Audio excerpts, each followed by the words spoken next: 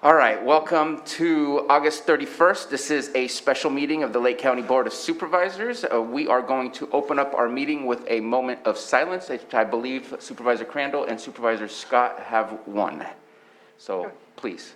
I would like to dedicate this moment of silence to the 11 Marines, 1 sailor, and 1 soldier that we lost in Afghanistan this last week.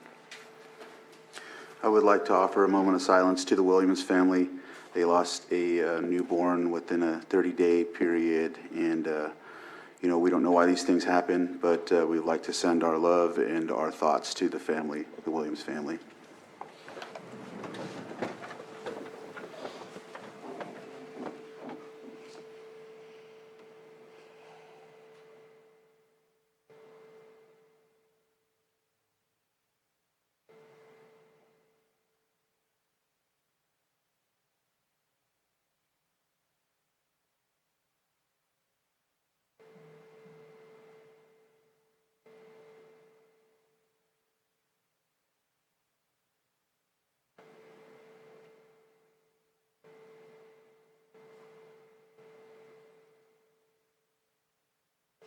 Supervisor Pyska, would you please lead us in the Pledge of Allegiance?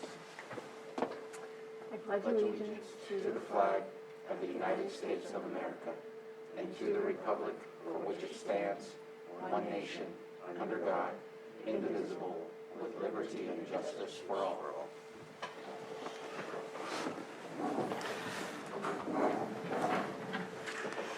Thank you very much for that. Checking in with all Board of Supervisors and staff, are there any extra items to be added to the agenda today? Hearing and seeing none, let's go ahead and move forward. We have some items on the consent agenda. Are there any items that anyone wishes to pull? And seeing none, let's go ahead and open it up for the public. Any items from the consent agenda that anyone wishes to pull? And let me open up my participant list on Zoom. Again, if you're on Zoom, please press the button at the bottom of your screen for raising your hand. If you're calling via telephone, dial *9. And again, if you wish to pull an item from the consent agenda, please go ahead and raise your hand. And seeing none, let's go ahead and bring it back to the board for action. Mr. Chair, I move to approve consent agenda 5.1 through 5.7.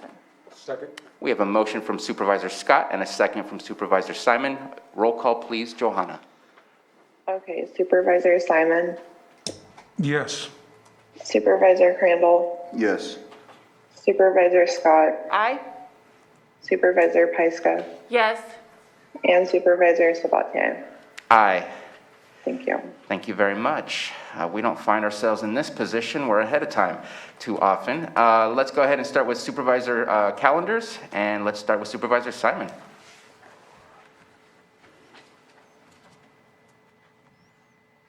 Thank you.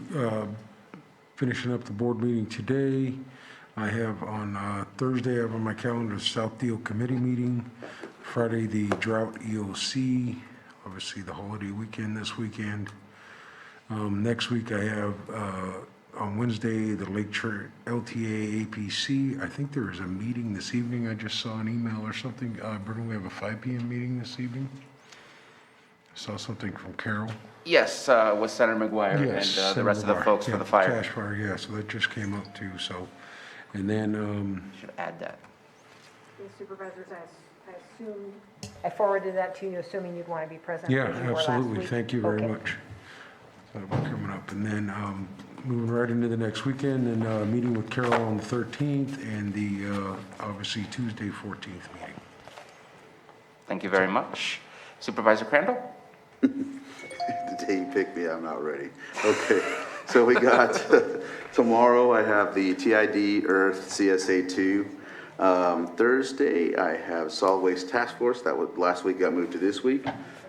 Let's see, and then South Deal meeting, it looks like we have at, well, it looks like I have a conflicting, yeah, it's conflicting, so I'll have to figure that one out. South Deal and the Solid Waste Task Force, so we'll figure something out on that. And then Friday, I know I have, oh, no, I don't have anything Friday, it's open, and then of course the, let's see, we got Labor Day next week. And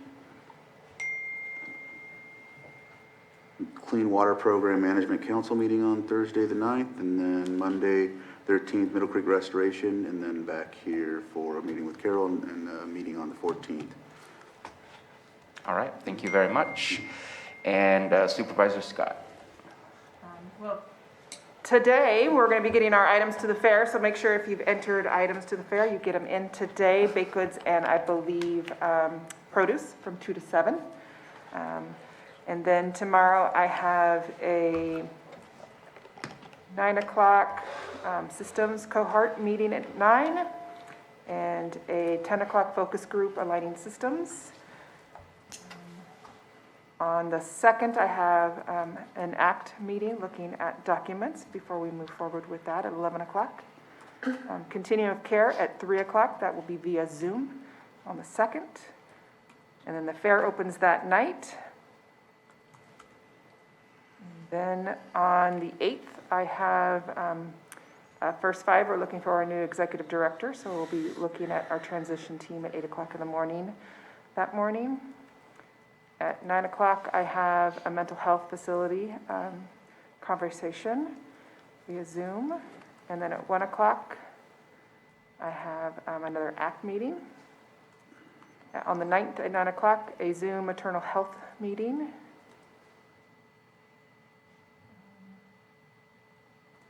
Then SafeRx 10:30 on the 13th via Zoom, and then back here on the 14th. Thank you very much. Supervisor Pyska? Well, I have two things to report. South Lake Fire Protection District this weekend had a giveaway. It was called Operation Force Multiplier, and they gave away tools like McLeod's to stop fires and water fire extinguishers. They have a back order list because so many people were interested. This is funded through a lot of different grants. After the Fire, Rebuild North Bay was one of them.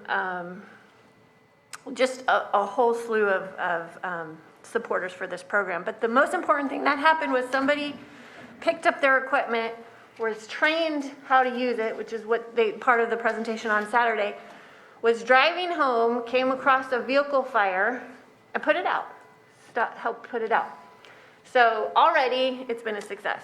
So the whole idea of this is to have these tools in the hands of all of our residents and law enforcement and first responders. So that's why it's called Operation Force Multiplier. So it's already been a success. So big thanks to Chief Wink for writing those grants and putting that program together.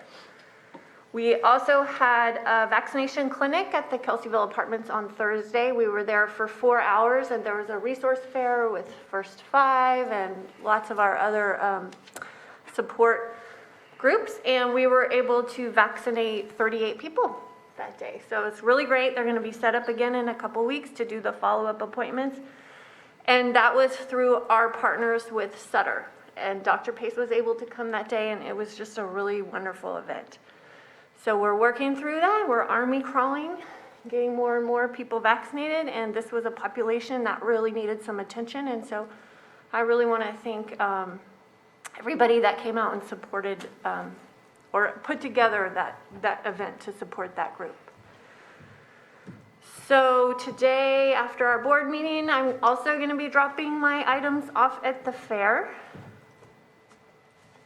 Tomorrow morning, TID. And there's the cobbler check-in in the evening. It's fire season, so everybody has to stay vigilant and practice. Thursday, I have some doctor's appointments. Friday. I'll take care of yourself. Thank you. Friday morning is our comprehensive drought planning meeting, and a meeting with Brian Fisher in the afternoon to talk about TID issues. Saturday, the fair auction, I will be there. It starts at noon. Sunday is the Fiddler's Jam. I hope everyone can go out and do that if they're not at the fair. Monday's Labor Day. I hope everybody gets a great break. Tuesday, I don't have anything scheduled yet. Medical advisory meeting is on Wednesday the 8th. Thursday, Fire Safe Council and the geothermal meeting are both at the same time, so we'll have to work that one out. Friday, the 10th is open. And then coming back on the 13th to meet with Carol. Thank you very much. Just for my past meetings that I had, did meet with Supervisor Pyska and the rest of staff that's on the team to meet with our investor contractors, investing the management of our investments, and very hopeful that we are aiming in the right direction where we're going to get some very positive outcomes. So looking forward to continuing those conversations, and it looks like that conversation will continue possibly on September 10th. Let's see, tomorrow, things are fairly light right now on my calendar when it's a split end of the month like this. So meeting with Senator McGuire about cash fire, still crossing my fingers, toes, and whatever else I can possibly cross that we can get on the state emergency and federal emergency list. I know that many of those conversations are occurring at the state level, and there's a lot of support throughout the community and surrounding agencies trying to make that happen. So very hopeful on that. On Thursday, I have a CSAC board meeting, so that should take up the majority of my Monday and part of my afternoon. Have a CSAC call later on, and then at 6 p.m. a Clear Lake City Council meeting. Friday's pretty much everything about the drought, starting off with the drought EOC, and then looking forward to that conversation about the comprehensive drought plan. We need to have something that we can pull out of the shelf that's all prepared, ready to go, so that when we do declare a drought emergency, there's ready to go actions. So looking forward to that type of conversation and what it is that we're going to be drafting and bringing back to the board. On Monday the 6th, I have a Middle Creek committee. Let's see. LTA APC the following Wednesday. And it looks like our clean water program got postponed. Meeting again with our investor group. And then PEG board on the following Monday. So far fairly light, but I'm sure things will fill in the next couple of weeks. So that's it for me and everybody else. So let's go ahead and continue with our 9:06 a.m. item, which is an update on COVID from our schools. So Lake County Schools COVID-19 update. I'm so sorry. I just skipped public input. 9:05 a.m. Public input. Is there any public input on anything that is not on our agenda today?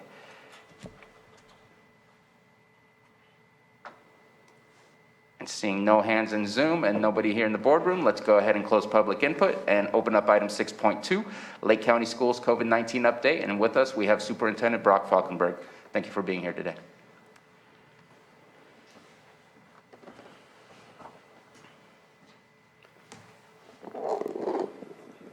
Would you like to take a seat?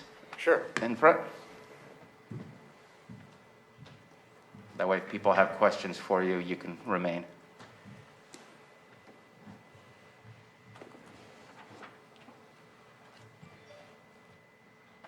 Well, good morning, and thank you very much for your time and the opportunity to share today. I walked into this and I felt very comfortable, and then I kind of took a look at the agenda, and now I'm really nervous because you've already gotten through all of your untimed items, and I see I have roughly an hour to fill.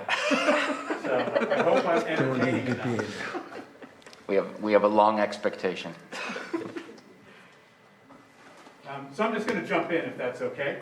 Please. Since March 16th of 2020, the superintendents of Lake County 6 school districts and LCOE, as well as our leadership teams, have been meeting weekly to support each other through this COVID-19 pandemic. I should say at least weekly. Dr. Pace, Carolyn Holliday, and Denise Pomeroy have joined us for almost every one of those meetings. At least one of them have joined us for almost every one of those meetings. And I just want to make sure I recognize them and thank them for their leadership and their guidance as schools have navigated through this whole process. I also want to make sure I recognize Rob Young. Rob is the Lake County Office of Education Emergency Services Coordinator, amongst many other hats that he wears. And it is a position that I established 5 years ago, specifically to have someone that can focus on emergency crisis at those times when we need that focus. And we need that liaison between the schools and the operations center, and in this case, public health, so that we don't have all school districts and staff members reaching out directly to public health. We have a chain that they can work through the County Office of Education and try to alleviate some of the burden that comes with trying to serve 6 or 7 school districts in the county. 1 second, I'm sorry. That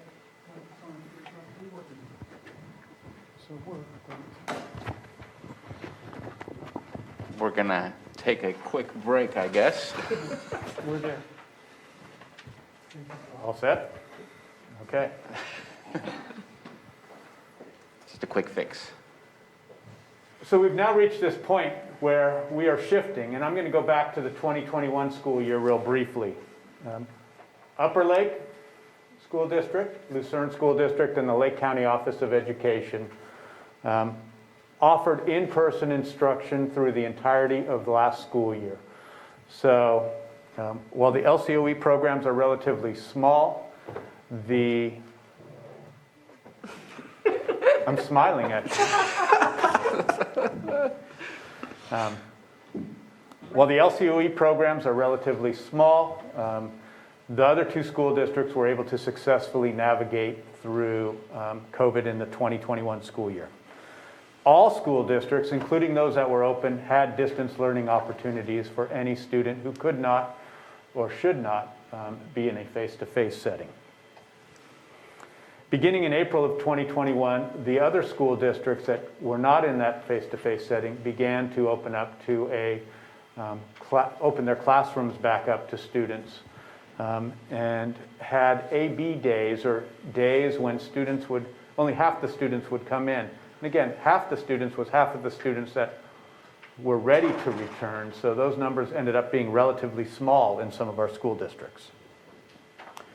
Our school districts need to be commended for several items, and I probably am going to miss some, but one of those is the fact that from day one of this pandemic, they have been offering meals to all children in Lake County and continue to do so. Our maintenance teams have taken the time to go through and upgrade and revamp our HVAC systems while students were out of the classrooms. And of course, our teachers and administrators were able to implement distance learning. And my wife is a teacher. She teaches at Mountain Vista in Kelseyville. And while she chose to return to the classroom each day for her instructional period, the distance learning really kind of was a change in dynamic. It opened up our household to all of those kids in her class, as well as their households to her. So in a traditional classroom setting, for example, students need help. And in a traditional school day, we would raise our hands and student or the teacher could respond. Well, in a distance learning model, text became that way to raise your hand. So texting became open and available 24/7. Now she limited it. She said, I'm done at 9 o'clock at night. But she was able to support students from 8 a.m. till 9 p.m. every night and worked diligently in that process. And while I'm singling her out, our teachers all worked diligently to implement a new instructional model, and that is distance learning. And there are things that we need to keep from that and learn from that and continue into the future. Now we find ourselves rolling into the 21-22 school year. And our schools are required to be fully open again. So on August 11th, Lakeport Unified, Upper Lake Unified, and Lucerne Elementary School District celebrated their first day of school, their back-to-school day. On August 16th, Middletown Unified School District, Canocta Unified School District, and the Lake County Office of Education began our school year. And on September 7th, Kelseyville Unified School District will begin their school year. While all of our school districts will continue to require or continue to offer independent study model of instruction, meaning that students can remain home, they can remain in the safety of their home through this pandemic, what we are seeing is over 95% of students have chosen to return to classroom-based instructional settings. But again, I do want to re-emphasize that children who cannot or choose not to receive their instruction in a classroom-based setting have options. They just need to talk to their principal and get enrolled in an independent study program. Independent study is not like it used to be in the past. Elements of distance learning are now required, so there is daily synchronous instruction required within that independent study model, particularly for our younger grade levels, and that is reduced as students get older, and it moves back toward that more of an independent study, self-paced, guided practice sort of curriculum. It has been a challenge to move to the point where we can safely and transparently and deliberately open our schools. And I do want to make sure I thank our teachers and our classified staff for all of the additional work that they have had to put in preparation for opening schools in a COVID-19 year. Some of the things that we have recommended that schools implement include regular and consistent, transparent communication with their community and their staff and their parents. We have recommended the inclusion of signage on all of our campuses and being prepared to modify that signage as the situation changes. So, for example, there is no longer a requirement on school campuses to maintain that 6 foot of social distancing. So while we are still trying to engage in spacing, that 6 foot requirement isn't there, and sometimes our signage may need to change appropriately. We are supporting hand washing, not just like we traditionally have at the preschool level, where every student washes their hand before they start, as they come in each day, before they leave each day, and before each meal or snack each day. And we sing a hand washing song. We are now implementing that in the grade school level, and then we are encouraging our middle school and high school students to regularly engage in hand washing. We're reducing crowd size, so eliminating rallies and eliminating school-wide assemblies.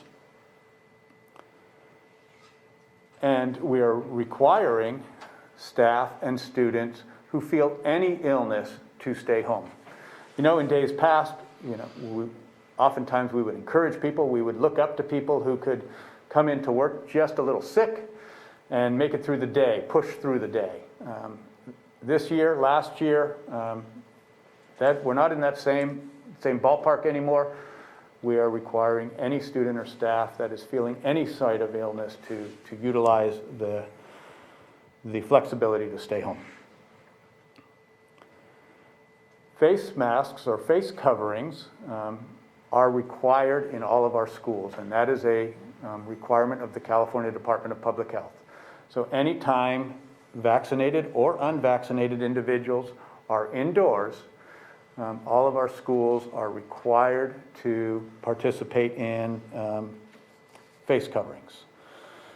We are also recommending that those face coverings be utilized outside, and as a matter of fact, 2 of our districts are requiring that face coverings be utilized outdoors as well as indoors. California Department of Public Health has also mandated vaccination or regular testing for all school staff. That includes your district office staff, your on-site staff, county office staff. So basically everybody that works in that educational setting. Our school nurses are taking up this challenge of how do we weekly test each of the individuals in our schools, our staff members in our schools, who have not yet been vaccinated.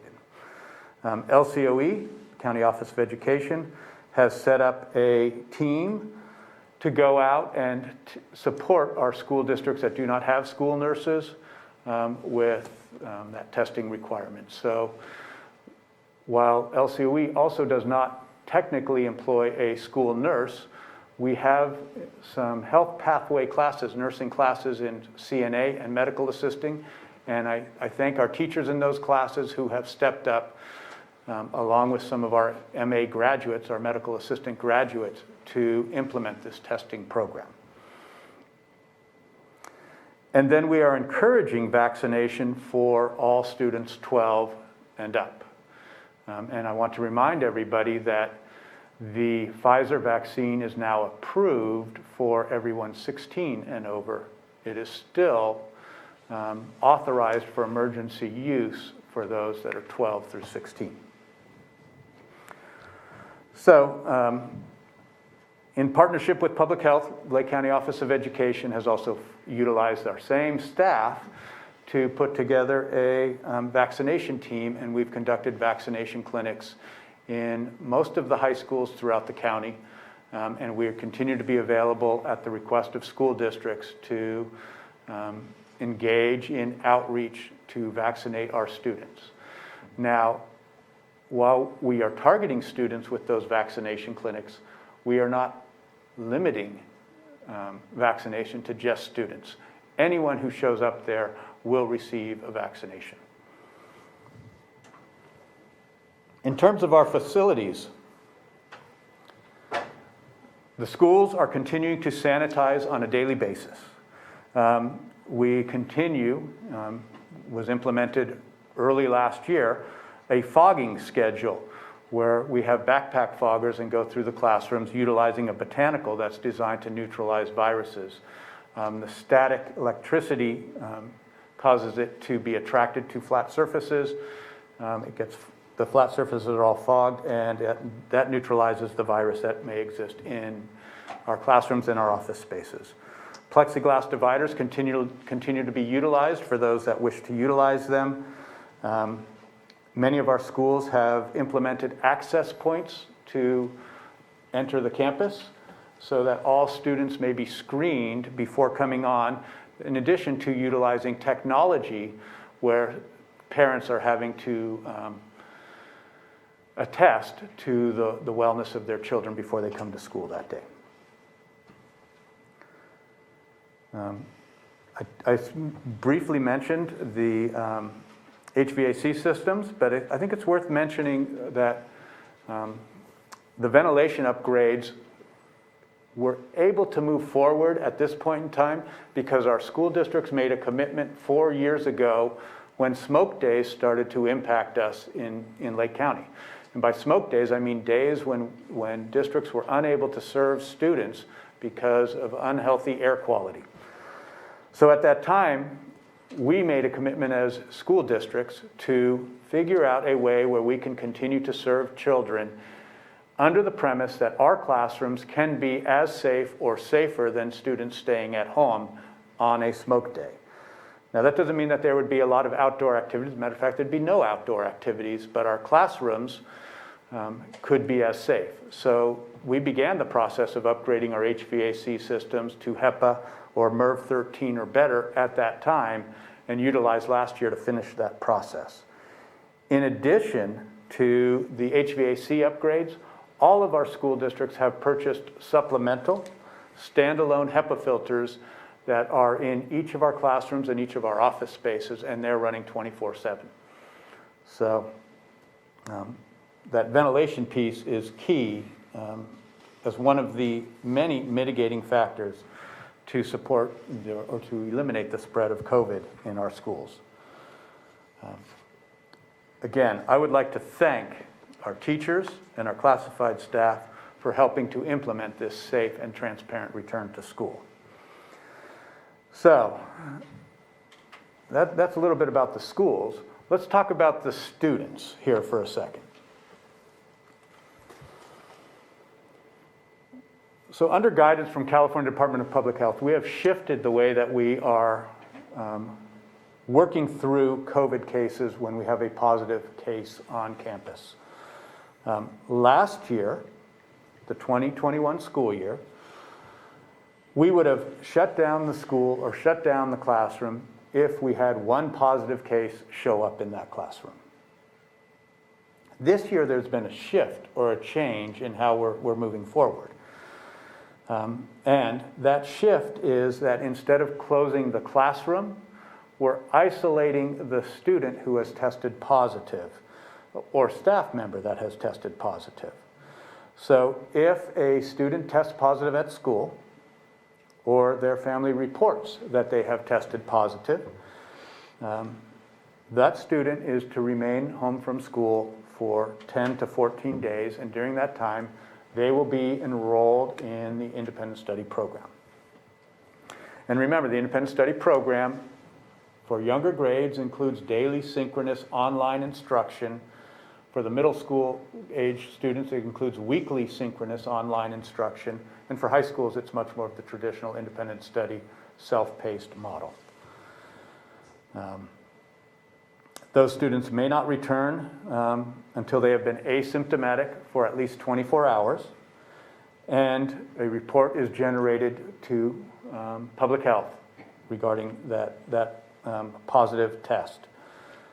We then implement contact tracing, which will bring me to the next question of, so what happens to the students if they are determined to be in close contact through that contact tracing process? And this is where it gets very, very confusing and challenging. We have developed a flow chart, I didn't bring it with me today, that we utilize within our agency and we share with our school districts as a guideline as to how to work with our close contact students. So, first of all, if the individual in close contact has been vaccinated and they remain asymptomatic, they may return to school and they will be monitored daily for symptoms. If they develop symptoms, they will be isolated and/or we would implement a testing protocol. If the close contacts were both masked, the students would also be isolated for 10 days. But districts have the option of implementing what is referred to by CDPH, California Department of Public Health, implementing what's called a modified quarantine. Under the modified quarantine, the student may stay in school if they are asymptomatic. They are required to mask at all times, including outdoors. They must undergo twice weekly testing during the 10-day quarantine period, or what would have been the quarantine period. And they may not participate in any extracurricular activities, including community activities. So not just school extracurricular activities, they would be excluded from all community activities.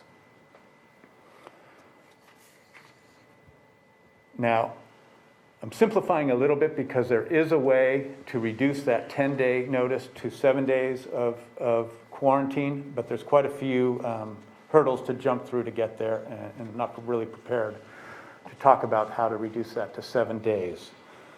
Many of our school districts, because they lack the ability to enforce what a parent and a student does in the community, are not utilizing the modified quarantine process. They are taking a much more conservative stance and having students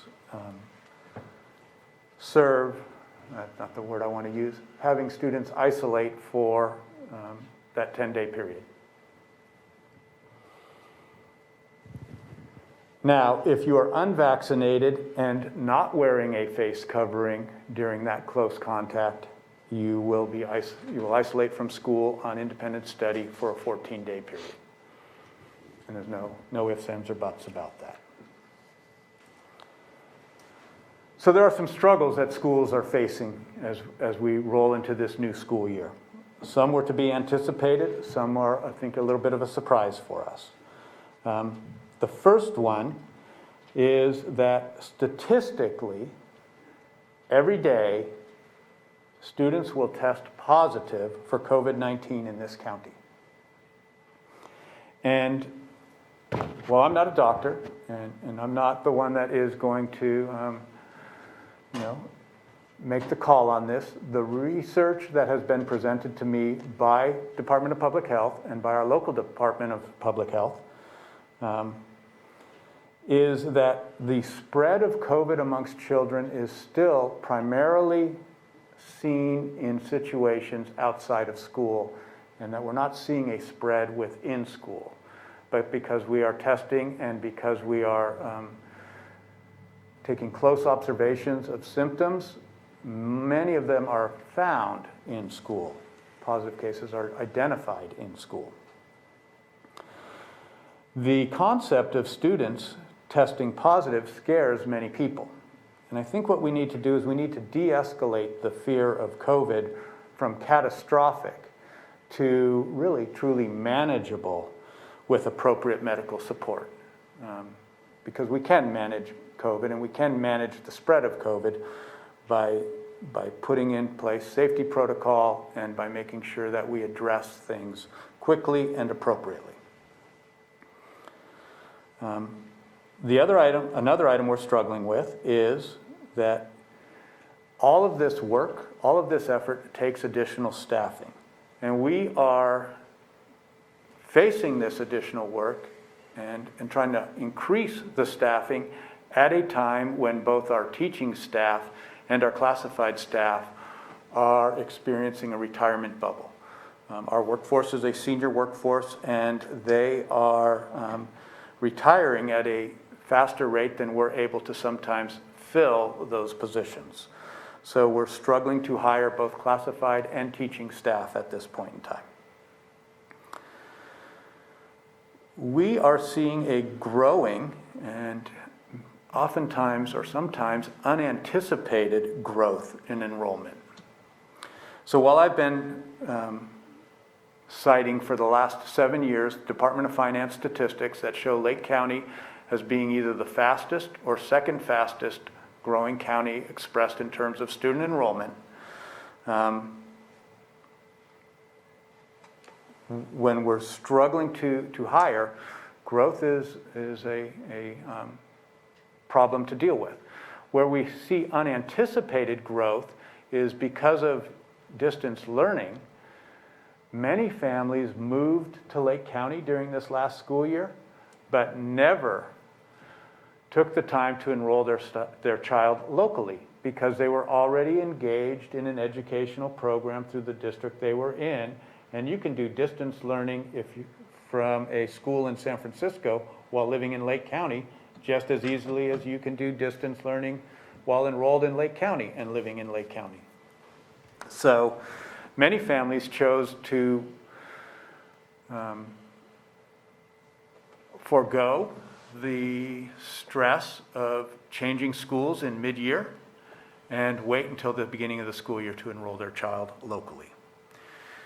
And the other big issue that we are struggling with is broadband infrastructure and the lack of connectivity that our students and families face, both for financial reasons, but the schools are taking care of those financial reasons this year and into the next couple of years, but the schools don't have the ability to address the infrastructure issues and the lack of connectivity in the homes across Lake County and the regions across Lake County. So, as I think I've said a couple times now, our independent study programs require synchronous online instructional activities. So we are required to somehow breach that infrastructure gap that exists with broadband. So with that, I will open this to any questions you may have. Thank you very much for all the information you've provided, not just to us, but to the public. I think what happens in our schools is important to all of us, so this has been a great conversation so far. opening it up for comments or questions from the board. Supervisor Pyska? Thanks for coming here today, Brock, and thanks, we really appreciate your diligence over the last year and a half with this. Just for clarity, each district has their own set of COVID protocols that are based on the guidance from California Public Health, is that correct? So, the governmental structure of school districts is confusing. People envision that there's this hierarchical structure between the district and the county office of education, and then the county office of education and the state Department of Education. And that is not the case at all.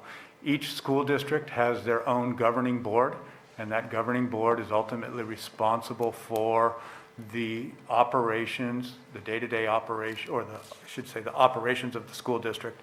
And the superintendent then becomes responsible for the day-to-day operations, functioning under the direction of the board. So yes, each board may develop somewhat different protocol as long as it fits within both the local and state Department of Public Health guidance to operate under, yes. So one of the issues that's come up this week, and we've spoken about it, is the lack of rapid tests in some of the districts or one of the districts, and potentially throughout the state and country. And so if parents are looking for a way to get their children tested, to get them back into school, or for any other reason, what's your recommendation on how they obtain a test?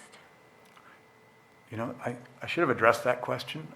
Thank you for bringing that up, because just as I walked in here, I got confirmation from Rob Young, who is the Emergency Services Coordinator for the County Office of Education.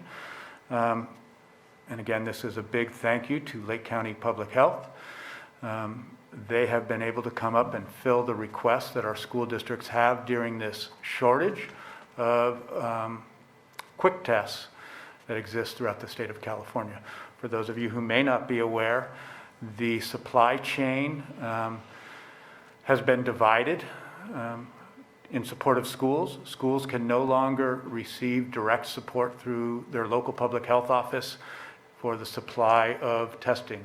They must now register directly through a partnered program between California Department of Public Health and California Department of Education.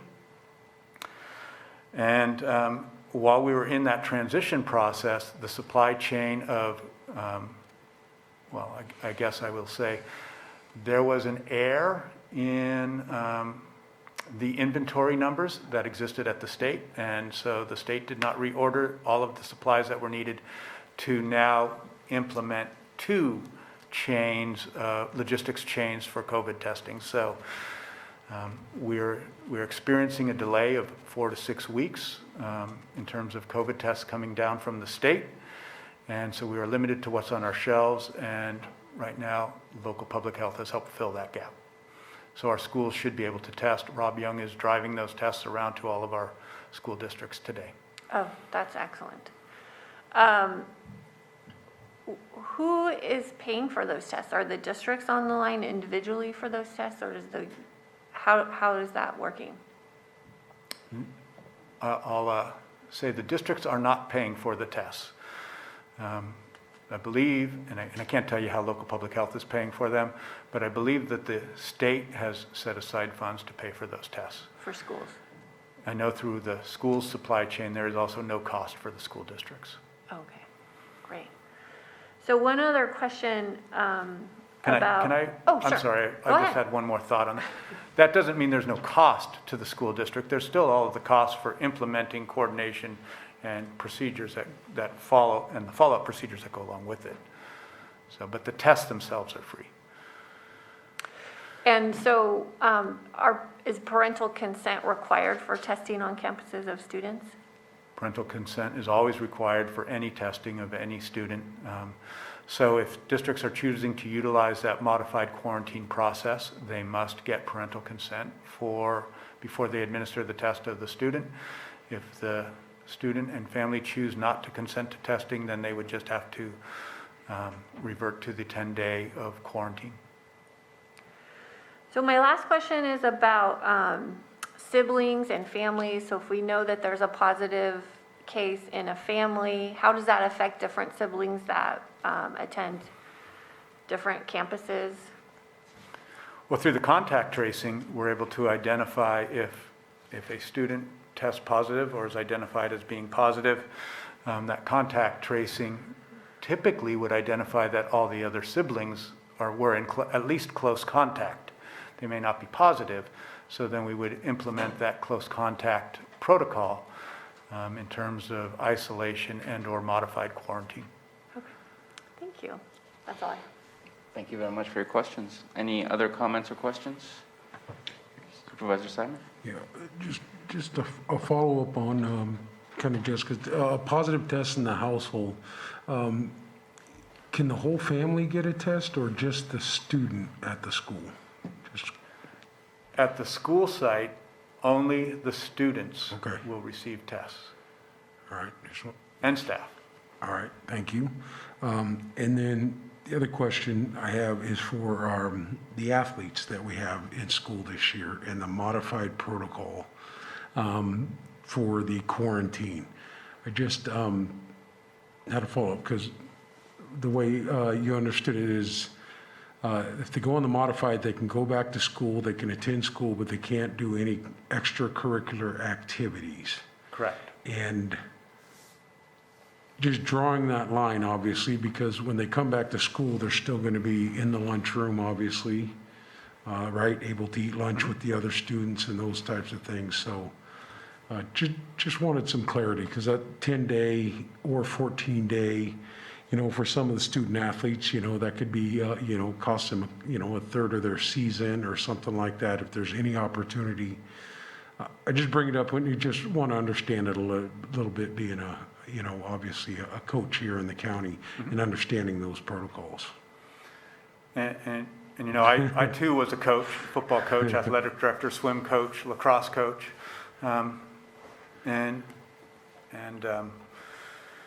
This is one of the unfortunate situations around COVID. And the guidance that we're following is the guidance that is put out by the California Department of Public Health. So we in education do not possess the qualifications to really change the guidance that they have put out. So in order to protect the district from liability, as well as the administrator from direct civil liability for failure to follow what has the effect of law, which is a public health order, we are recommending that districts follow the guidance that's put out by California Department of Public Health. The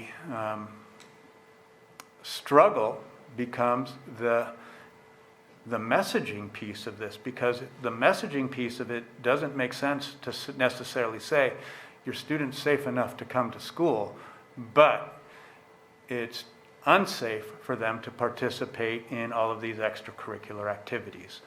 So I can see that crossed messaging or that mixed messaging element to that. And I think that's one of the reasons that some of our districts have chosen to not implement the modified quarantine process and just have every student stay home from school as well as extracurricular activities for that 10-day cycle. What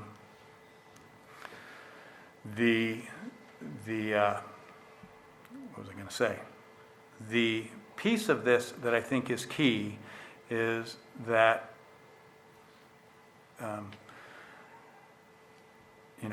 as that kid in high school who was motivated to go to math, English, science, and social studies because I knew at the end of the day I was going to get to the weight room and then I was going to get to football practice, this is not the messaging that we want to give. But this is the messaging that we are required to put out there and we are required to implement. And I want to thank you for answering that, Brock. My question comes from the point of understanding that these are mandates that are coming down from the California Department of Public Health and that our local officials obviously understand.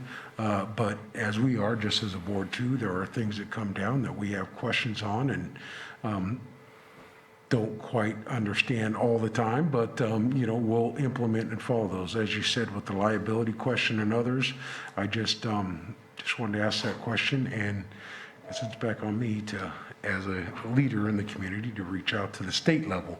Because I know we had this somewhat issue last year when there were potentially going to be sports, and I think the big controversy was whether or not there would be cheerleaders on the sidelines for the games. And I know that that was eventually changed, just at looking at some of those protocols. So anyway, I thank you for answering the question. I wanted that clarified also, that is not something that a local decision here. It came down from the state, and we've got to work through that process for our kids and our athletes to keep everybody safe. So, thank you. That was my questions. Thank you. I just have a follow-up on this point. Is that okay? Is yours a follow-up? No, go ahead. Oh, so is there any differentiation with athletes and extracurricular activities if you're vaccinated or not? Good question, and there is the ability to differentiate how you work with students who are vaccinated in terms of extracurricular activities. They may continue to participate in extracurricular activities if they were in close contact and they were vaccinated, fully vaccinated. Good question. Thank you. Yeah, good question for that, because actually that is not the message that Lakeport Unified is sending out. And that was part of my question, was messaging. I thank you today for coming out and giving this information to us, but I know for myself as a parent with students at the high school at Lakeport Unified, we need to do a better job at messaging.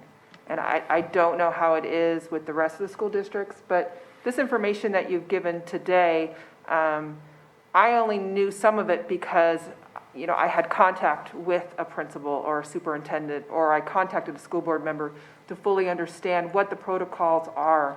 And I think our school districts need to do a better job at their messaging so we can fully understand what the protocols are as a parent. So when you get that call from the school that your child had a close contact with a positive case, the school district doesn't ultimately ask you if your child is vaccinated. They're waiting for you to tell them. But if you don't know to tell them that your child is vaccinated so they can stay in school, you don't know that information. For myself, my child stayed home from school for a couple days because he had a close contact. I had no idea that the fact that if he was fully vaccinated, he could have continued to stay in school. So I think we need to do a better job at messaging in our community with our school districts. I want to make sure I don't overstep my authority. Obviously, the school boards have the ability to make more restrictive requirements than the California Department of Public Health guidance. But the California Department of Public Health guidance does allow for vaccinated individuals to continue in their extracurricular activities. Thank you, bro. Supervisor Crandall? Yes, and of course, after you said that, I think this might be part of my next question is situations where families decide they don't want to vaccinate, they want their whole family to vaccinate, or vice versa, where the family feels completely unsafe in sending their child to school because of the opposite. Are they given the opportunity to conduct an independent study? And I think you might have answered it, but I just wanted to kind of highlight. Yes, every family is given the opportunity to participate in independent study. They do not need a doctor's note. They do not need anything that says this child should. It's not a matter of should, it's a matter of does the family choose to participate in independent study.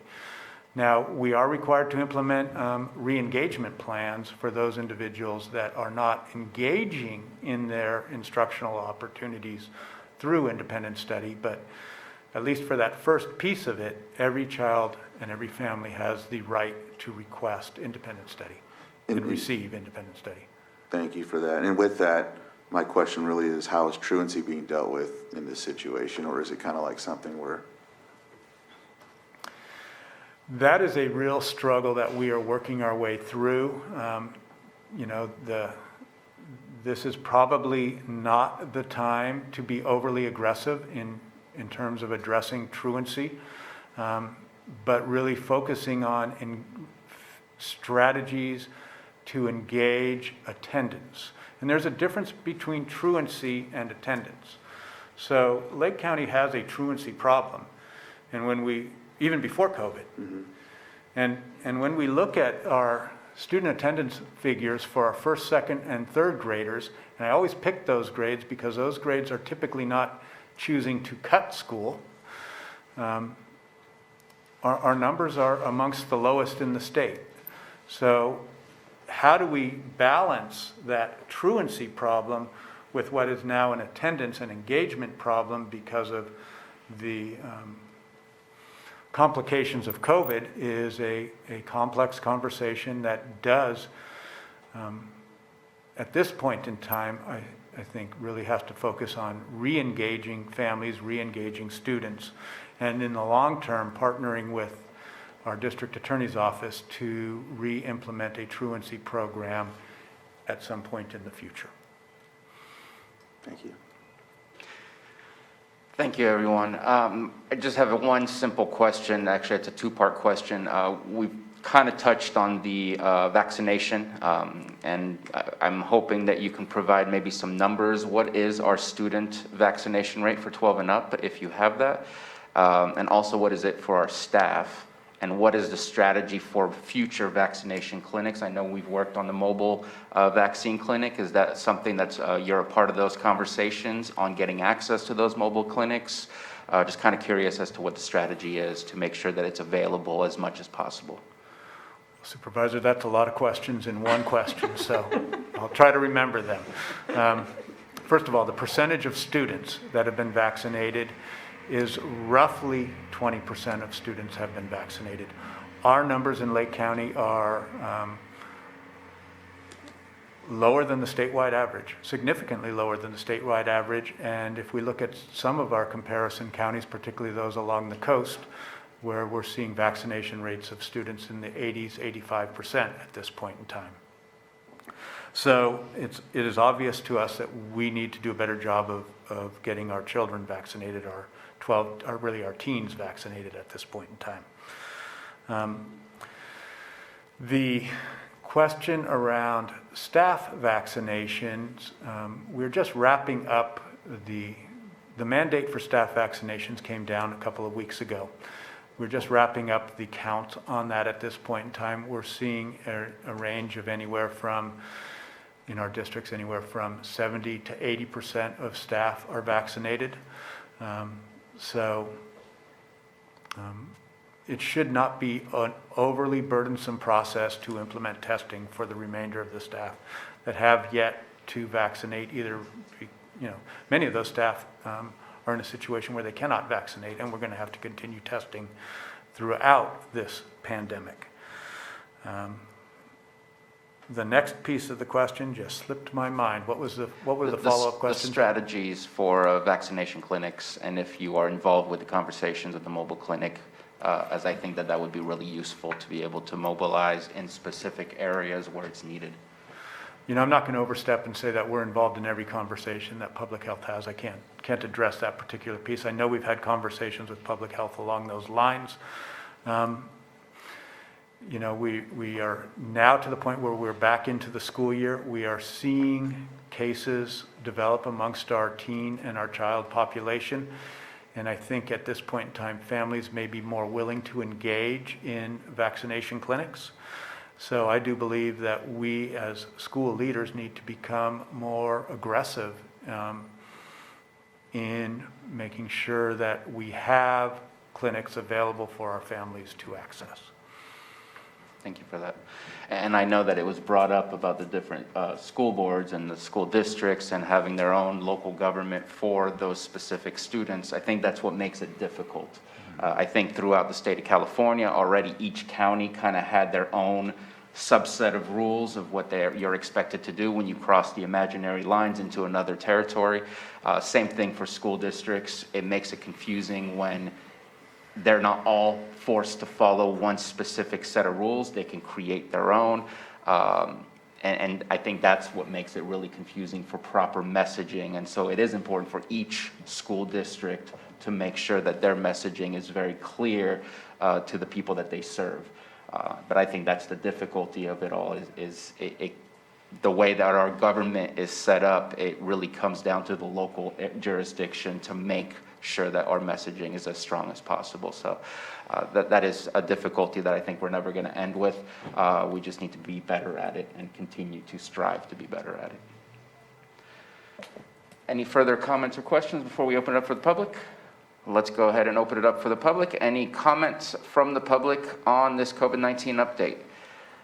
Let's go ahead and unmute Jeremy Rarick. Sorry if I said their last name wrong. Please give us your name, and you have 3 minutes.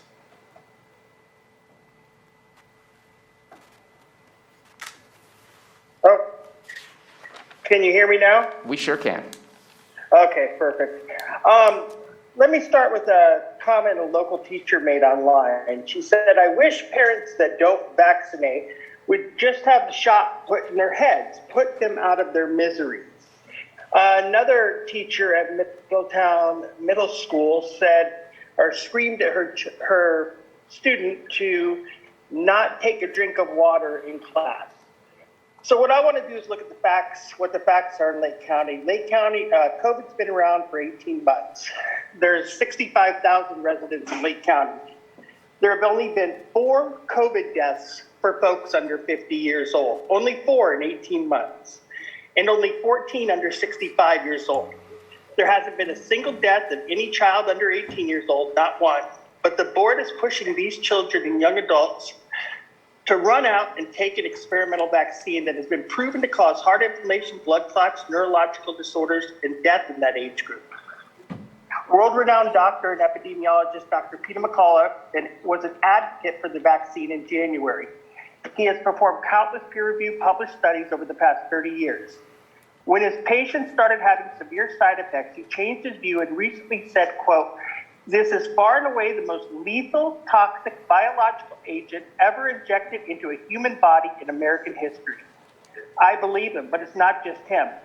Many doctors, including my own local doctor, have quietly advised me not to get the vaccine. Why would I risk it for my age group? The common flu is far deadlier than COVID for that age group. This has become a mass hysteria, and the board is spreading the spear for political gain. It's kind of disgusting what you all are doing. You have children masked in schools, even though science doesn't agree with you.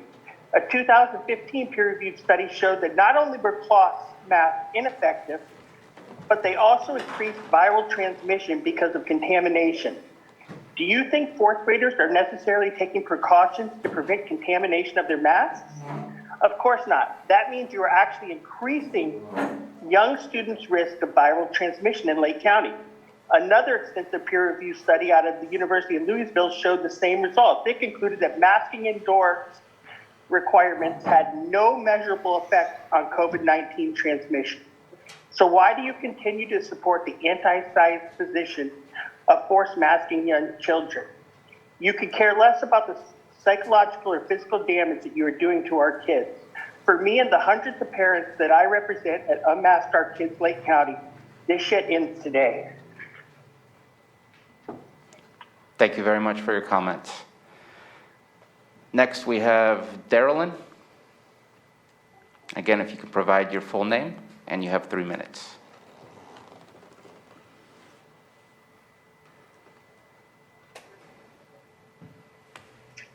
I'm Darylyn Tharp. I completely agree with what Jeremy said. It's all valid and provable. But also, I would like to know, clarify this. Did you say that students that are vaccinated are not required to get tested, but students that are not vaccinated are required to get tested? And if you can finish your comments so we can get to that answer, that way we can... Okay, then my comment is, why would they discriminate against the people who have not been vaxxed when it's proven that the vaccine does not prevent transmission? It was not even designed to prevent transmission. So why discriminate against the non-vaxxed? Thank you. Thank you very much. Superintendent Falkenberg, if you would like to respond to that. First of all, I'd like to indicate that it is not our local board's decision. This is California Department of Public Health mandates that we're following here. In regard to required testing, no student is ever required to test. It just changes the protocol as to how we can move forward with each student.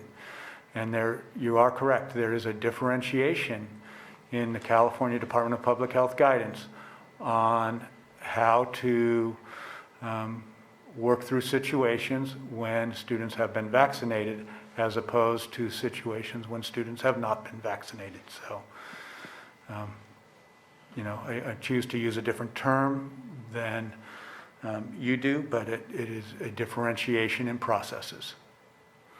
Thank you for that. Next, we have Julia Bono.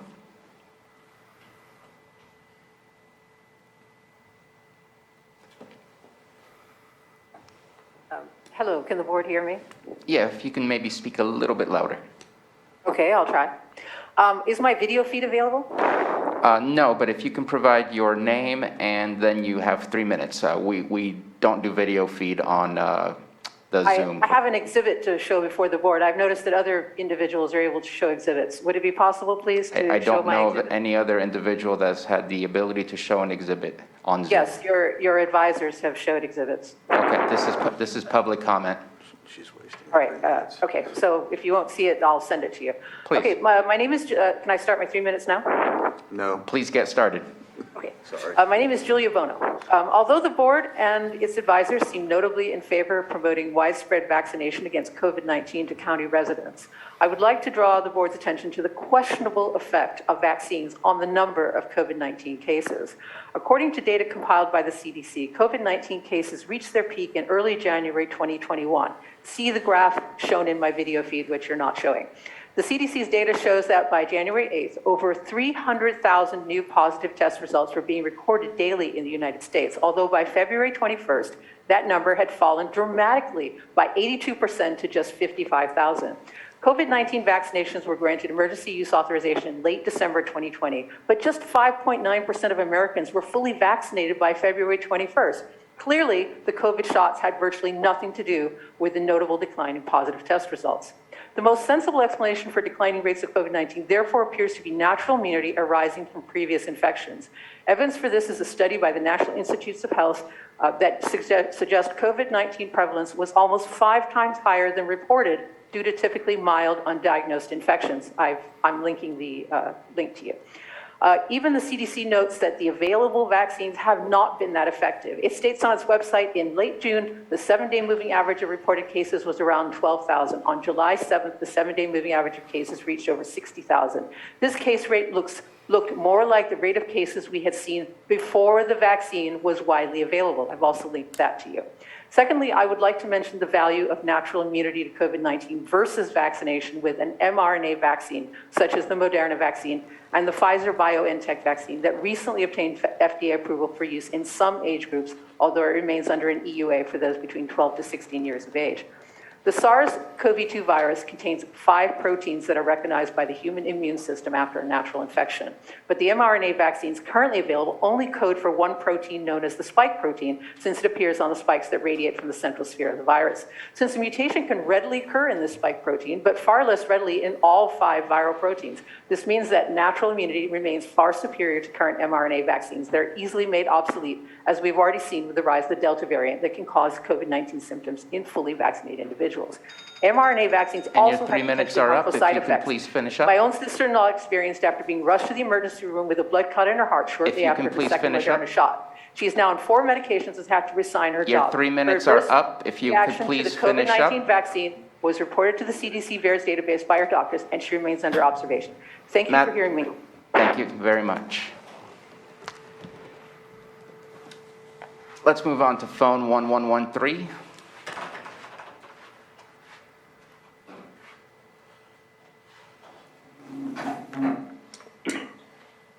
Yes, thank you very much. This is Dr. Will Tuttle, and I'm speaking on behalf of the children, really, and all of us here. I think the point is, the great journalist and writer Upton Sinclair summed up the situation, I think, very well. He said, the hardest thing in the world is to try to get someone to understand something when their salary depends on them not understanding it. This is the situation we're facing right now, I think, with the health director, with supervisors, the superintendent, the media, Lake County Record B. all of your salaries depend on your not understanding the devastating impact of the policies you're implementing and the destructive fear-based narratives that you're promoting. This was true also of Dr. Swaminathan, the World Health Organization chief scientist, who claimed the same thing that Dr. Gary Pace claimed last week, nonchalantly said that ivermectin is ineffective with COVID. So fortunately in India, Big Pharma doesn't completely monopolize medicine as it does here, and there was a whole movement of tens of thousands of holistic doctors in India who knew that ivermectin is very effective and made it available to the people with great success.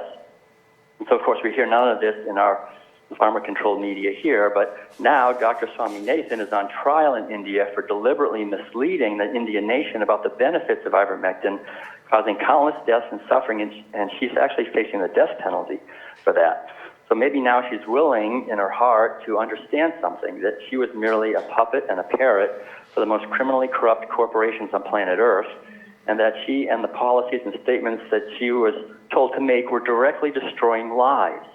The same is true here, I think. You know, these are not my opinions. These are really the facts of the situation. We have, if we have tribunals here eventually and the truth comes out, then perhaps people like the health director will be similarly held accountable for deliberately suppressing information about alternatives and also for deliberately refusing to investigate the devastating impacts of the vaccinations.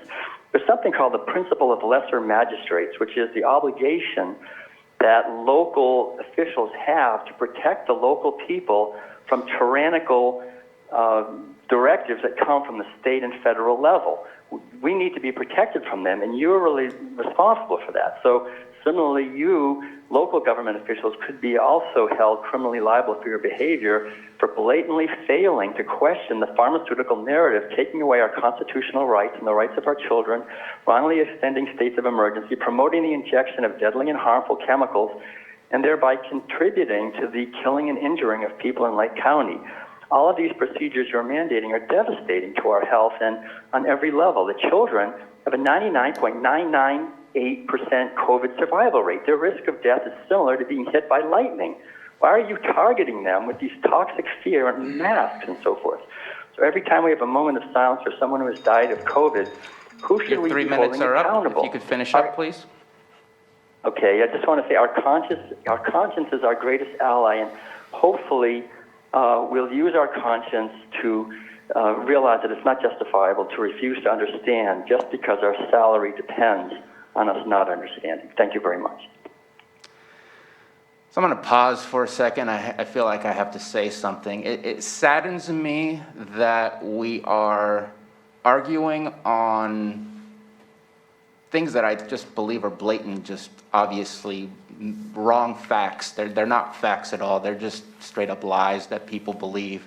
The data proves otherwise, but it's sad to me that we ignore that there was almost a 20% increase in deaths in the entire United States last year, and 400,000 people died from something before a vaccine was widely available. And yet here we are fighting over the vaccine, which, if you look at all the data, the people in the hospitals and the people who are dying in large numbers are not the people who are vaccinated. Yes, eventually when 90% of the people are vaccinated, we're going to start seeing larger numbers of people who are in the hospital that are vaccinated, but people are not going to be hurt in the same amount as what it is right now. You don't hear of refrigerator trucks for people dying from the vaccines. You hear about that at our hospitals right now that are overwhelmed. That's what's going on in the South as we speak. I'm just, and Del Norte. I'm confused why we can so easily ignore 400,000 people that died in 2020 when the vaccine was not available to the public. It's kind of disgusting to just ignore that, like it didn't even happen, and those people didn't matter. And your rights aren't being taken away. You got your 3 minutes. Everybody gets their 3 minutes. You want more than 3 minutes, run for office. And nobody else is taking your rights away. Nobody's forcing you to do anything. This rhetoric is dangerously disturbing to me. And you talk about humanity, but you're ignoring the deaths of so many other humans. I find that inhuman as well. So I can't continue that rhetoric without pausing and making those statements, because it's just truly disturbing. Next, phone 6478. Very well said, Supervisor Sabatier.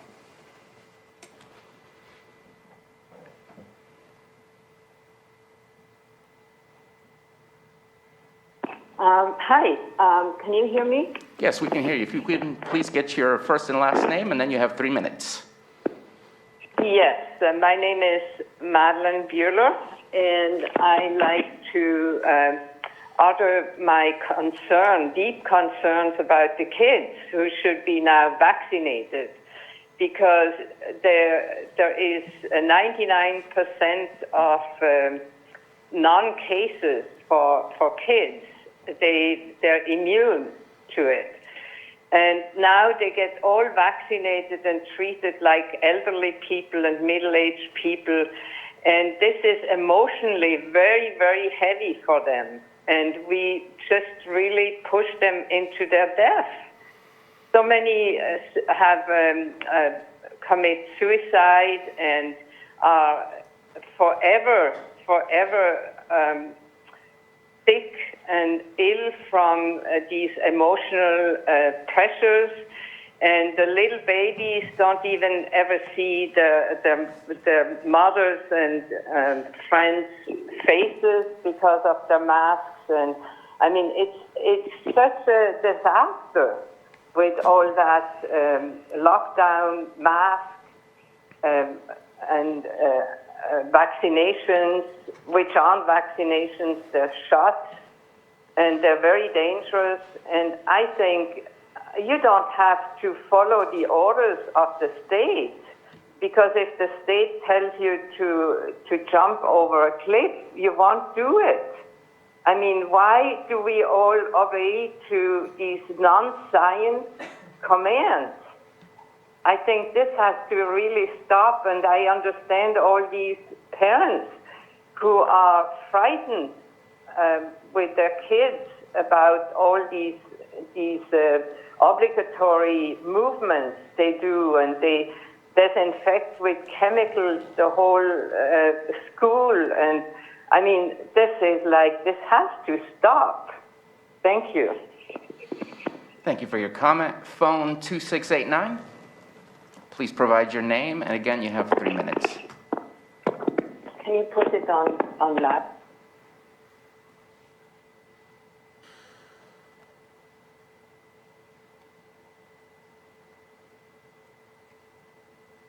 Hello, this is Christina Robertson. Yes, it is very disturbing how many deaths have occurred since COVID-19 was announced, due to the refusal to implement early treatment. That is our only hope forward, is implementing early treatment with drugs that have already been approved by the FDA, safe drugs. Some people may not need them, but others may. I know a person who was sent home. He went to see medical. He wasn't sick enough. They wouldn't see him, so they just sent him home. And what did he do? He went into, I believe he just went into some kind of a shutdown. He wasn't taking care of himself, drinking water. It made him tired. He slept and went unconscious, and well, he died. They also force that they didn't know better. I don't think the hospital staff knew better at that time. They should know better by now, not to be putting people on ventilators. That's not the appropriate treatment. So that's not really what I wanted to say, but that I had to respond to. Yes, it's sad that all these people have died. We are upset about it. Don't think we're not. But it's also tragic that the people in influential positions are following orders and marching our world forward to a totalitarian government. It's really time for you to look at the world news, not just the whatever news you're looking at. Look at some of these doctors, researchers who are absolutely world class. Look at it. Look at the research that's being done. This is an enterprise. This pandemic that only global vaccination can end, this is an enterprise that will create more wealth for some and more sickness and death and poverty, economic devastation for others. So it's really time for you to stand up and kind of look at the information that's really out there and even risk your jobs. You know, you can always file a lawsuit yourself. But this is time, really. There's too much information out there. You've got to look at it. And children should not be getting the vaccination. It has been shown that their hearts, that it causes heart damage to children. They should definitely not be getting this. And the people who are dying Your 3 minutes are up. If you already, can please finish your comment. they have comorbidities. They're elderly. All right, thank you for hearing. Thank you very much for your comment. I see nothing further in the Zoom room. Anything from our board chambers for this agenda item? And seeing none, bringing it back. Any further comments before we close up? Just one comment from the last speaker there. And, you know, we said we need to stand up. You know, I truly believe, I think I've said this multiple times, you know, I myself and I think this board are standing up and doing what we need to do. Sometimes doing the right thing is very hard and very challenging. And I come from a point, as we talked, I said I got the Moderna vaccine as soon as it was possible. I know my family did, and encouraged them to do that. They can make their own decisions. But standing up for our communities and doing the right thing is not always easy. In doing that, it always jeopardizes. Been threatened right here about a recall and other stuff on this diocese. But I truly believe that we are moving in the right direction. We are looking to push towards the right direction for humanity.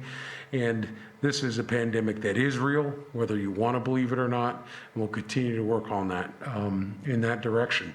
So when you say stand up, we're doing it. That's why you call in every week with misinformation and misguided, you know, words over the Zoom or however you're doing it. But we are standing up. And we'll continue to do that. So just want to make that point. Thank you very much. And I think that the point, no matter what institution we're talking about, is about keeping people safe. It's keeping kids safe. It's keeping their families safe, because kids do not just go home to a boarding school room and board. They go home. And a lot of the kids that I know are in the area of Clear Lake, they have their grandparents taking care of them. They have their uncles and aunts taking care of them. They have elderly people taking care of them. And what happens in our schools eventually comes home to our homes. And it's so much more than just one individual. It's about the community. It's about the greater good. And everything points in the direction that we are not going to be hospitalized, and we are not going to die at the rate that we've seen. And we're already seeing that decreasing. Our first surge, we had a 1.7% death rate in the county. Now, in the last 30 days, it's at 0.8%. We are reducing that because we are better protected, and we are seeing those numbers drop everywhere. It's a matter of what are we using for the protection, and is it working? And everything points to yes. And so nobody's forcing anybody to do anything, but we got to stop looking for the alternative facts that just work for what it is that our view is. We have to look at what's happening in our hospitals. We have to look at what's happening right here in our local area. And in our local area, 9 out of 10 people in our hospitals, sometimes more, are unvaccinated. And we want to protect those people. We don't want to ostracize them. We don't want to make them look like they're less of a person in our community. We want to protect them, which is why we keep talking about vaccination and helping to protect everyone that we can. It's as simple as that. We're all connected. It's not just about schools. It's about everything. Superintendent Falkenberg, thank you so much for being here. Appreciate your time. You definitely filled in the hour and then some. You reached your goal. Any last words before we go ahead and close this item up? No, I just wanted to thank you for the opportunity to present today, and should you seek any further information in the future, we are readily available to support. Thank you. Thank you, Bob.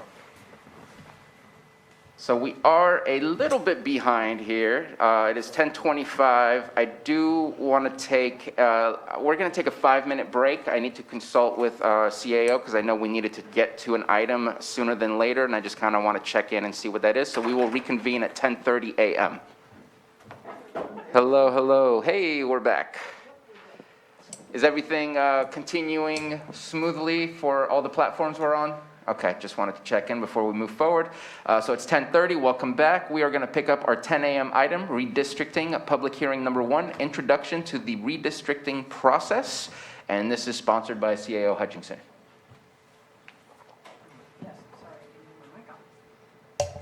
So Deputy CEO Matthew Rothstein is going to introduce our contractor, Margaret Long. And if who's you here can, today. please put your, Sorry. thank you. Hi, yes, this is Matthew Rothstein, Deputy County Administrative Officer. I wanted to thank you, Board, for taking up the previous item earlier this month to set our redistricting hearing schedule. I'm excited now to present Margaret Long and Carolyn Walker of Prentice Long, who will be conducting today's hearing. Thank you very much. Good morning, and thank you for having us. If it's okay with the board, I'd like to share a screen and see if we can get our PowerPoint started so we can have a discussion regarding redistricting. As we discussed with the board prior, the process of redistricting requires us to have 4 public hearings. This is the first of the public hearings that we'll be holding. It was noticed in the newspaper, it was noticed on the website, and this is an opportunity for us to introduce the redistricting process. I know the board is familiar with it, but to introduce it to the public as well. I'm Margaret Long with Prentice Long. I've been coordinating with your fantastic staff this process. I have with me as well Carolyn Walker, who is an attorney from my office who's been doing a lot of work on the public outreach components related to this process. So as we do with every public hearing we hold relating to redistricting, we just want to remind the public what this process is. Every 10 years, the census data comes out from the federal government that provides us information on the locations and number of individuals in our community. Once we receive this information, we are required to look at our boundary lines. So those are the districts that are drawn that the supervisors are elected into. We're required to look at them and make sure that they are accurate, meaning they are proportionate, they're appropriate, they don't divide communities of interest, they are federal and California law compliant. And so this is the process by which we go through and do that. The process is this, especially this year. So this is in 2010 when this came around, the laws were a little less inclusive. And what the state legislators decided since the last go round is that they want this to be more inclusive, to allow the public to be more involved. And again, this is the first hearing, which is the information to the public about how they can be involved. And the concept is that as we do this redistricting, it's important to get the public's input, looking at what they determine to be the community of interest, looking at what they determine to be appropriate groupings. So the Board of Supervisors, through these process, is seeking input from the public to come in and provide that information in whatever mechanism you want to. You have an opportunity to share with the board how you believe the lines should be drawn. You can provide that in oral testimony. You can provide that in maps that you draw yourself. The board and the redistricting committee accepts the information in any way you would like to provide it. There's an opportunity again for the public who is non-English speaking to be involved. The request should be made 72 hours if you would like some translation services provided. And we have an email set up through the county staff at redistricting@lakecounty.com, which again, you can submit any requests you have, any questions you have, or any input you have regarding this redistricting process. Because in 2020 and 2021, the concept behind this is to make sure the public has as much access to this process as they can and be involved and as they can and want to be. So again, going through the law, we're looking at AB 849, and we're looking at a bunch of different things. So when the public sits down to look at giving suggestions to the board about how to draw the maps, we do ask them to keep this in the back of their mind that we are looking at a number of factors. Primarily, we want the districts to be geographically contiguous, meaning we want them to make sure they're all touching each other. We don't want to have islands unto themselves, and the law does not allow us to do that. We want to try to the best of our ability to keep local neighborhoods or community of interest together. This is not always possible, but again, the best of the ability of the Board of Supervisors keeping those community together is what the law requires. Again, minimizing divisions, not creating islands, easily identifiable boundaries. So again, we try not to divide things in the middle of rivers, streets, highways, bridges. We try to kind of keep all those points and boundaries together as best we can. We try to keep them as much geographically compact as we can. So what that you always say is that, you see a lot of communities that have arms. So, they've got a little a point and then an arm or a tentacle going off. We don't encourage that, and the law doesn't encourage that. They try to keep it as close together as possible. And of course, we don't look at anything that's discriminatory. So we make a very distinct responsibility not to divide up jurisdictions based on the political preference of individuals in that district, race, anything of that nature, economics. We don't look at those factors. And we try to make it very clear to the public that we will not be able to look at those factors. So the next hearing we're going to have, public hearing, is going to be talking about the communities of interest. And so again, we want to keep this in the back of the mind if anyone wants to participate in this conversation to understand what a community of interest is. So again, we're looking at trying to keep populations that share social and economic interests together. Again, looking at for single purposes. A lot of times you'll see these as special districts or cities. A lot of times you'll see them as shared facilities or shared resources. And looking at those, again, the definition, we provided some examples of that: transportation facilities, work opportunities. If they have a very common interest in a economy, that would be considered a community of interest. But we don't look at political parties. We don't look at the current supervisors' positions. We look again at what the geographic makeup is. So for timelines for this process, again, we are looking to get the delivery date of the census data from the federal government, September 30th. Again, California has asked for some time to be able to adjust it based on prisoner population. So they're going to go back and look at the federal data that's provided, and we're already getting federal data at this point. So I'm hoping California's deadlines will be pushed up as well. But California is looking to adjust it based on the home of the individual in the prison, not based on where they are currently housed. So they have to do an adjustment on that, and they're asking for 30 days. Maps are looking to be published on November 5th or slightly prior to that again, and looking to have a final adoption from the county at November 30th, because the deadline for us to get this done is December 15th, 2021.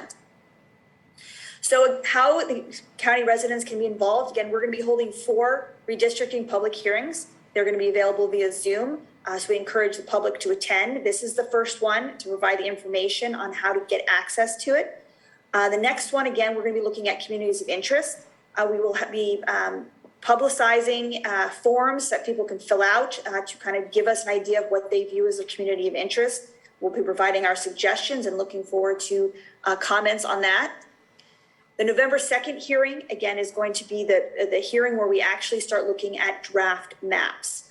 This one's scheduled for nighttime so that the public can be more involved in it. We're looking at doing it on November 2nd at 6 p.m. So again, looking to get as much public as involved by doing this meeting at night. And this is, again, the one where the public can come in with suggestions on maps, and the board will actually be presented with maps that are drawn and suggestions so that they can start looking at the actual lines. The final meeting will be November 30th, and that's where we'll be adopting the final map. So again, between November 2nd and November 30th, we'll be working to take all of the considerations from the board and the public and presenting a final map for adoption by the Board of Supervisors. These are all available via Zoom, and again, encouraged to participate. So how can residents get involved? This is, again, the important part of this conversation today is that the Board of Supervisors needs you to get involved. We are asking that if you have any maps that you would like to draw, please submit them to the redistricting website you see here. The board and staff has also made a website.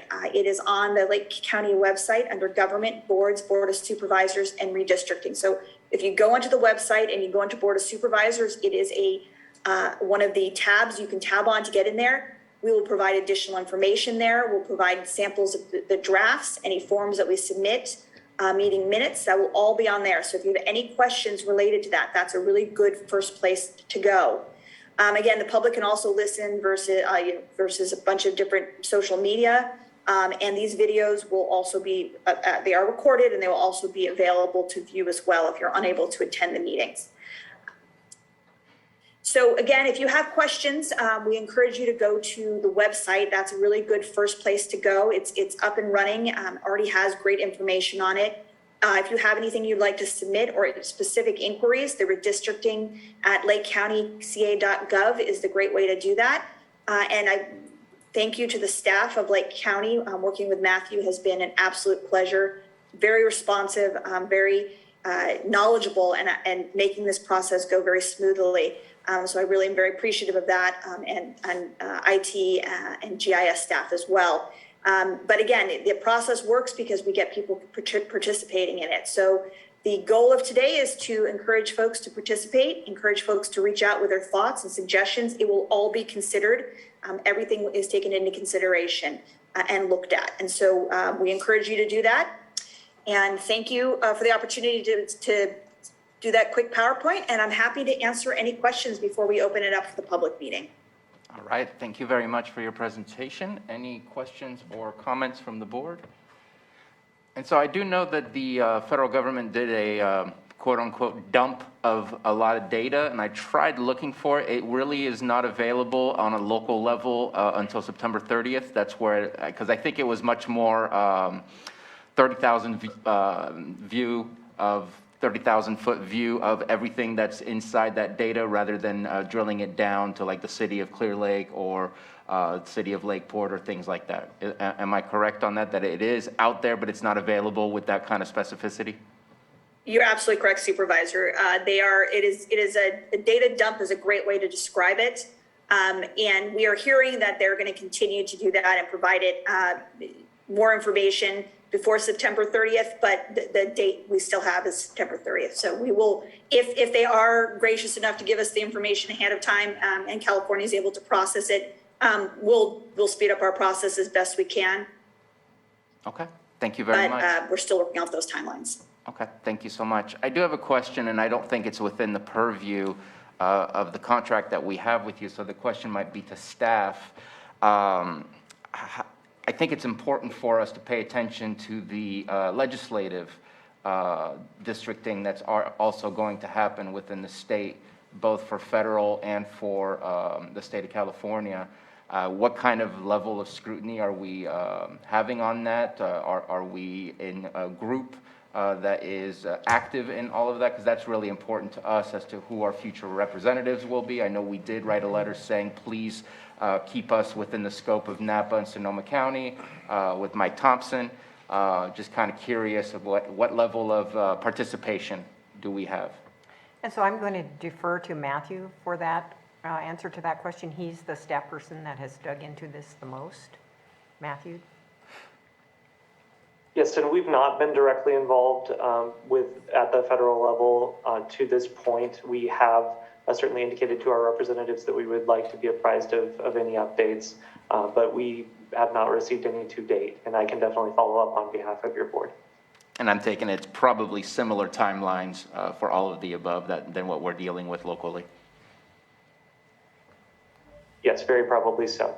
Okay, thank you so much.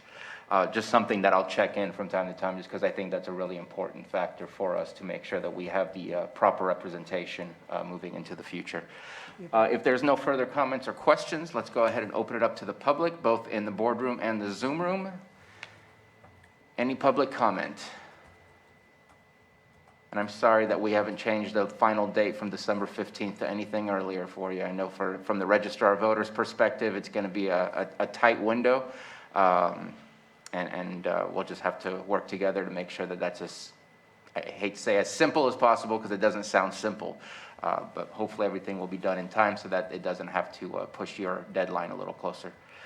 I see no hands up in either the boardroom or Zoom room, so let's go ahead and bring it back. And today was a public hearing presentation. There's no actions needed to move forward, but we do have our schedule of meetings that are coming up. And Margaret, if you can please let us know again when the next meeting is.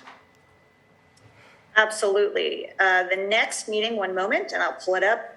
I'm happy to go through all the meetings one more time just because I think that's very important information. So the next meeting is October 2nd. It'll be at 10 a.m.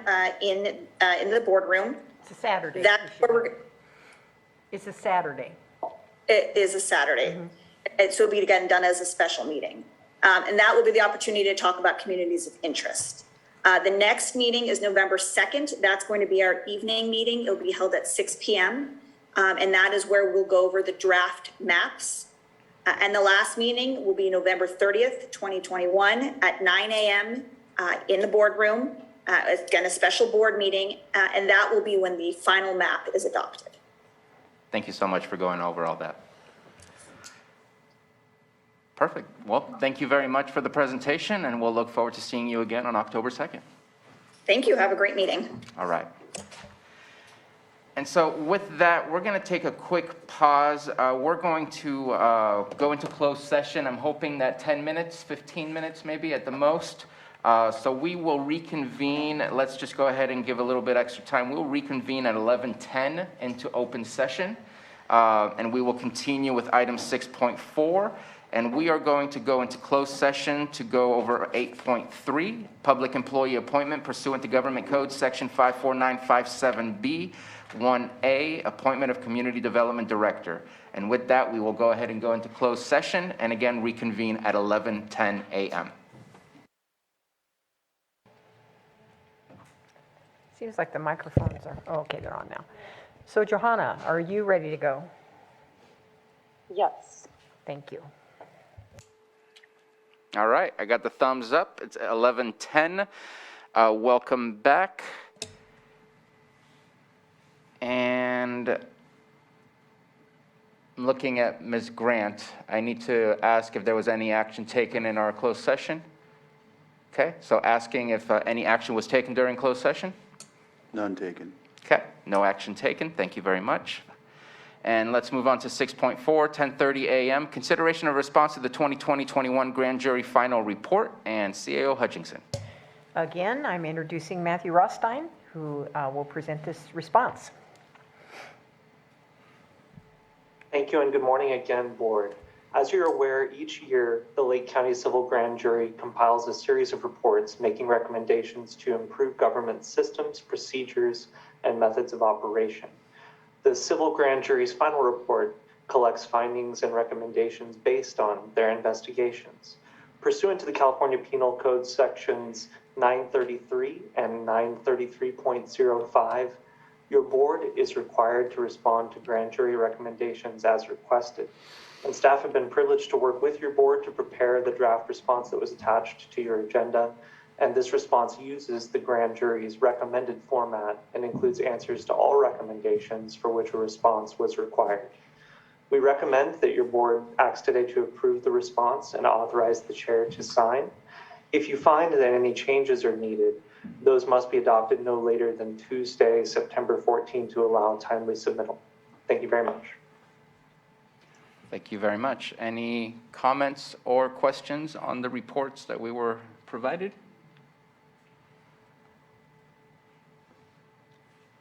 No. So there is, I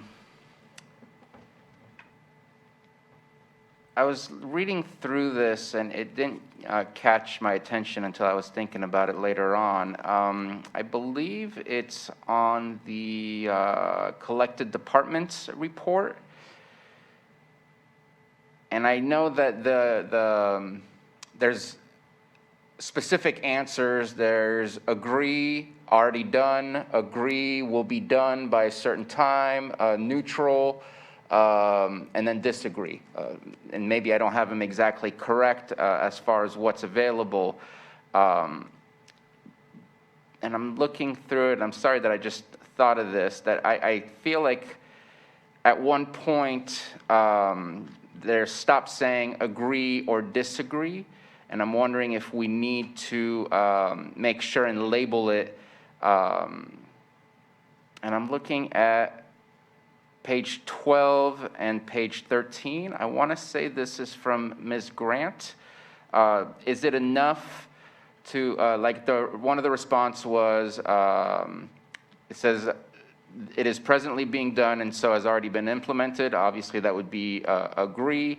Although an implied commitment seems amorphous, elected officials has already been implemented. Is there a way that we can add the response specific to, rather than having to try to figure out what the response is?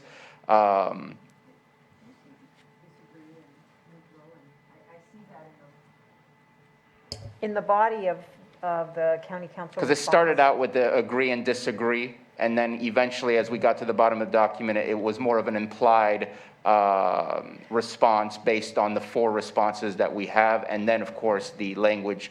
And was wondering if it's necessary to make sure that it has what is expected as far as those 4 responses, and then a verbal response, or if that verbal response is enough to imply which one of those it is. I don't mean to step on anybody's toes, but I'm prepared to respond to that if that's desirable, Chair.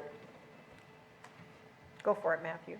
Please. Okay, so your board's response is required, right? So staff always endeavors to make sure that your board's response follows precisely the form that is required both in statute and the grand jury's recommendations.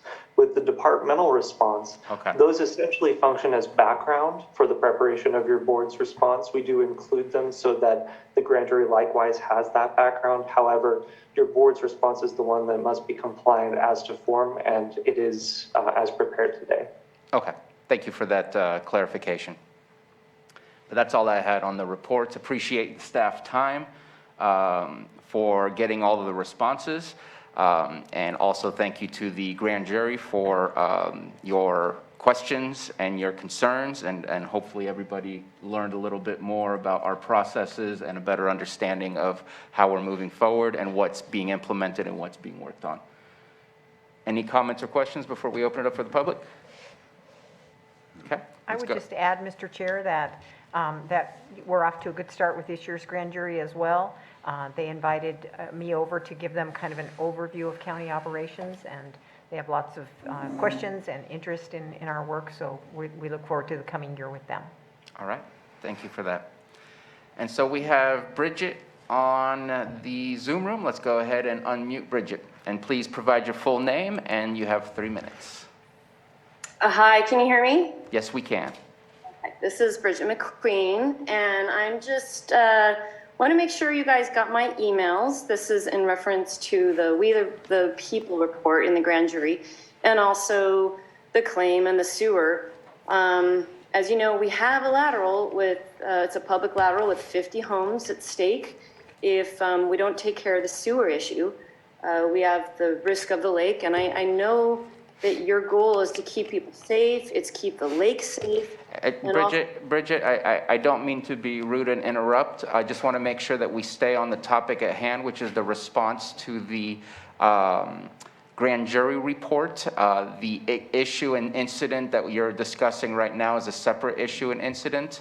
That I'm sure we would love to discuss, but it's not on our agenda at this moment in time. So it looked like it was on the agenda. When would be a good time for me to address this?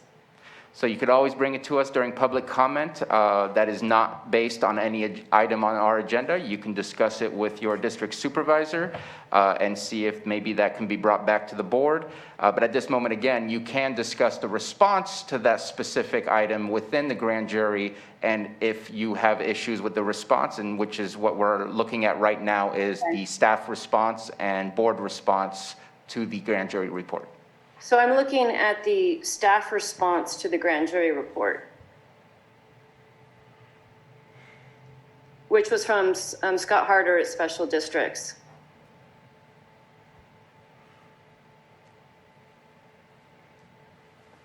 Okay. Is that pertinent or not? And like I said, you can discuss, we are looking to file these responses today. And so if you want to discuss the response, yes, but discussing, we can't solve the issue today of what is occurring when it comes to the sewer and stuff, or the lateral, but the responses we can discuss to see if there needs to be any changes or anything like that. Okay, well, I guess I want to ask a question. Did you get my email in response to Scott Harder's response yesterday? And do you have any questions to that? In that some of the inaccuracies that he had in his response and that he informed us, which was not true, and how I had to handle the spill, which was not my responsibility at all. And so I believe that we all did receive the emails, at least I know I did. I'm getting some nods from supervisors next to me. Appreciate your feedback, and at this time, from my personal perspective, the evidence that has been brought to me leads me to wanting to continue with the comments provided by our staff. What does that mean? You want to continue with the comments that the engineering report that you got that shows that it was intended to be on public property doesn't apply? That's not what I said. I said I'm ready to move forward with the comments provided by staff on the grand jury report analysis. Okay. Okay, so I'm going to work through with Tina on this because last time I emailed her, she was saying I need to talk to Anita Grant.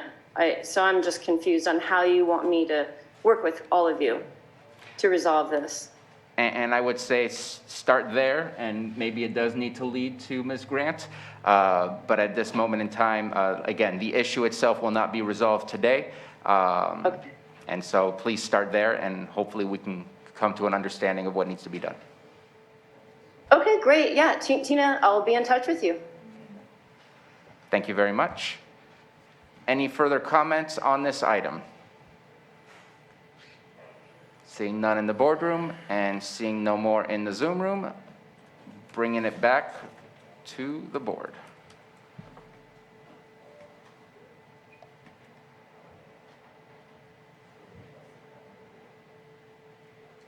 Mr. Chair, I move to approve the response to the 2020-21 grand jury final report and authorize the chair to sign. Second. We have a motion from Supervisor Scott, a second by Supervisor Simon. Roll call, please, Johanna. Supervisor Simon? Yes. Supervisor Crandall? Aye. Supervisor Scott? Aye. Supervisor Pyska? Yes. And Supervisor Sabatier? Aye. Thank you. Thank you very much. And again, thank you to all involved in getting this to us in timely fashion so we can get it filed. Let's move on to item 6.5, 11 a.m. item, public hearing, consideration of an ordinance extending interim urgency ordinance number 3107, 10 months and 15 days, which establishes a moratorium on the issuance of early activation permits for land use projects within the unincorporated area of Lake County, and authorized chair to sign. I do want to make a little caveat to this. This is not, I believe, and please correct me if I'm wrong, a moratorium on early activation. It's moratorium on early activation for cannabis. Is that correct? Because it does not say that in the title. It just says land use projects. Should be on all land use projects, Is it correct? all land use? Early activation for all projects. Correct. Okay.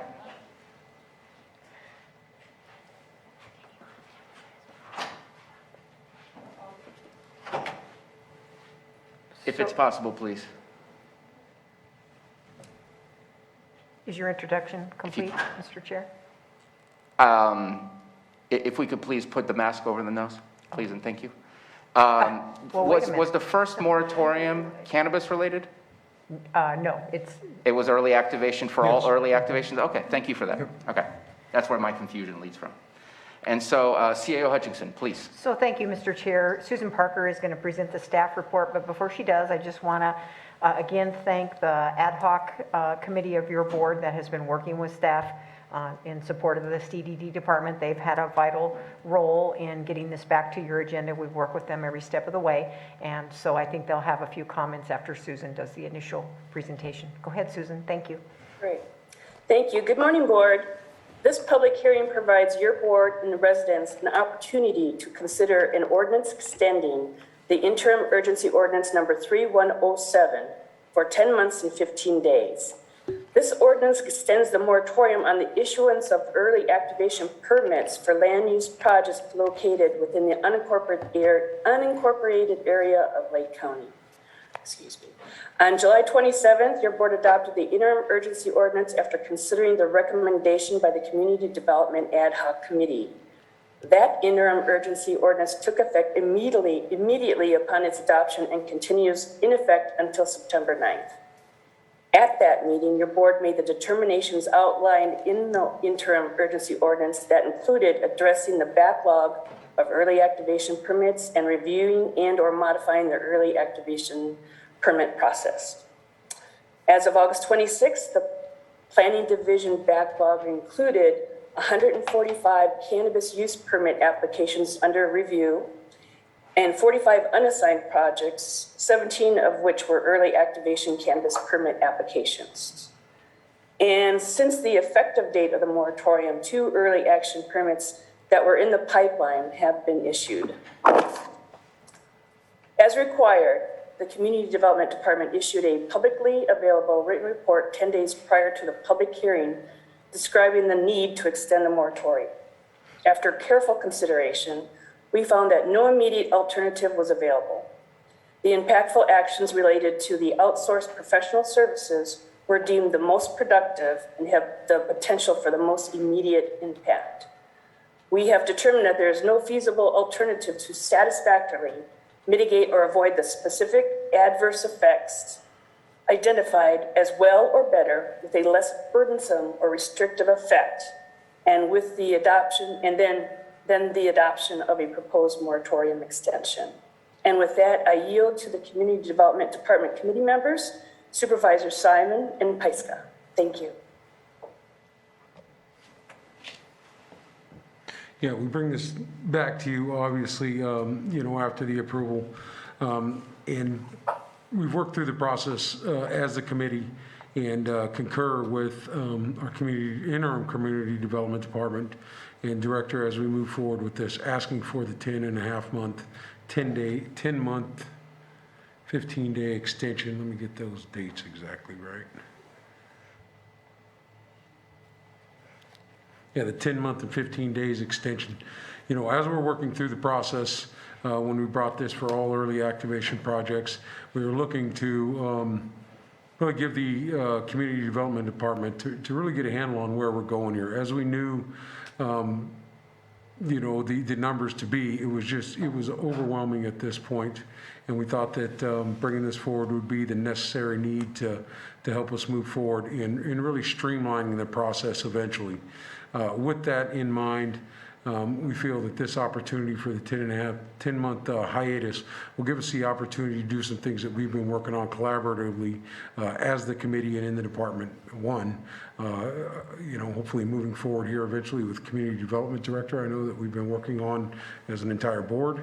The other will be looking at the processes that need to be done. And today we took some actions, hopefully, to move forward with hopefully strengthening that department with some other planning opportunities, planners, and other things as we really move forward in this process of bringing on a new community development director. We're also looking, as we have talked about as a board, to think outside of the box as far as contracting and other opportunities that we'll be supporting the department with. Because we just don't have the workforce to do it. And as laid out in the numbers that were put in some of the information that was provided by CAO and also Susan, the interim director is Carol at this point of CDD, gives you the information and the understanding where we're going. It is a challenge as we move forward, but we do believe this is the right direction and the right step to take at this time. Susan, with the amount of applications that we have in the pipeline and the current staff levels, how long would it take to work through what we've got just now before us? I think, and again, this is an estimate because every application is different just because of whether it's complete or not, but I would say almost 2 years to get it through completely. And that's because we're not just dealing with the cannabis applications, we're also reviewing non-cannabis applications. So Combine that, I would say at a minimum, 2 years. So we've really dug into this, Susan and Carol especially, but Supervisor Simon and I have been meeting regularly. The contractors have been put in place to help take the load off. We've hired planners, we're hiring more, we're trying to build the capacity, we're working on our processes. You know, we are deeply committed to working through this backlog and setting this whole department up for success. And one of the things that we really feel is important, we feel very strongly, is that we continue with this moratorium on early activation so that we can accomplish those goals. Just some of the conversation, obviously, too, as we're working through that process, with the streamlining process being, you know, for the foreseeable future, the opportunity for us to really get folks into the permanent, use permits. And that's really where we want to push our opportunities to do as we support the new industry coming in, but also other projects that will be coming in. As you know, we have the Economic Development Task Force and other things, but we've talked about this for the past few years. We really need to look at that streamlining process for all projects coming into Lake County as we're trying to develop the economic development opportunities that are here. So it's all going to go hand in hand, but at this time, once again, like I said, we feel like this is the pertinent decision to be made by the board, and that's why we're presenting it today. Thank you very much for the presentation. Anything further before we open it up for comments and questions? I just wanted to thank the committee and Carol and Susan for this hard work. I know this is a tough decision to be bringing to the board, and I don't take it lightly, and I know you didn't either bringing this forward, but I think we have to do what's best. When this committee brought this forward, because I think this is what is the best for right now to organize and reevaluate this department, and so I definitely agree with this. Okay. Any comments or questions from board members? Supervisor Crandall. I just want to highlight that in reading this and going through the memo and asking specific questions, this does not affect anything in the past. And just highlighting that so that people watching and listening will know that it doesn't affect anything like that. It just affects anything being submitted within the next 10 months and 15 days is what I'm understanding, right? Yes. Thank you.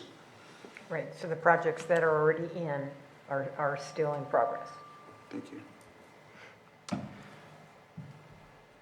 So, in reading this, I struggle to put this in with where the industry is currently and where it's going, and it's moving fast.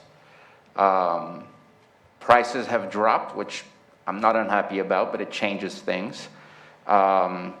And our timelines, and I look around the county, our timelines are not horrendous, but they are what they are. And I know some people down in San Diego, took them 3 years to get accomplished. Some people in Mendocino are still not finished, even though Mendocino has a whole lot of things happening. They're still under about 87 to 90% provisionals, meaning they're not really done with everything that they need to get done. I think that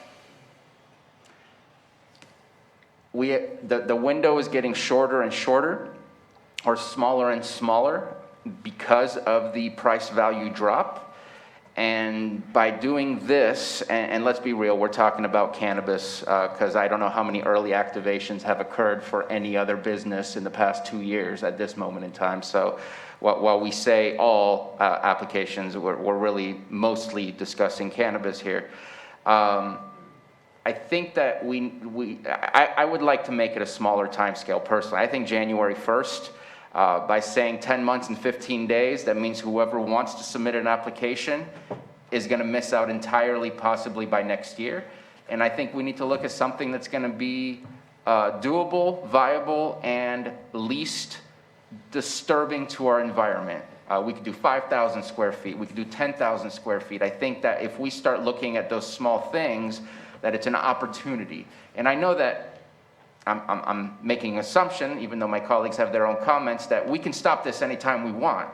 But if we have stopgaps and milestones, then we can make sure that we're working towards something that is going to work. Early activation has its issues.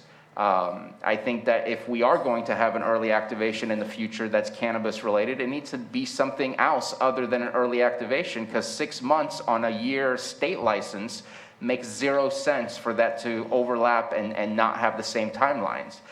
So I think there's things that we need to look at to see what's possible, but 10 months and 15 days and saying that it ends on July 25th is basically saying what we have in the pipeline is it, and we're done. Because I think that if you can't start by next year, the following year, it's going to be very minimal as to who can and who can't get started. And so I want to make sure that we still continue the conversation of what does a fixed early activation look like, rather than a no early activation at this moment in time.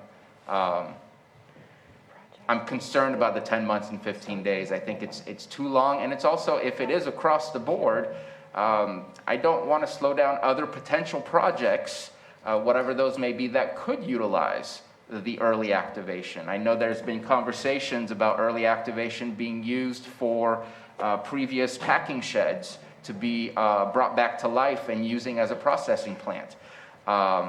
That would be a really good use of an early activation that can lead to jobs, that can lead to something very substantial here. And if we do a across-the-board halt for potentially 10 months and 15 days, I'm concerned that that helps us miss out economically.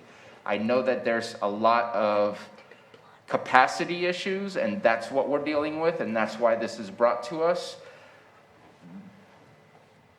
But the capacity issue will go away on its own if we're not open for business as well. So that's my one concern. I don't want to stop this, but I think the timeline's too long. And so I don't know who put their pen up first, but I said something that stimulated thought.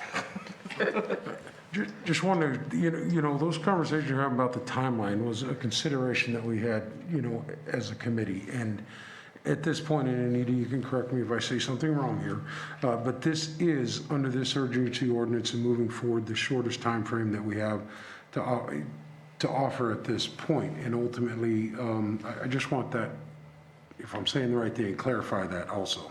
Because we did have those conversations too, Bruno, as a committee. What 65858 of the government code provides is exactly what you said. In that code section, this is the shorter of the two times. In this case, because the urgency ordinance itself was first adopted by your board it was on a public agenda, but not pursuant to a public hearing, which 65858 allows, you are given the option of extending it for 10 months and 15 days. And actually, under sub A of 65858, you can subsequently extend it for a year. Again, 4/5 vote. The longer period of time of 22 months and 15 days is when you've had a public hearing at the beginning and then a public hearing for the extension. And the reason for that is, and the reason for the 45-day time frame is because it is an urgency ordinance, and your board needs to make sure that the public has an opportunity to speak. The other thing, if you'd permit me, that I would like to also say is that this only relates to early activation. Use permits can go forward. And because, frankly, of the level of confusion with regard to early activation, which under both sections that are cited here, the 27.4 and 27.13 of the zoning ordinance, these are a rarity. They are supposed to be a rarity, not commonplace. And somehow they began to morph to be something usual, with environmental review of the type that normally you would see for a use permit. What that should mean then is there are a large number of use permits which will give the applicants, and certainly cannabis growers, the opportunity for certainty, because a use permit is always for at least 10 years, and it goes forward with the conditions as opposed to a 6-month early activation. Now, with regard to the 10 months and 15 days, if your board determines, a staff comes back to you and has everything that your board envisions being done, which could be, a couple of meetings, under this urgency ordinance done, you can rescind this. You're not mandated to hold it for the 10 months and 15 days.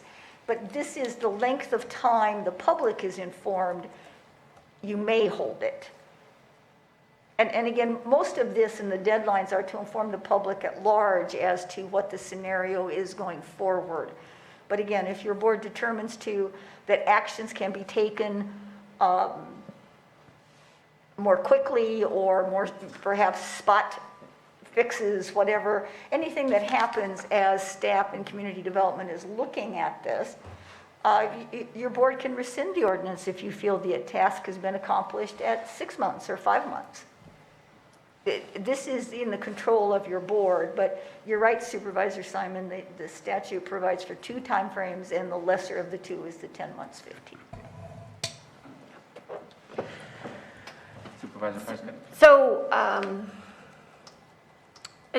this question is for Susan, and maybe you can explain the process. So one of the biggest issues that we were confronted with in the beginning was this mass congestion, because we have applicants with the permit process and the EA application simultaneously being worked through. And the goal with reducing the EAs is to streamline the process to get those applicants for the use permit through the more easily through the process. So can you kind of speak on those kind of 2 simultaneous applications and the struggles that staff was having moving them both through? Yes, I can briefly, because they're 2 distinct paths. And from the point of application or intake, there's the pre-application meetings, the review for completeness that has to be completed within 30 days. Then subsequently, we submit incomplete letters if needed. Then we wait for their response. So it's a lot of back and forth. So you're talking, we're already talking weeks into this. Preparing the RFRs and the AB 52 notifications, which is our agencies and our tribal units and other different agencies, of course. And then we allow for a time period for them to comment on it. Then there's the site visit. Then we review the agency comments after those 30 days. And then at that point in time, there's a determination, of CEQA. Does it require an initial study? Is it a categorically exempt project? That takes review and time. And at that point, that's happening all at the same time. And then if it does require, because it's even though it's 2 paths, the process of review is the same until a certain point, whether it's a CEQA or a CAT or a category exempted project. But then the next, I would say, 2 to 3 months is the CEQA review, preparing the staff report, the initial study review. There are a lot of steps that it takes, and it can take, at a minimum, 30 weeks to get to a certain process, and that's if everything falls into place, if all the stars align, which has not been our experience to date, just because it's so new, and the people who are cultivating are new to it too, most of them, not all. Does that help answer your question at all, Jessica? Yes, thank you. Okay. So I know your comment about the window closing and we have a small amount of time. I feel like that's how we got in this situation. It's been only 3 years. We've been absolutely inundated with applications. We've got some really great projects. We've made a lot of progress. But at this point, we have to continue this pause so that we can do our best work. So we can have a high standard, so we can move forward with our department properly reviewing things, so we can have our processes updated. All of these things are think of this 10 months as an investment so that we can do our very best work. And I appreciate the comment, but if we wait 10 months, there may not be that much more work to do. I think that there's a reason and purpose behind a moratorium, and we've already been in it for 45 days. And in fact, I'm going to pause right there. how come we can't extend it for another 45 days? What avenue are we taking that we can't do that again? I know in the past I've seen that where you can extend it. Is it because it's an urgency ordinance? Is it for some reason I feel like I've done that before. I don't think it was here in the county. I think it was in the city of Clear Lake that we extended it, but it wasn't for another 10 months. Well, under, again, 65858 of the government code, which is the specific section when you're looking at making some adjustments, changes, modifications to the zoning ordinance, which is the one that's applicable. The 45 days is the initial period, and after notice in a public hearing, the legislative body may extend for 10 months and 15 days. It's not to say that you have to, but whatever period of time you extend to is your extension period.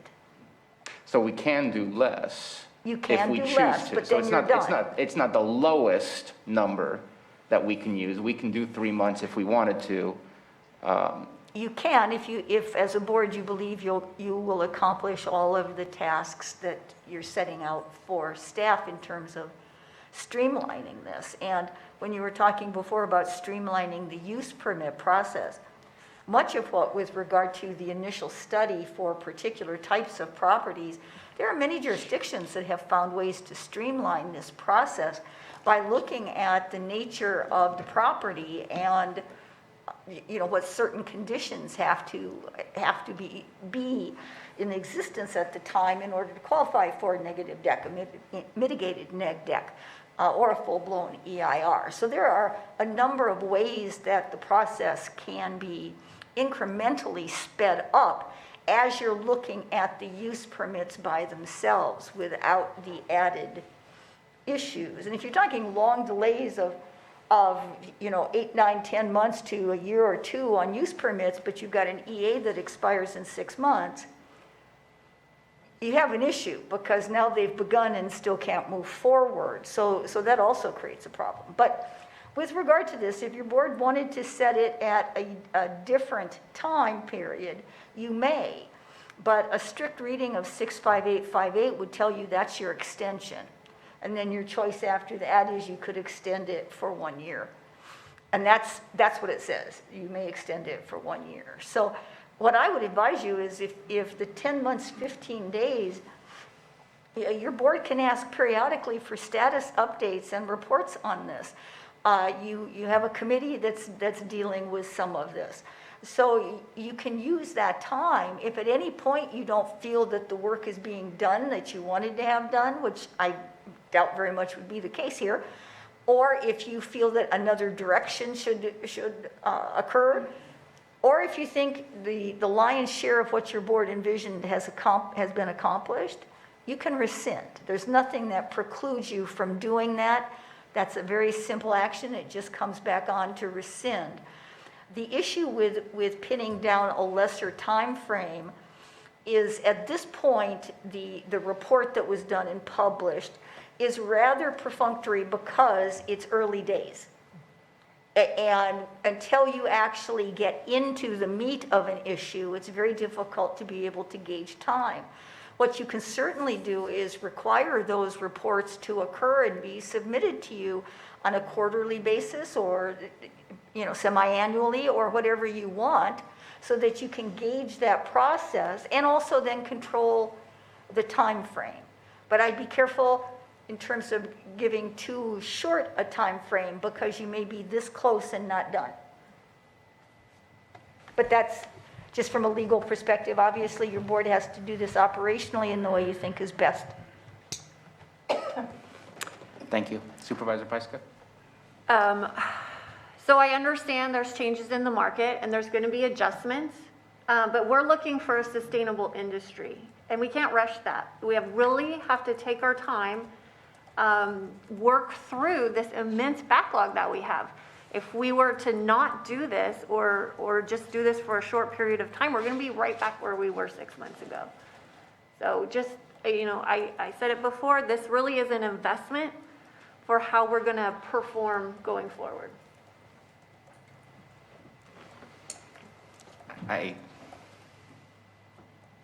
I don't get how eliminating a potential process for development is an investment. I think that 10 months, I get it, we can stop it, but once it's passed in, taking it out, especially if you're not within the committee itself that wants to take it out or not, is going to be difficult for any other board member to make the change once this is set in stone. I would say I'd like to add that by January 1st, what is our plan? What are we doing? I would like to have that conversation before January 1st. We need to be as prepared as possible to be open for business who may need an early activation outside of cannabis, within cannabis. But what does it mean? I agree it needs to be changed. I think our processes is incorrect. I think they should be seen as the same thing. It's not like you're using two separate properties and planting over on the west side, but your use permit is on the east side when it comes to your early activation. So it's within the same scope of what the entire project is. It's not two completely separate projects. So I've always heard that it's two separate timelines, but I don't understand why it has to be that. And I think that's basically our processes have been done that way, and we need to figure out how to make it the same process. But again, I'm just concerned about the 10 months, and in my opinion, once this is passed, the only people who are going to be able to make it end earlier than 10 months is when the committee feels it's ready to come back out of the 10 months. And so if we can put some milestones, just because I feel I can't change the 10 months, that's the atmosphere I'm feeling. If we can put some milestones that by January 1st, let's have a review. What have we done to solve early activation? What processes have been put in place to help expedite and make it more efficient for early activation? And what does early activation mean as we move forward in the future? Rather than not having milestones set within this, I think we need to set those milestones in there, with hopes that maybe by April or March, we can say, here's what we want to do and what we want to change. I know it's going to take time, it's going to take conversations, but saying 10 months, we're done, when what that does is close a window for the 10% or the 5%, whoever it is, and I agree, if you don't have pre-disturbed land, I don't even see how that can be an early activation. Because there is going to be environmental impact, and early activation is very little to no environmental impact, no grading, no things like that.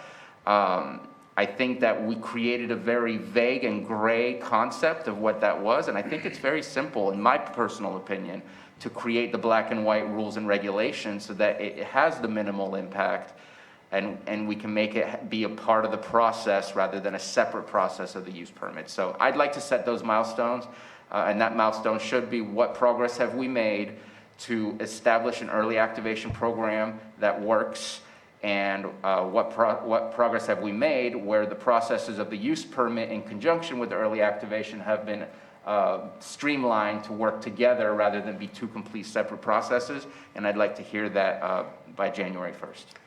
Well, we can meet in January and definitely talk about all of these things. I mean, you're absolutely talking about the processes that we need to work on. We have to do that, and those are the changes that we need to implement. But to be clear, we're still open for business. You can file an application for a permit for any of these projects. But early activation is the temporary permit, or the short-term permit. So we're open for business. That is not what I was saying, but we're not shutting down our economy for any reason.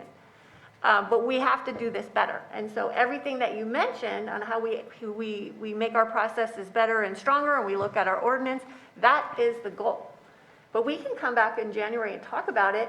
But I think we need to, if we need the 10 months, we may need the 10 months. We may not, but we have brand new staff coming in this month and next month.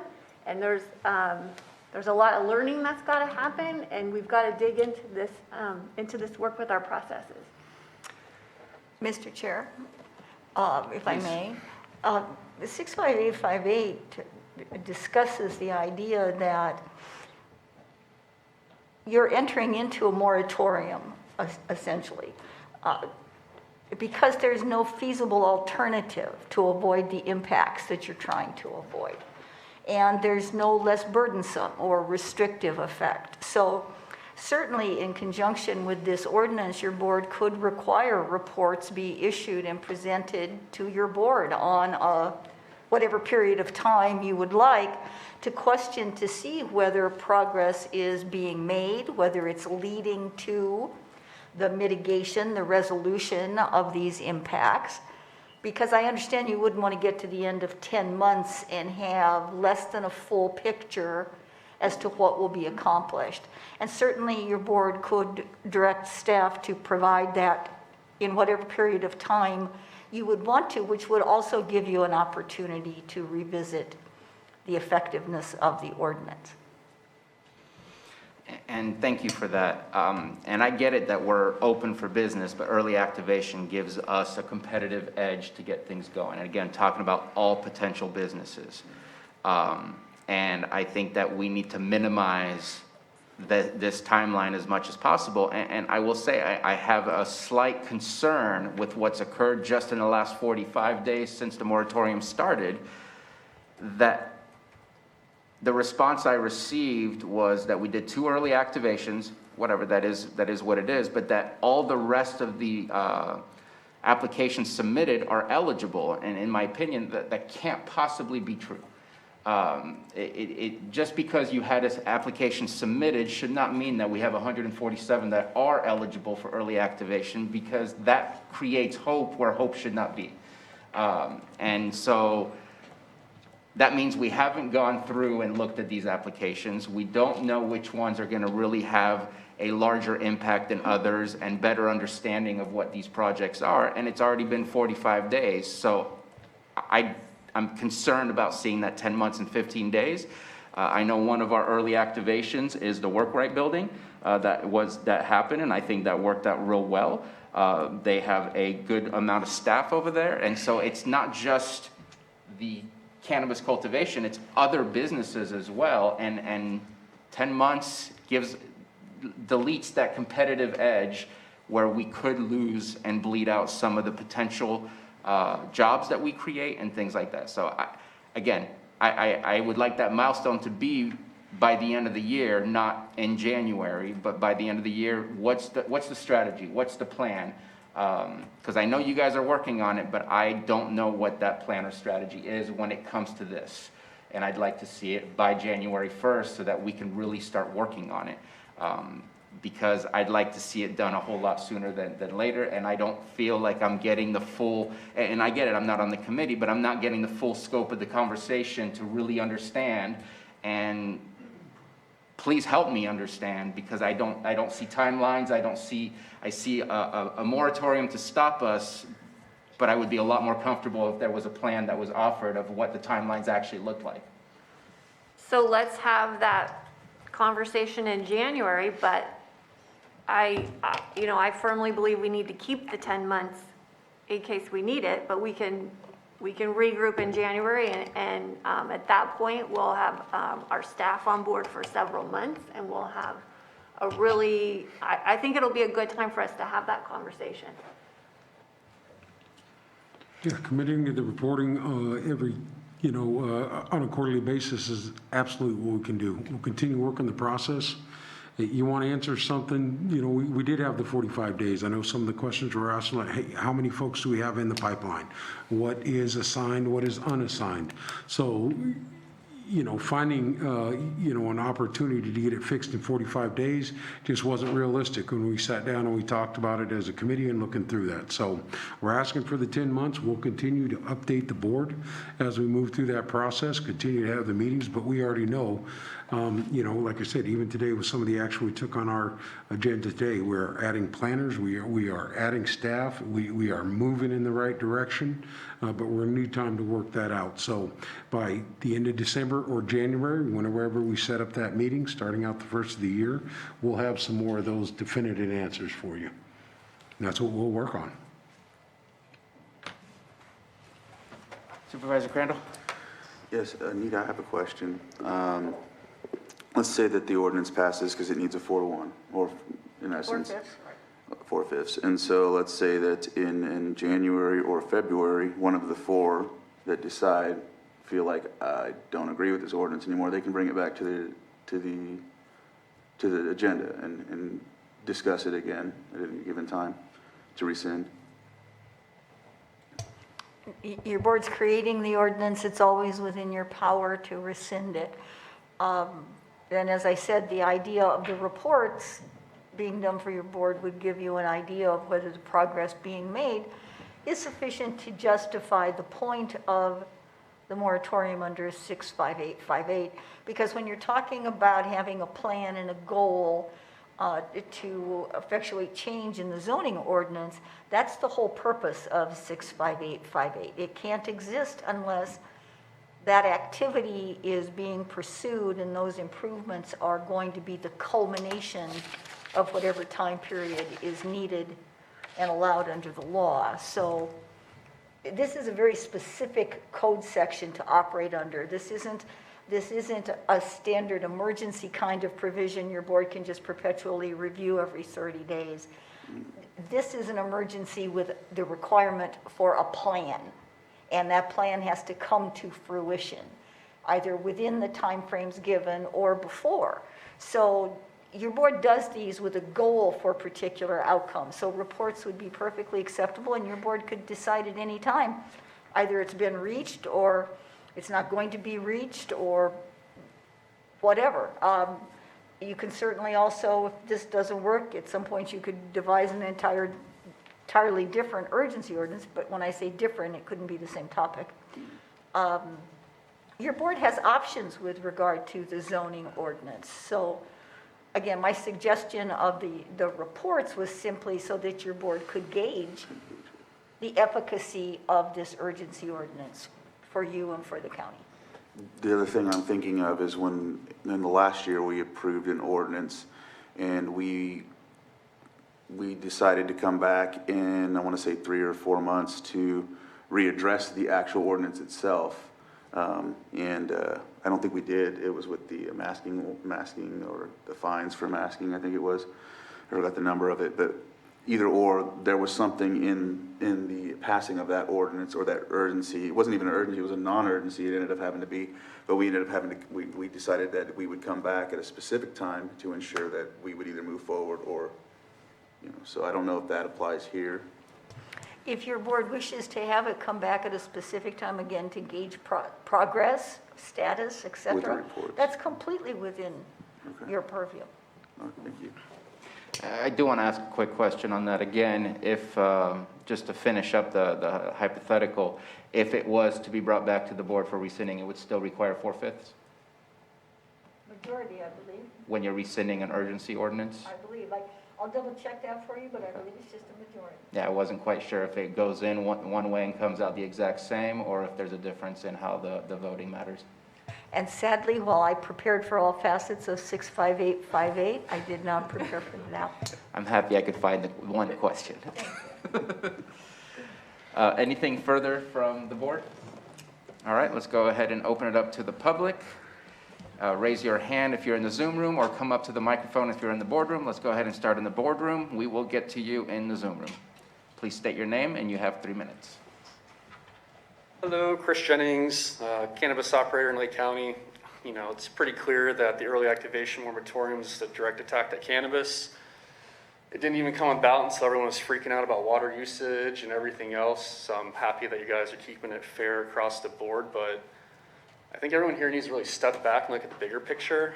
Carol made a comment about early activations up in 6 months, and then you're, what now, because then your permit takes 10 months. Well, you can actually extend your early activation a second time, and you can even get a third time with approval from a community development director. I've been early activated 3 times because the county staff upstairs kept coming up with new things that wasn't even in building code context to throw at me. So I've been through the gamut, I guess you could say, the ringer. The bigger picture isn't all the cannabis projects coming in line. The bigger picture is our staff upstairs, because I hear you, Moak, we have all these people coming in, we're gonna get them trained, we're gonna turn this around. But no offense, I've been here coming to these meetings for the past 10 years, and I believe Tina Scott's the only one that's been here longer than everyone else. It's the same thing. We don't have staff. We never have staff. We never have enough staff to do anything because our staff comes and they leave. They want to come, then they want to become a cannabis consultant, and they don't even know what they're doing, and they screw up everyone's reports. Or they come here, and they come to Lake County, they get the training, and they go back home down south. So, like, you know the old saying, it takes money to make money. It'd be really nice to know how much money the county has spent reinvesting in the cannabis business of running the cannabis business. You know, like, if we got to pay people more to get people in and get them going, that's what we need to do. The lady on the screen that's talking about how, like, oh, it's two separate reports or an early activation doing a non-early activation. They parallel together. You need CEQA in order to get early activated. And then you move on to your initial study and you wait for a use permit. The whole point of an early activation is waiting for planning department or the planning commission to approve us. If anything, we should have a law like some of these other counties have where you have 1 year to get through a use permit. If not, it's approved. Like, that would really put some fire into some people and get projects moving like they should. But that's the whole point of early activation. Things take so long, and we take forever getting the planning, so we're allowed to early activate. We all have to meet the CEQA guidelines. We all have to do the bio review, the archaeological review. We have to have all these things. I think it's like Appendix G or C when it comes down to it. There's plenty of people I'm sure might speak up in the Zoom room that know these things a little bit better than I do, but the problem isn't early activation in the projects. The problem is we have so much black market out there. There's not any enforcement going on. The problem is when an Excel sheet forgets to get updated, and then we have 12 armed sheriff personnel on a friend's farm about to chop them, and every plant has a metric tag on it, and it took the cops 2 days trying to get a hold of someone upstairs to say, oh, it was a clerical error. Like, that's our problems. That's the core problem from an outside person and an inside person at the same time. Those are our problems. It's not early activation. And it's what we have. 3 minutes are up. Sorry. Final comment. Thank you. And is there anyone else in the boardroom? Go ahead and come to the microphone, and then we'll move on over to the Zoom room.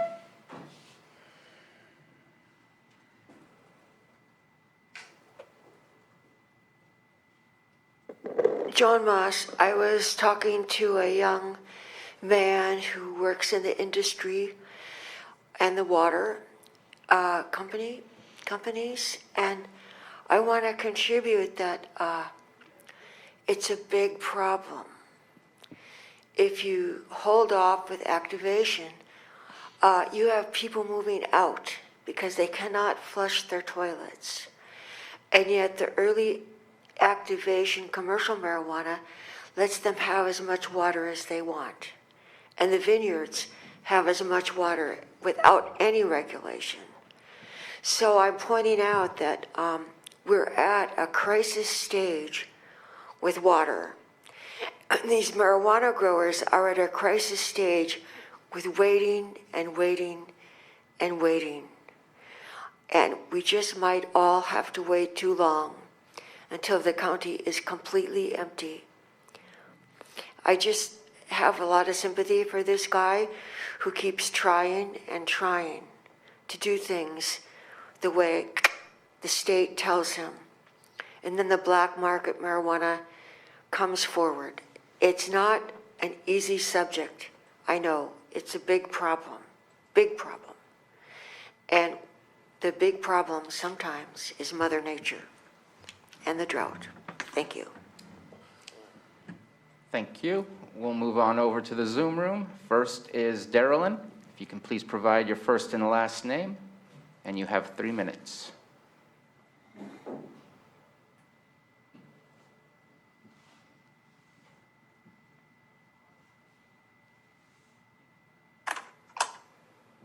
I did not raise my hand. Oh, well, your hand is raised, so we'll go ahead and... Sorry. No worries. Let's go ahead with call-in user 1. If you can please provide your name, and again, 3 minutes.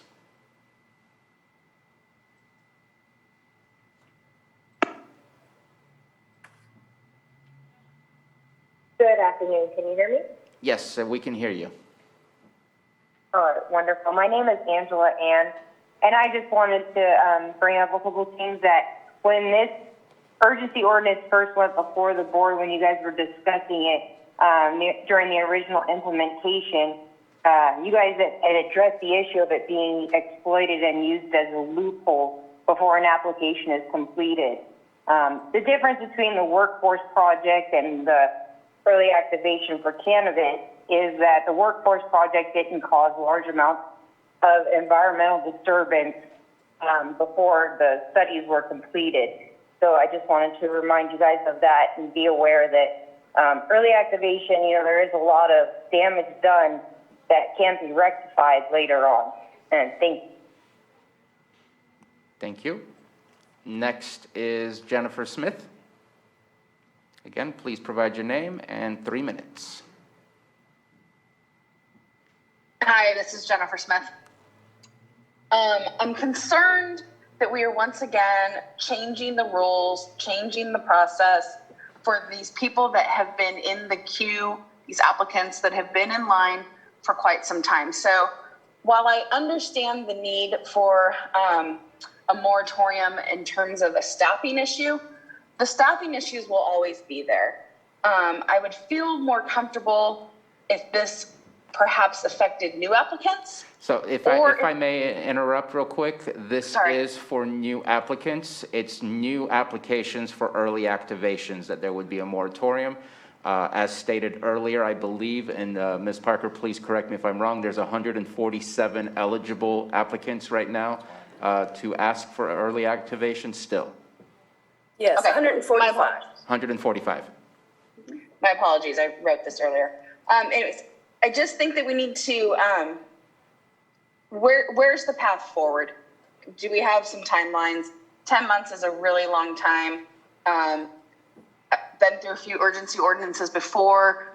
If this can be reviewed in December and overturned with a clear path, I think that the industry would feel a lot more comfortable. I think the priority is to get the staffing and the process and also work on those simultaneously and not one and then the other. Thank you. Thank you for your comment. Sean Connell, please provide your name and you have 3 minutes. Good morning, board. Can you hear me? Yes, we can. Perfect. I'm Sean Connell, District 4. I've talked to you multiple times when it comes to cannabis and early activation. Actually, I still have memorandums and emails that I sent to you in March when we started talking about changing early activation process for cannabis applicants in the county. I do want to say that at this point, this is becoming discriminatory as every change, while we want to lop it into land use, it is really directed at the cannabis industry at this point in time. It has been multiple months, I believe since January, that I started talking to this board about if you really want to set yourself up for success, you need to heavily invest into this industry. And by doing so would be the first step is to establish a department, with subject matter experts who could provide you pertinent, timely, accurate information on the industry in front of you, in our area, in our region, and across the United States. I've heard multiple people talk about water use. Water use is based on an old paradigm when you were limited to 25 plants, which means that if you were going to be an economical business, you needed a massive plant in order to gain the benefit. At this point in time, we are talking about acres upon acres of canopy area, which for most businesses means a much smaller, much more manageable plant life spread across the land. As we sit here and we talk about early activation being a two-pronged process that's absolutely inaccurate, and anyone who continues to feed that to the public is wrong and should be held accountable. It is the same process. It's a $190 additional fee on the application process. As Ms. Parker has already laid out, it is the county's responsibility to accurately review that paperwork within 30 days of application and provide you either an incomplete or a complete notice. Then it gets referred to the community agencies. That's an additional 30 days where every department in your county has the opportunity to condition the application in accordance with their ordinance and regulations. Article 27 is very clear when it comes to early activation. It's up to the community development director. Granted, in Lake County, we haven't really had a community development director in quite a few years, and all of the assistants have seemed to magically left for better and greener pastures. I cannot see how anyone can tell you that investing into a burning down, failing business is a smart investment. I think what needs to happen in this county is we need to buck up to the table. We need to recognize that this county attracted quite a lot of applicants for cannabis cultivation. We are an agricultural-based county. I get mailers from this county that remind me that I live in an agricultural community where dust, odor, smell, and heavy equipment operation are a part of the conditions of living here. I think that your job at this point in time is to not enact a new ordinance, to not put in a moratorium, but instead to use your investment to establish a department where they report to you, where they can tell you how many applications, for what size of canopy, in what zoning district, in what district they belong to. So that way that we're not standing here And talking your 3 about minutes all are of the up. crazy. If you could finish with the last statement. Yeah, my last statement would be, I think that 3 minutes is far too short to give you the nuances of this industry, and that it is time for you to establish and create a department. And with that, I will let you go. I appreciate your time, your efforts, and I will be here next week to talk to you again. Have a great day. Thank you for your comment. Jonathan Braniff, again, please provide your name, and you have 3 minutes. Good afternoon. Can you hear me okay? Yes, we can. Hi, my name is Jonathan Braniff, and I want to congratulate you all on all of your efforts in navigating some of these interesting and challenging spaces. I wanted to share with the Board of Supervisors in the County of Lake, much like with Train Technologies applying for the PGE grant, as well as the work that you're talking about here and various other activities that are happening on a county-wide basis, we wanted to basically invite the Board of Supervisors to consider approving a resolution allowing the county, hold on there. What I'll do is I'll hold off on this for a moment until we can revisit this on the PG&E item. I think I'm on the wrong item. Okay, I was getting a little confused, but I didn't want to tell you I was confused, but yes, we will be to the PG&E item soon. Thank you very much. Next is Bobby Dutcher. Again, please provide your name, and you will have 3 minutes. Well, Bobby Dutcher, it does seem really unfair to, actually encourage people to apply for something, and then after they waited maybe a year and a half, then create a moratorium that stops them from getting the permit that they've applied for. And since early activation Again, I'm going to interrupt because, again, just want to make sure it's clear to the public. I'm pretty sure it's clear to the board that this is for new applications requesting early activation, not for applications already submitted. Again, we said 145 applications are eligible for the early activation. On the agenda, it says the issuance of early activation. Well, they're eligible for getting an early activation if they pass every other criteria and threshold that needs to be passed. There's a process.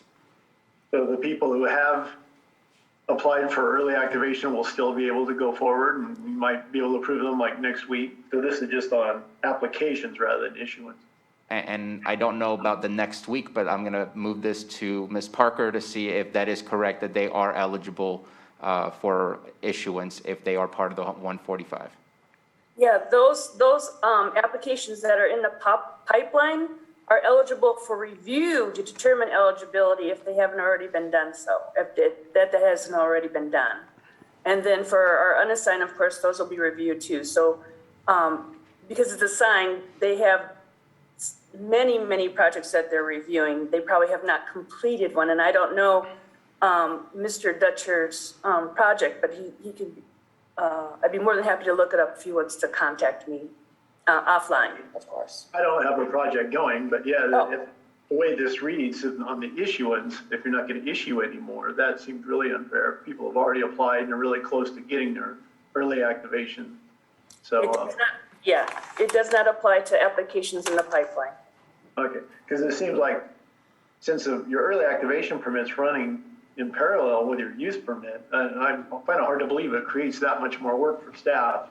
And when you look at it, it's pretty easy to keep track of staff scorecard on permits that are being completed. One of your planners has brought 30 of his projects to a planning commission hearing. The other 4 combined only amount to 20. So it really seems like, we just, if you could get the other planners up to the speed of the one planner you have, that would get rid of a lot of the backlogs. It really seems like the backlog is due to staffing rather than the process of issuing early activation permits.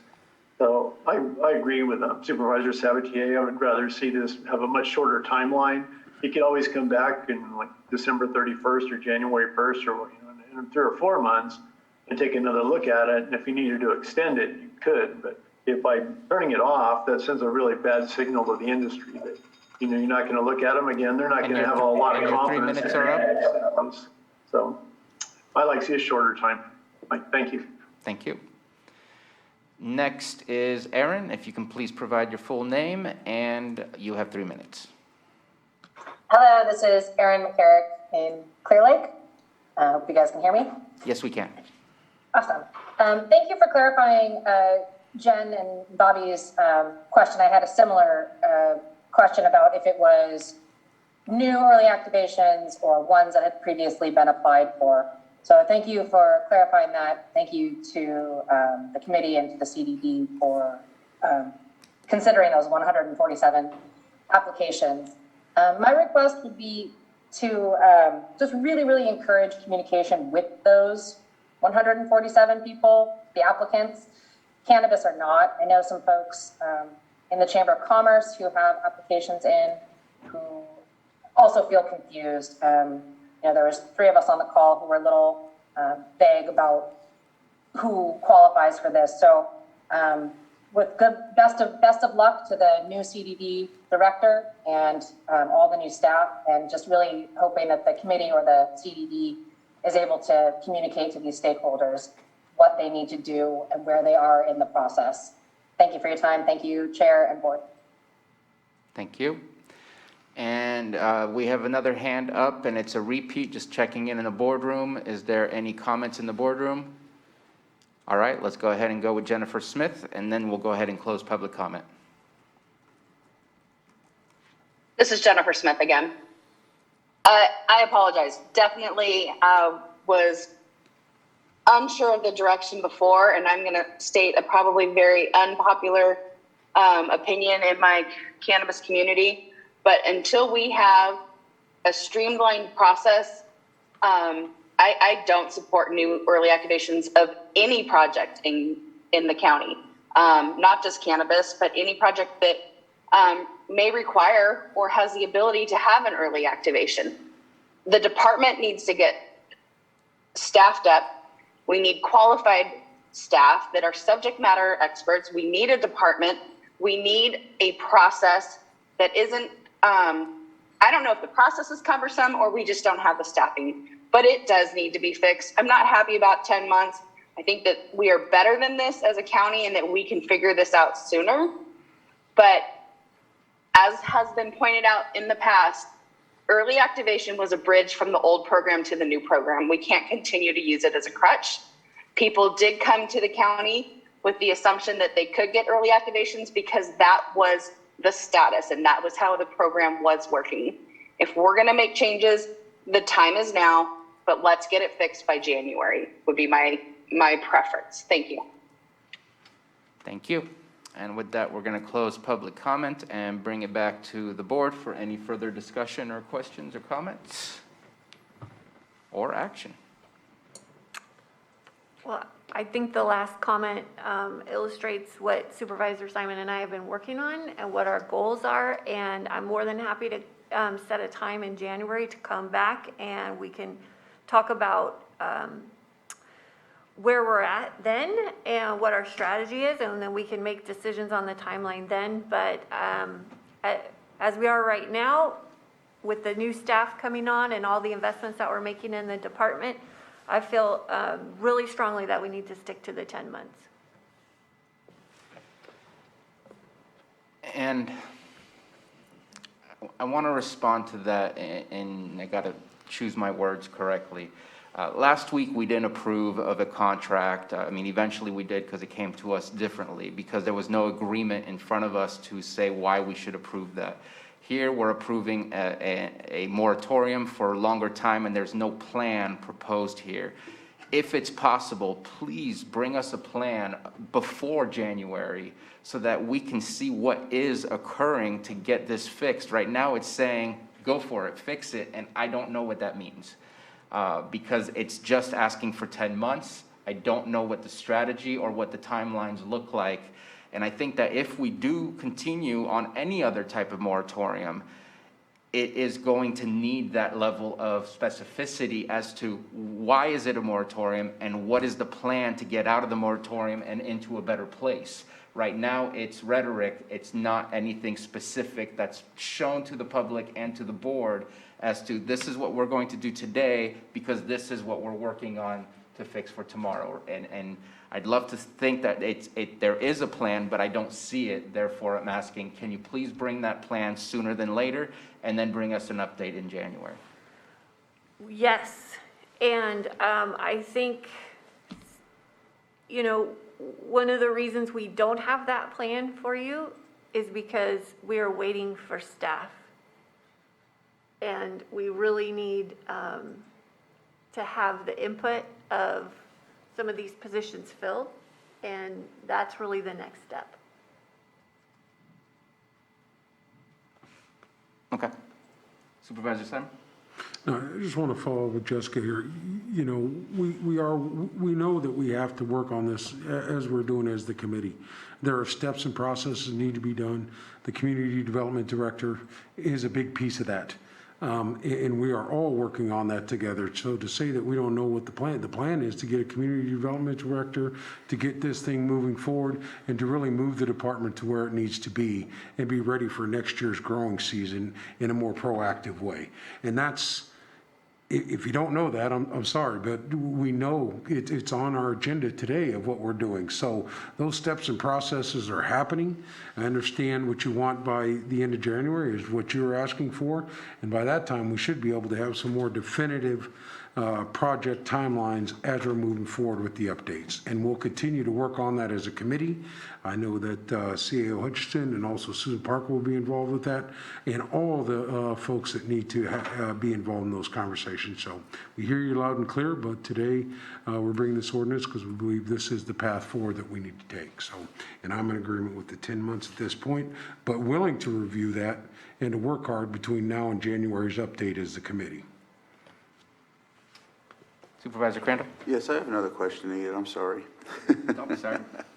Anita, if let's say that hypothetically we said, let's try 5 months with the urgency ordinance, and then when if we bring something back like a non-urgency ordinance, could it be the same subject, or does it have to be a totally different? If you mean you're coming back with an ordinance that's fixing this, or just unrelated to this completely? Kind of the same. Like, so for example, right now we're talking about 10 months, but I'm saying like February 1st is 5 months away. And so Supervisor Sabatier is asking for reports that specifies what we can and cannot do. So let's say we do the urgency ordinance that eliminates early activation for now till February. And then at that time, we do realize we still need more time. What road can we take from that point forward if we need to move forward, or is it not exist because we already? Well, the extension period, and again, the statute sets out these periods of time. They're permissive periods of time, and it can be extended one more period of time for 1 year. But I think that you're going to find, and I can tell you just in terms of revamping this ordinance and streamlining this so that the use permit process is more effective, so that minor use permits actually can fulfill a vital role here for a lot of these cultivation sites because of the nature of the sites and what's been done on them before. To do all of that is going to take a little bit of time, particularly if your board wants the community, through workshops or whatever, to be involved. These changes would improve the system, which has just, I think, been kind of confused and bogged down. And frankly, the zoning ordinance over the years has become a patchwork quilt. So this streamlining process is very important.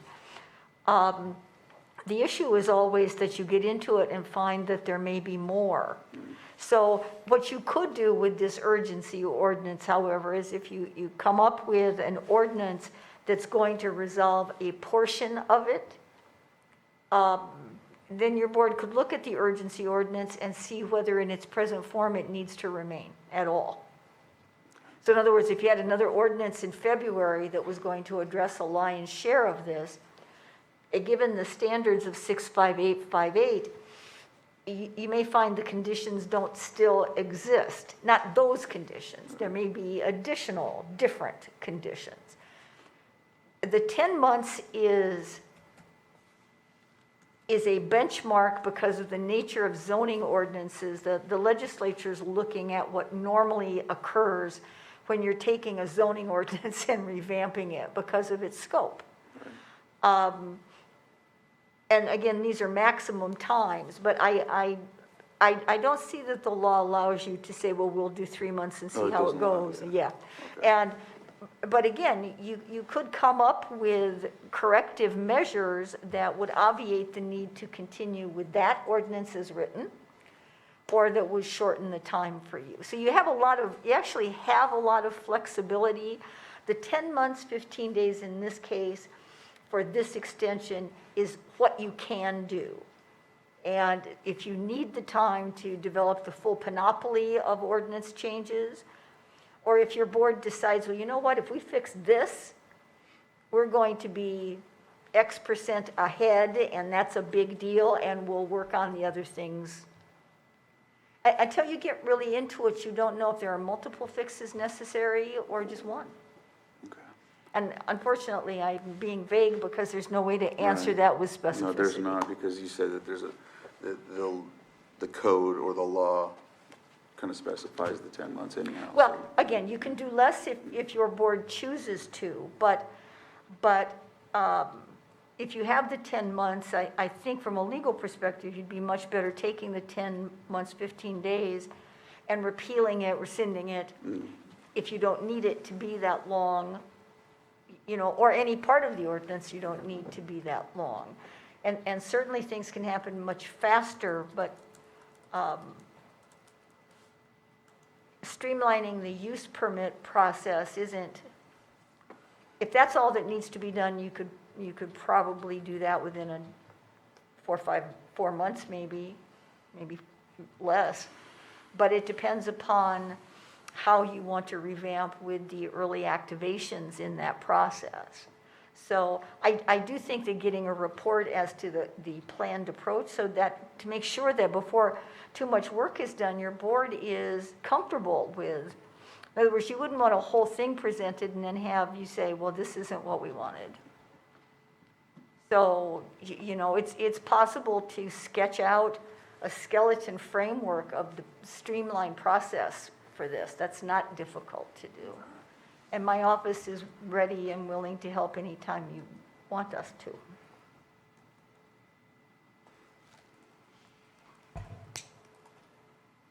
You good, Supervisor Crandall? Yes, thank you, sorry. Thank you very much for the response. And believing that there is no more deliberation, looking for action. Mr. Chair, I'd like to offer the ordinance. The ordinance has been offered. Johanna, roll call, please. Okay, Supervisor Simon, Yes. Supervisor Crandall, Aye. Supervisor Scott, Aye. Supervisor Pyska, Yes. and Supervisor Sabatier. Nay. Thank you. Thank you. It is 12:30 p.m.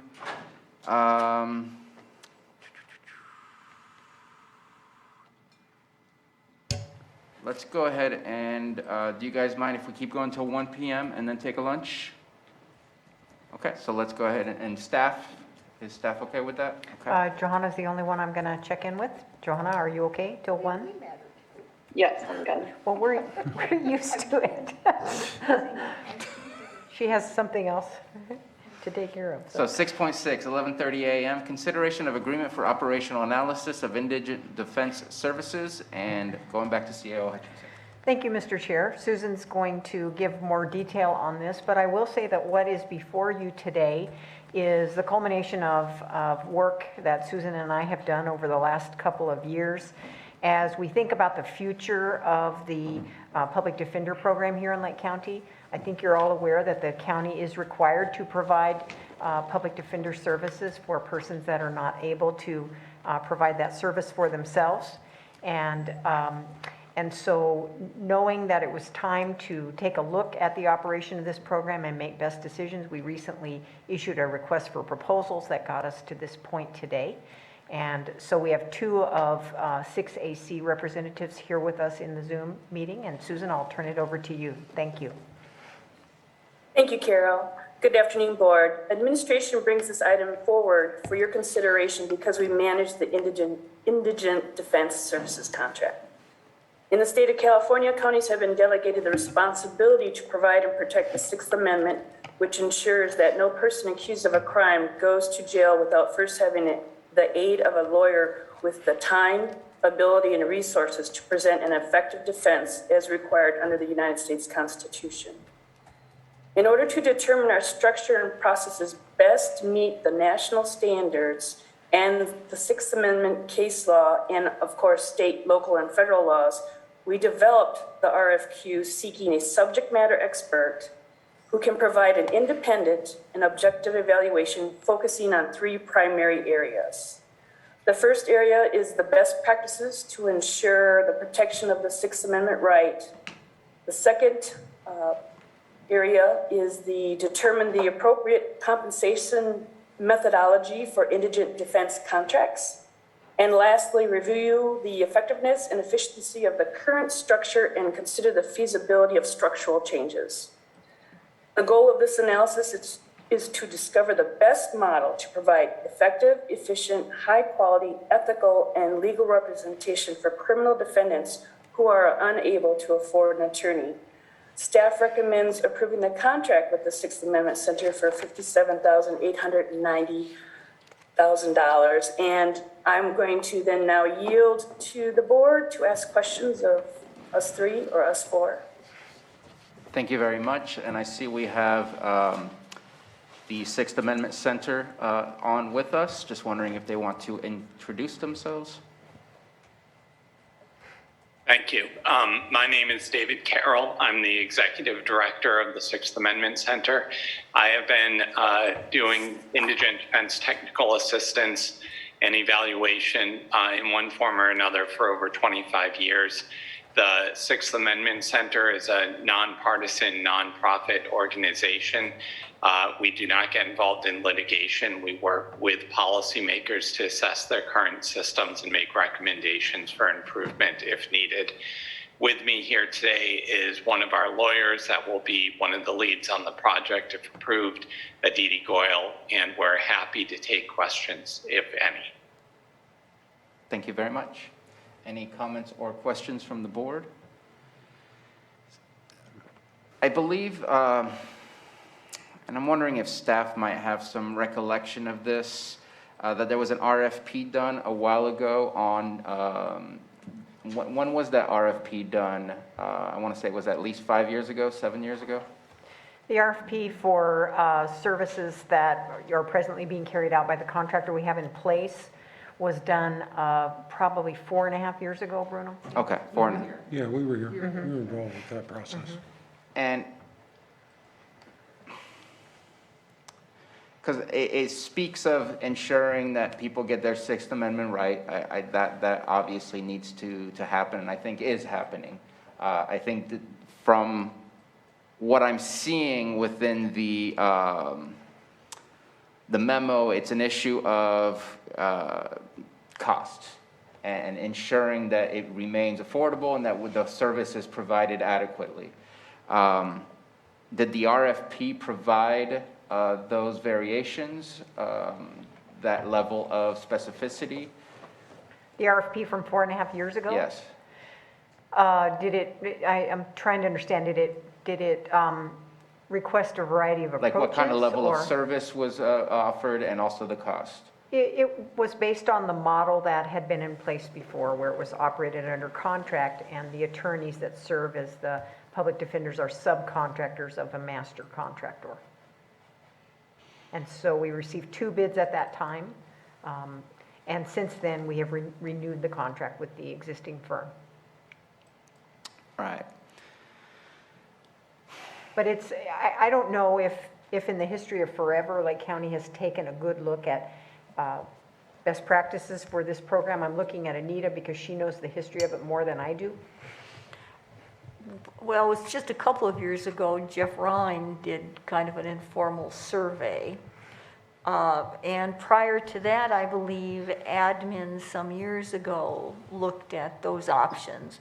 Essentially, most counties in California exercise one of three, either a public defender office, contracting with each attorney who's going to provide services individually, or the type of program that the county continues. Yes. And I guess, and I mean no offense to 6AC, I'm sure that your services are, meet the expectations, but when there's only 3 potential options, I just don't know about spending another $60,000 to review those options. I know that, granted, I only looked at one test case, which was Santa Cruz.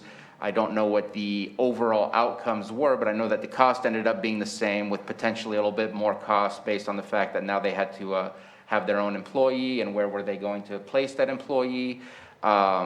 And I don't know if there was a change in the overall ethical standards, or if there was a change in the service. That part I didn't receive, wasn't able to find.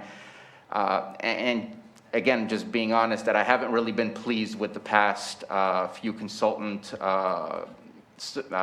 information that I've received, where it just seems like it's kind of obvious information, and just I think that we can, it's not a huge aspect, in my opinion, here that we can't figure out on our own, looking at just the 3 options. Because it's not like we would hire our own attorneys and be the employer of all of these public defenders. It would still be very similar. It would be a point person that may organize the private attorneys in order to meet the needs of public defenders. I don't know.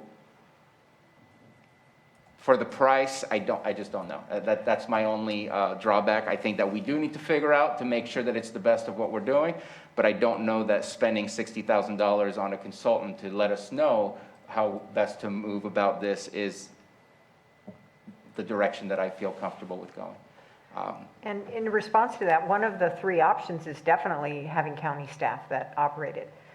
So I wouldn't assume that would not be the model that is right for Lake County. I mean, maybe it would, maybe it wouldn't. But the models are typically county staff with a public defender department head that's over the attorneys that report to that department head, or a contract model like we have, or kind of a hybrid model where you have a point person in the county that is the one that assigns subcontractor attorneys. And seeing the difficulties that we have already filling positions over in the district attorney's office, and just the workload that would require, I would say that brings it down already, in my opinion, down to 2 potential possibilities, because hiring all of those people under our name just seems like a real difficult task. I don't know. I don't know that that's necessarily true, Supervisor. I don't want to disagree with you, but I think we are starting to see recruitment outcomes with the attorney positions. But again, I don't know that anyone is leaning toward that model more than the others. It's just an opportunity to look at this program, which is a longstanding mandate, high-cost program, has the potential for costs to go off the rails. They have to some extent in the past. We've been pleased with the contractor we have in place now, but just feel strongly that it's time to take a look at this program. And we might want to see if David had a response to, if you could give some more information on what work you'll actually be doing here in the county. Sure. So whenever we get involved with the jurisdiction, the first thing we want to do is do an assessment of what is, see if you are currently meeting what is required of you under the U.S. Constitution, and state and local ordinances and statutes. And then if it's true that you're meeting your constitutional obligation, We then will make assessments about, is there efficiencies to be had in how you're delivering services? Are there different ways to think about how you're doing it or doing it better? And we would make those recommendations.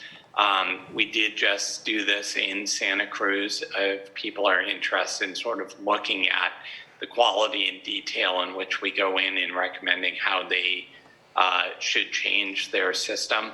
But it is kind of hard for us right now to talk with any specificity since we don't know your system at all.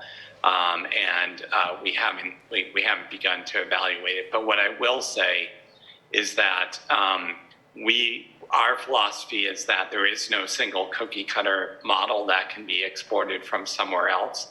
Every indigent defense system must be jurisdictional specific about where cases arise from, how courts are structured, where they are. So we don't have a preference for either a staffed public defender or a contract model or even an assigned counsel private rate model. We always make our recommendations based on the specificities of the county or jurisdiction that we're looking at. Thank you for that.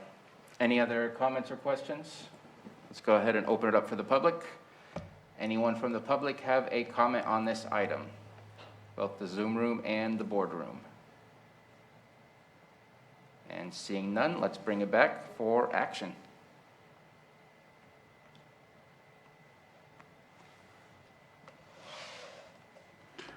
Mr. Chair, I move to approve the agreement for operational analysis of indigent defendant services. Second. We have a motion from Supervisor Simon, second by Supervisor Scott. Roll call, please, Johanna. Okay, Supervisor Simon, Yes. Supervisor Crandall, Aye. Supervisor Scott, Aye. Supervisor Pyska, Yes. and Supervisor Sabatier. Nay. Thank you. Okay, we are at our 12 p.m. I don't think I want to get that one started. I think it's going to take a little bit longer. I'm wondering if we might be able to get 7.2. Do you know if Director Ewing? That might take a few minutes That might as take a well. few as Matthew, well? you can hear me. How long do you think for that item, Matthew?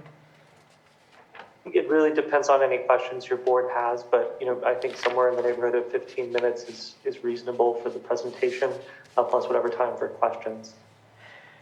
Mr. Chair, I also might suggest that that you go back into closed session for continued discussion of 8.3.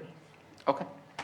So let's go ahead. We're going to come back to public session at, let's just say 2:15, just in case. That's more than enough time. Okay, so 2:15, we will be back. And right now, we are going to go into closed session. And again, 8.3, public employee appointment pursuant to Government Code, Section 54957B, 1A, appointment of Community Development Director. And with that, we will go into closed session and see you again at 2:15 p.m. Thank you. All right, we're going to get started with 6.7, our 12 p.m. item, presentation of Roadmap Task Force Pilot Project. If Matthew can please go ahead and share the screen with the presentation. Supervisor Pyska and myself will share the presentation. And do want to thank all staff, and I'll go ahead and name them during the presentation, or one of us will name them. Want to thank staff for all the work provided to get to us to this situation of presenting to the board what is the plan with the Roadmap Task Force. And let's go ahead and go to the next slide, please, and let's get started. And can we darken the room? And if we can turn off the lights, please, for ambiance. Thank you. And so, as you recollect, I just wanted to give a brief summary. On April 16th, 2021, as we usually do every year, we have a board workshop. During that workshop, it was decided and directed to staff to go ahead and start working on the Roadmap Task Force based on a suggestion of enhanced code enforcement and community revitalization. Our first meeting that we got together for was on June 18th, 2021, and we've been meeting fairly regularly. I want to say at least once a month, sometimes a little bit more often, And it consists of animal control, code enforcement, law enforcement, administration, Supervisor Pyska, myself. An invitation to the district attorney has been sent out, as we believe that the district attorney has the ability to help us make sure that we succeed in other ways as well. Next.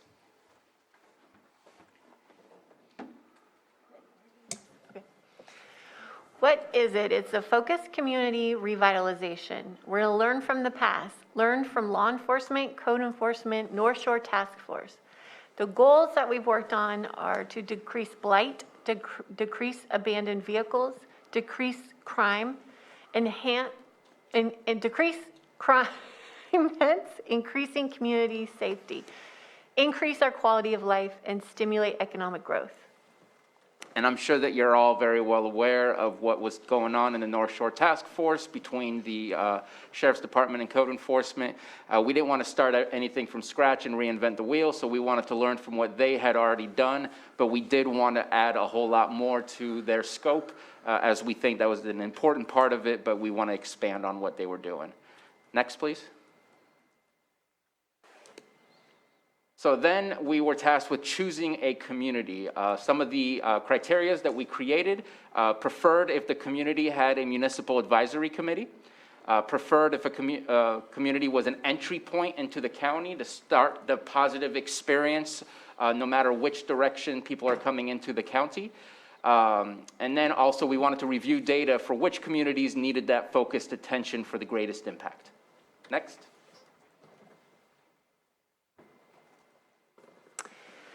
What is needed to be successful? So we looked, we had a lot of conversations, we dug into this really deeply, and we decided that 2 law enforcement officers, 1 sergeant, 1 deputy, 2 code enforcement officers. Animal control believes they can handle the increase with current staffing, support and participation from our local municipal advisory council and the surrounding stakeholders, and then develop an action plan. Then measures of success, and this is still a work in progress, but we want to make sure that we have the ability to know and judge whether or not we have been successful with the mission that we're taking on. And so we wanted to obtain baseline data of code violations, crime statistics, and animal control reports. At minimum, have an annual review with the Board of Supervisors to update on the task force and its progress. And we want to create a timeline that's going to be a viable timeline for success. We don't believe that in a single year we can do the changes and the impact that we want to make. So we do believe that in 2 years, we would be able to find ways to reduce the baseline data, hence increasing the quality of life and making a safer community. Next, please.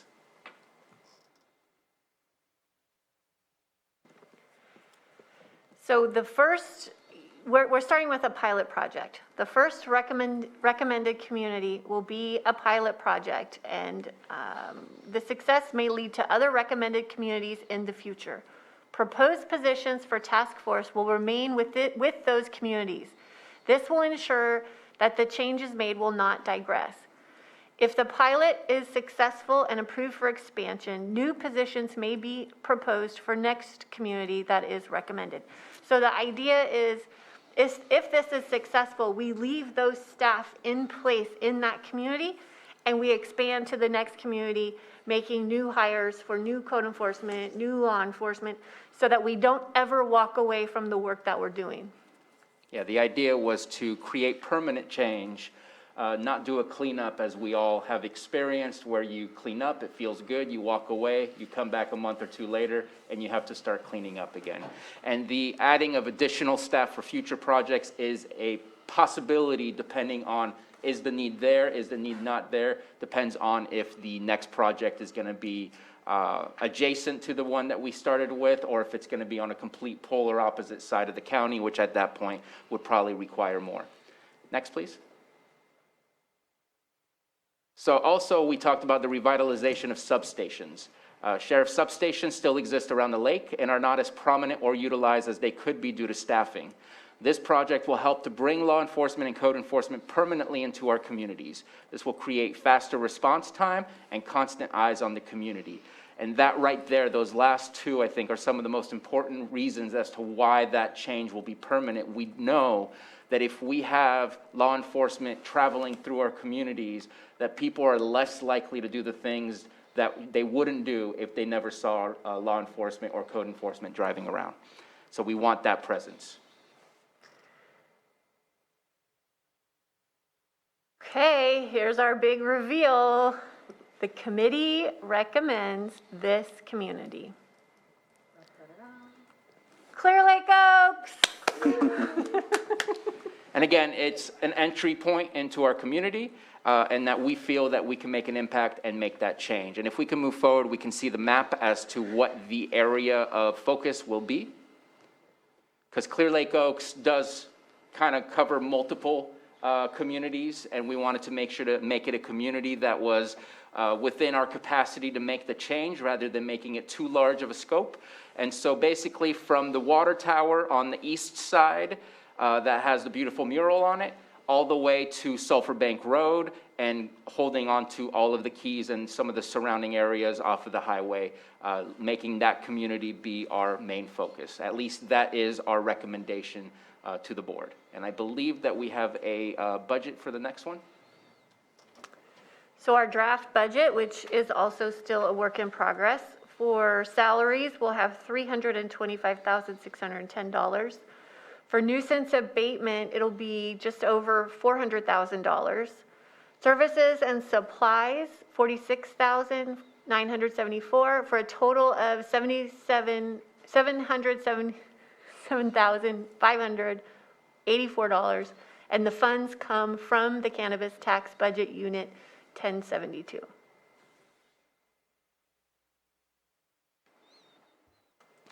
And so then, once a community has been approved by this board, so we can move forward, these are the next steps to consider. Consider proposed budget on September 14th. Right now, it is still a draft budget, but it will be provided to us on September 14th when we go over the entirety of the budget. Start recruiting to fill those positions that have been allocated for this task force. Replace Supervisor Paiska with Supervisor Crandall to continue work on the committee. It doesn't make sense to have two supervisors on the committee that does not hold that community in their district. So we discussed it, and Supervisor Paiska has cordially offered to step down and let Supervisor Crandall come in. We need to start drafting an action plan so that we're ready to start moving forward with an actual process and strategy, and then start engaging with the municipal advisory council, not committee, but council and local stakeholders to get the participation of the community themselves. And so this can be businesses, this can be community members, but we know that the municipality, goodness gracious. Municipal Advisory Council. Municipal Advisory Council is going to be the focal point of most of the communities, because people know that that's where you go if you have concerns or if you want to see change in your community. And so we want to make sure to be engaged with them as much as possible. I believe that's the last slide. Yep. Any questions? Thank you, Sam. Supervisor Scott. That budget, is that budget for just 1 year, or is that the 2-year budget? That is a single year budget, yes. And then are you thinking that going in there and revitalize the community, it'll start paying for itself when we start getting the proper taxes from the houses that aren't, are we going in that direction, or are we just? So we will be reviewing the administrative fines. That will be coming back to us, and I think that will be a vital point of recouping some of the funds. I think the other side is we need to focus on what is the actual long-term goal. The long-term goal is to agitate the economy in the area. If you create a safer environment and a safer community, it's going to make it more interesting and intriguing for investors to want to come in and commit their dollars to that community. And so I would suspect that we will see some increases. I don't know that it will be a perfect wash of that. But I think that just the quality of life and everything else is what the people in all areas, granted we can only start at one area, or I feel we can only start in one area, that everybody deserves. No, and don't get me wrong, I'm really excited about this, and I'm really excited for Supervisor Crandall, because this is in his district. I couldn't remember, are we working with the tax collector on this? So maybe we can also focus on, houses that aren't paying their taxes, we can get those back on the rolls? Is she involved, or? I think that there's a lot of other options and opportunities. I think even looking at roads, because that's part of the area. And I'm going to say something, and I think it's going to come out perfectly right.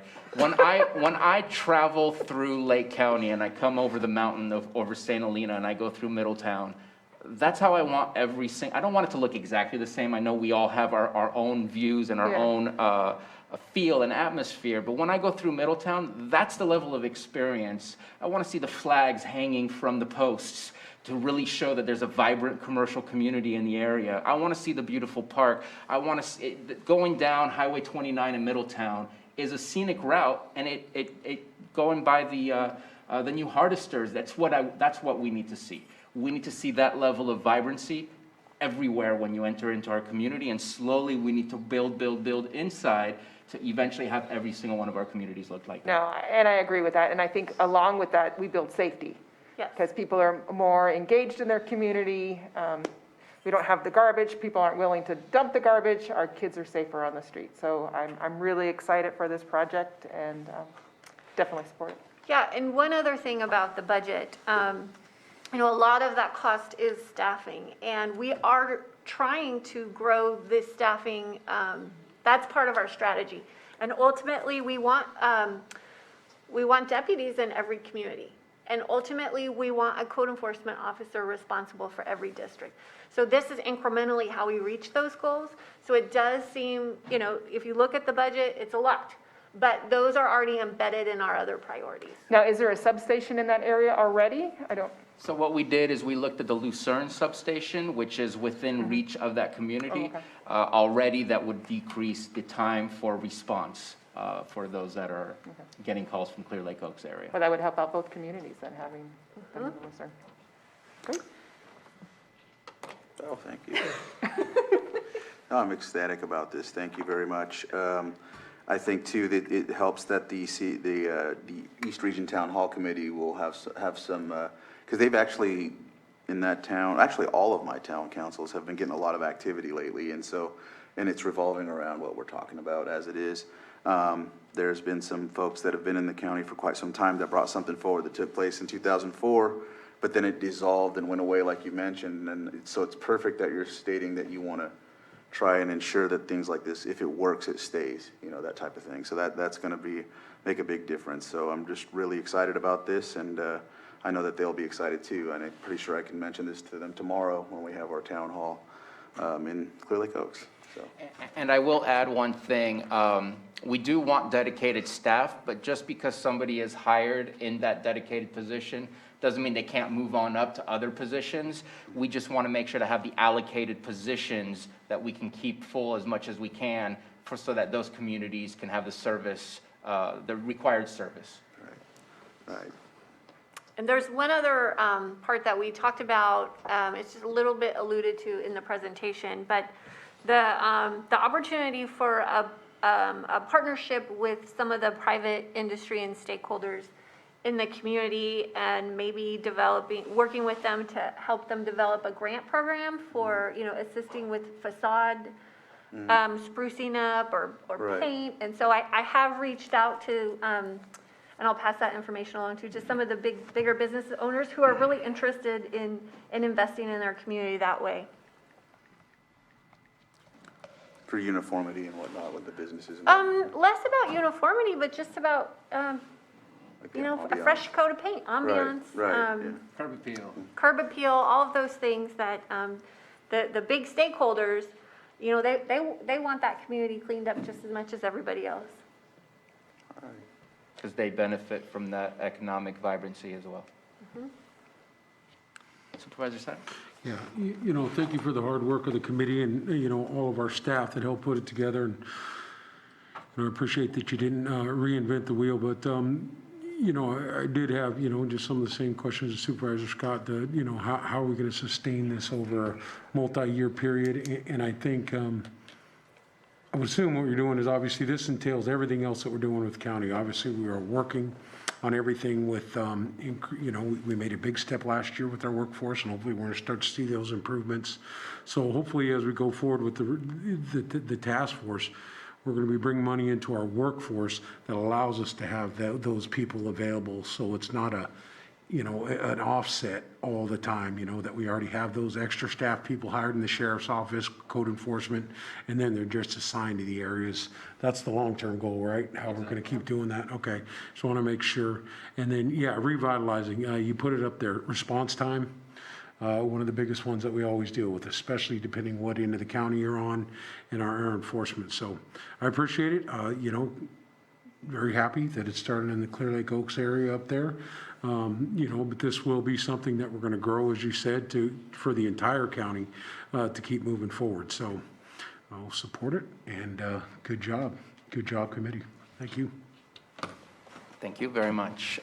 If there's no further comments, let's go ahead and go to the public comments. And so please come on up to the microphone. We have a comment in the boardroom, and we will get to the Zoom room once we're done in the boardroom.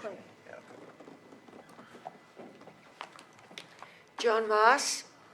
I live on Cobb Mountain, and for about 6 months to a year, there's been an abandoned vehicle, and where I walk, a 3-mile walk. And then there was another abandoned vehicle. And then they moved the first abandoned vehicle to the middle of the road.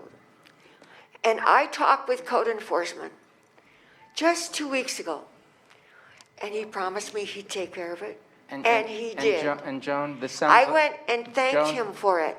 You said it was code enforcement, so I'm just commenting that it worked. I'm just commenting that code enforcement worked. Thank you. And I went to thank him. Thank you. Thank you. Wasn't seeing the connection. Thank you for making the connection. And so let's go ahead and open up for the Zoom room. I see that we have Director Metcalf. Yes, I'm a little video challenged, but I just wanted to remind the board that the county already does have a presence in Clear Lake Oaks, and I'm very excited about this because Behavioral Services has a peer sports center there at the Big Oak Shopping Center. So whatever we can do to help move this along, please let us know. Absolutely. Thank you for the reminder. We are looking to work with every and any stakeholder within the county and outside of within the county departments and outside of the county departments as well. So, but again, appreciate the reminder and the comment. And next we have Betsy Kahn. Please provide your full name, which I think I got right, and you have 3 minutes.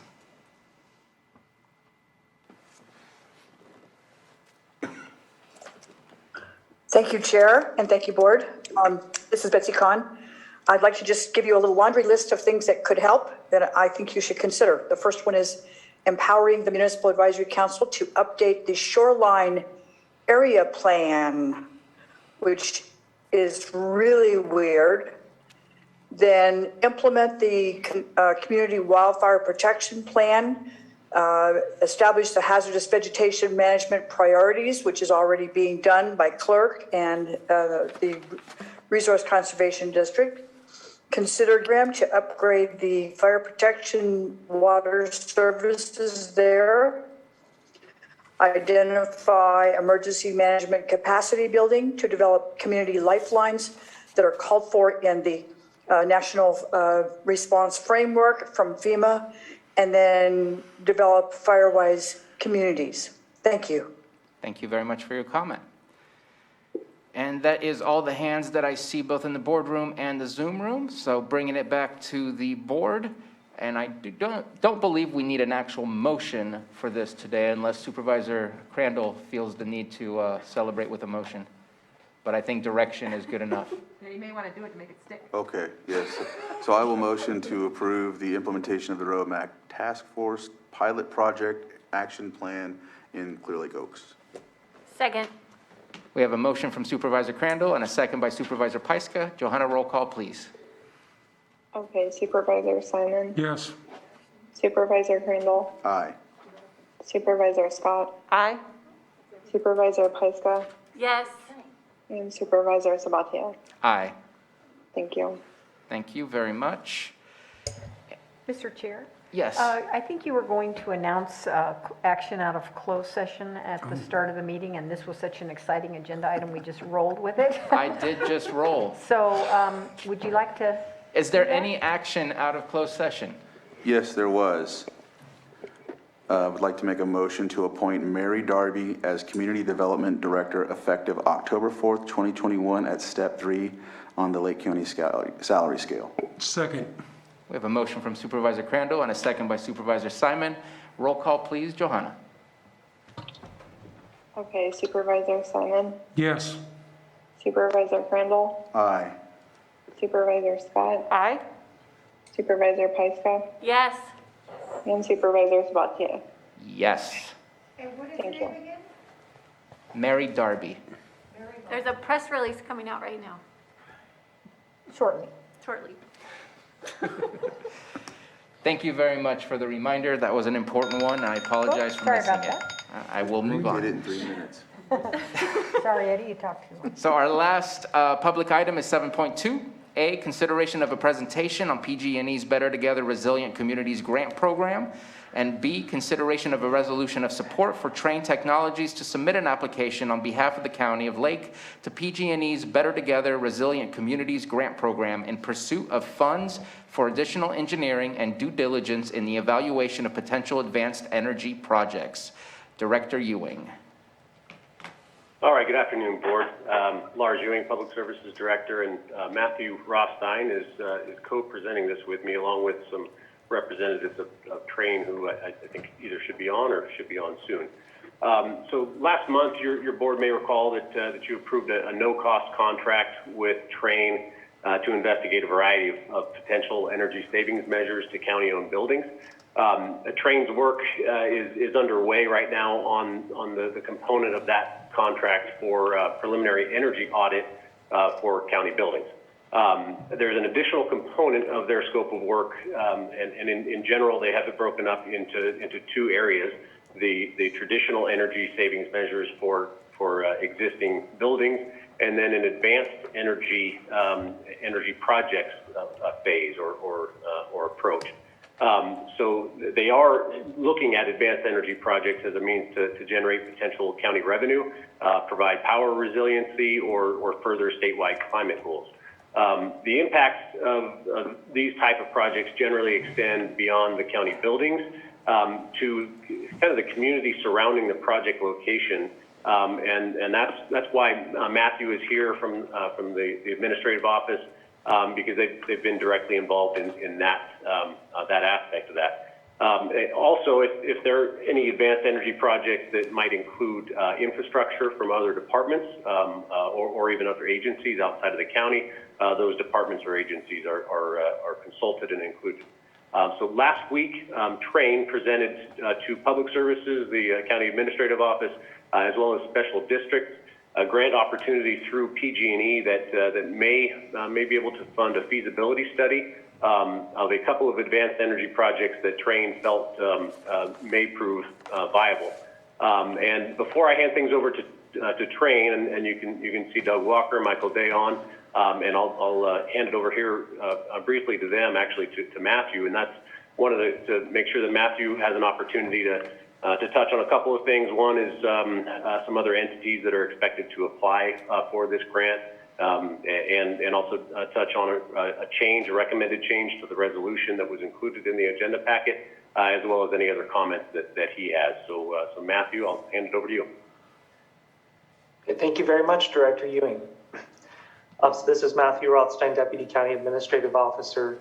As your board is aware, Public Services Buildings and Grounds staff and the Special Districts Administration team have long been proactive in addressing energy consumption surrounding things like lighting and water usage. And under the Energy Savings Performance Contracting model, savings generated from upgrades to items such as those are typically used to fund larger energy products such as solar panels and battery storage. So because Lake County has already undertaken these upgrades, I want to reiterate Director Ewing's point that Train has invested a great deal of focus in advanced energy projects that can be expected to provide energy resiliency. And that's resiliency both for planned public safety power shutoff events and outages that may occur due to emergencies such as wildfires. And also they're looking at advanced energy projects that can potentially bring county revenue. Your board has previously met Michael Day from the Train Company, and he's here today to present information on a grant opportunity through PG&E's Better Together Resilient Community Program and Better Together Resilient Communities Program. And Douglas Walker is also present.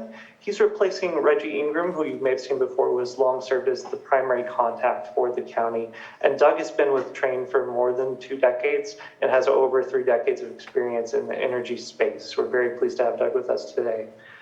If the proposed grant application is awarded, the $100,000 Better Together grant would be used to fund work on feasibility studies by Train and their subcontractors. And Train indicates that your board, by electing to submit this application, that would not obligate the county for any other additional spending outside of the funds awarded by the grant at this particular step today.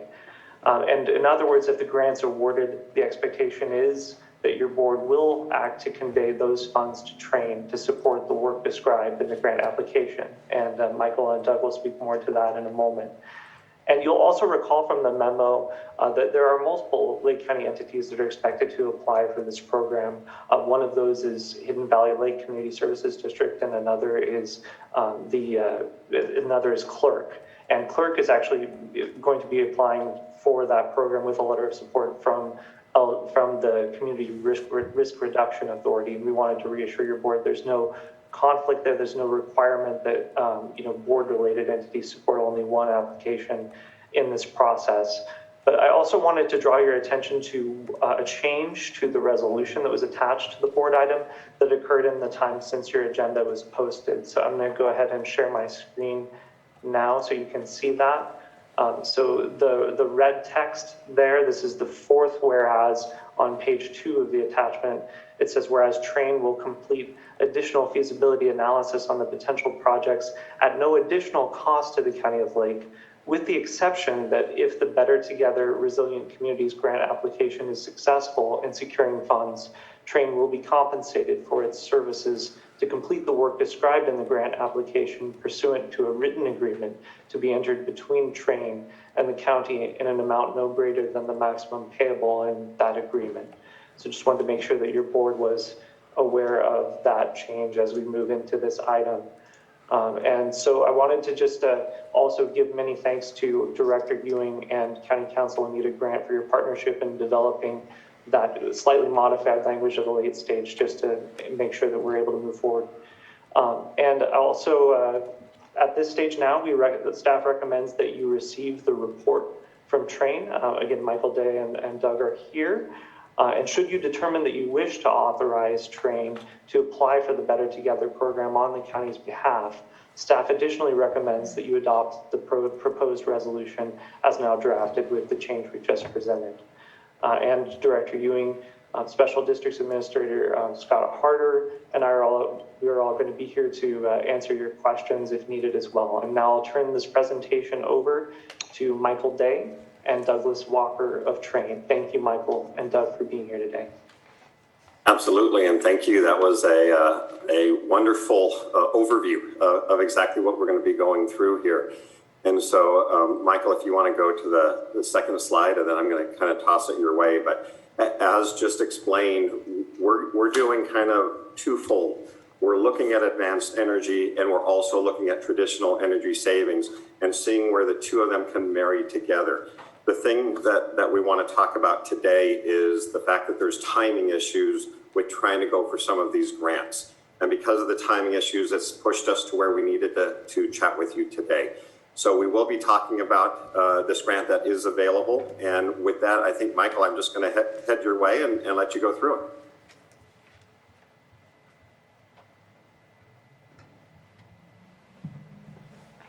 And hopefully you can hear me now. All right. Thanks, Doug. And thanks, everybody. Especially thanks go out to Director Ewing and to County Council. This has come up rather quickly, and they've been pretty nimble at being able to respond to this. The first grant application we're talking about, the one for today, actually the grant window closes today, so we have a couple hours to submit it. And that is the Better Together grant, and it's the first of many that are available here. But these are really the ones that are first, that are coming up the fastest, and we'll talk about the process a little bit later. But the question might be, what are we going for? And really, this is a very simplified version of what the system is that we're looking for. And this would be in the North Lakeport area. Without getting too specific, we haven't acquired any of the properties yet, or the rights to the properties that we'd need. But basically, we'd be looking to add additional photovoltaic panels to the ones that are already in the ground there at the wastewater treatment plant, near the jail, near animal control. The power from the pumps, or from the PV, would go to water pumps that would move the water up a new pipeline to an elevated location where we put a new water tank. Then later in the day, the water from the tank would run down the pipeline through a hydroelectric turbine and generate electricity going out to the grid. The water would go down to a lower tank. So it's a closed loop system in that it goes from tank to tank, and it doesn't really have any evaporation. So once you fill it up, that's about it. This process, this project overall, would be, as envisioned, would be paid for by an investor under a public-private partnership. And they would have the tax equity from the installation and sales to utilities. And those two things would pay them back for their investment on this. The benefits, as Assistant CAO Rothstein mentioned, were that we would have power resilience in this location. We would have wildfire resilience. We're talking about something on the order of about 45 million gallons. And so the pipeline itself can be studded with hydrants. We can connect this into fire mains for emergency water supply, and do other things like have emergency rapid refill stations for water tankers. So it really is a pretty significant wildfire resilience element. And because it has co-located renewables and storage, we're designing this around a 96-hour duration with no outside power for the microgrid, at least for the one in the Lakeport area. The project in Middletown's a little bit different. But the idea is basically the same. Use water running down the hill to turn a turbine, generate electricity, and generate a new county revenue stream that can be used for other purposes. The tanks serve multiple uses. So this is actually a design for Hidden Valley Lake. And in this, they'd have a 35 million gallon tank overall, where 20 million gallons would be going up and down the hill on a daily basis. 10 million gallons would be there so that the tank can sell what are called ancillary services, where they're in standby to provide power. You don't get paid a lot, but you get paid every hour out of the year, and you're very rarely called. But it doesn't cost much to have a slightly larger tank and to have the water in there waiting. And then there's 5 million gallons that no matter what is never touched in energy operations. That's always there for firefighting.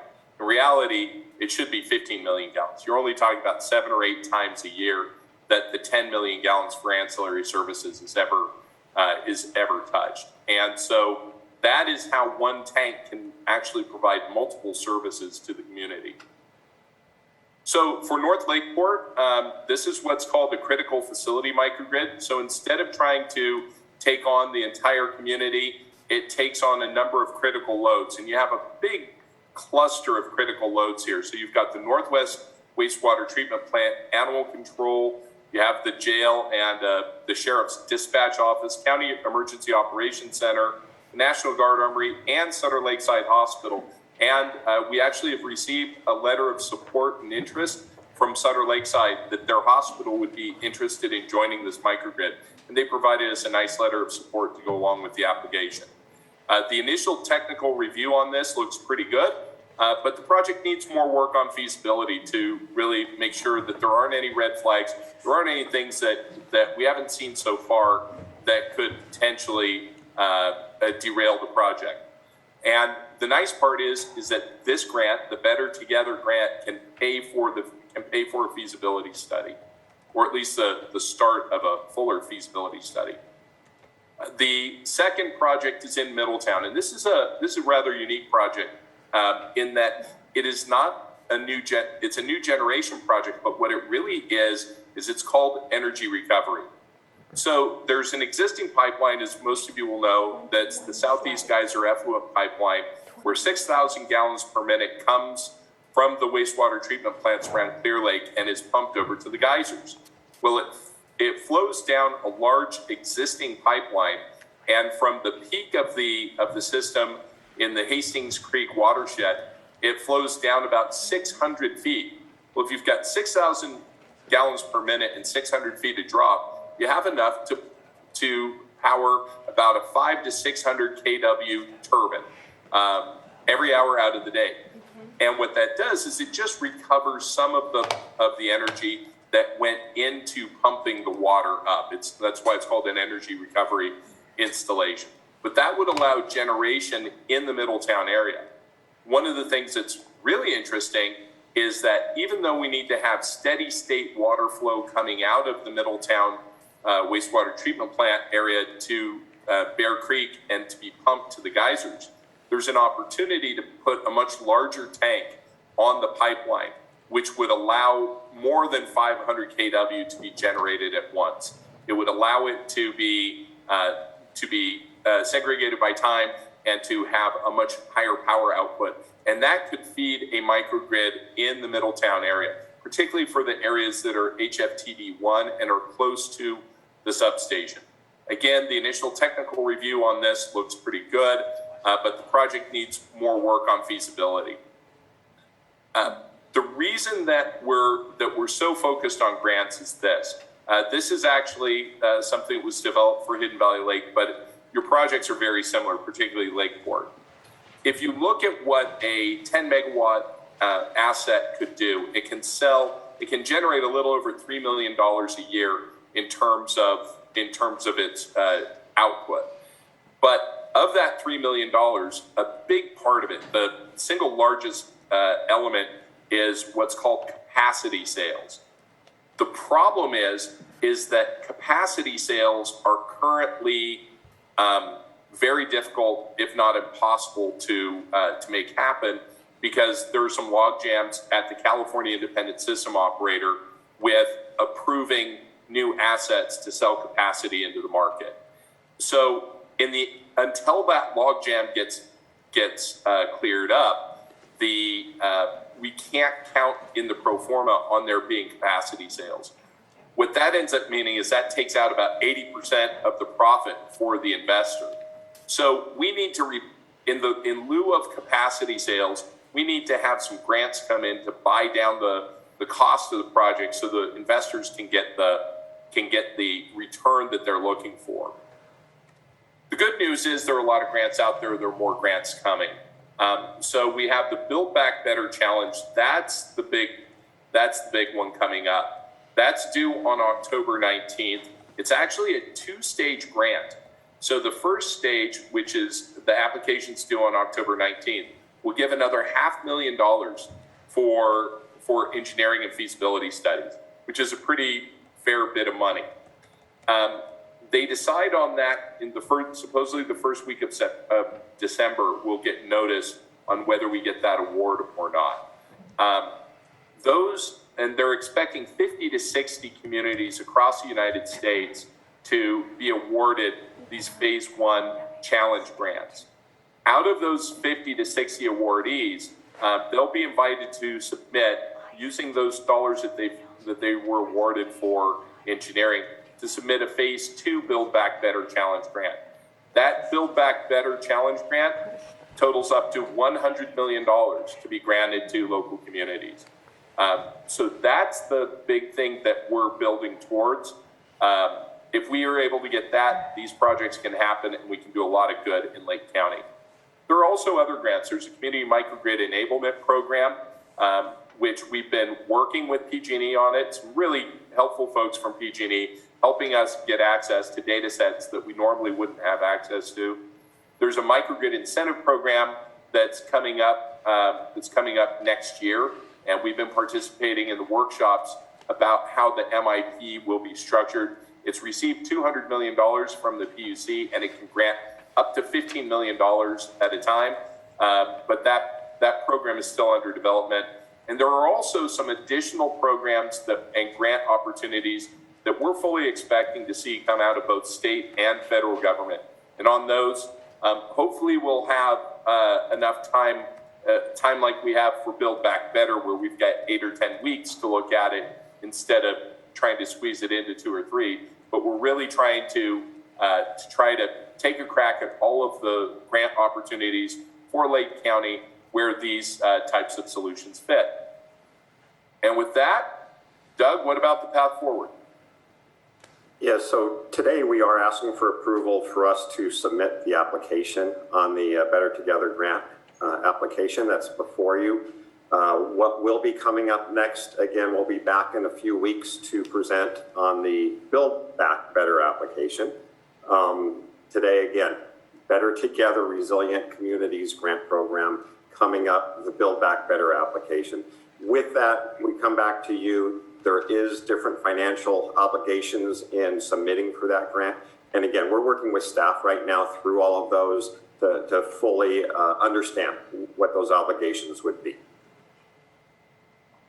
So with that, I think we'll pass that back over to staff and for any questions that are coming our way. All right, thank you, Doug. If you could stop you or whoever is sharing the screen, I appreciate the presentation. Obviously, a lot of information there. Not all of it is applicable to this specific grant application. I know Michael is excited about this and wants to share information.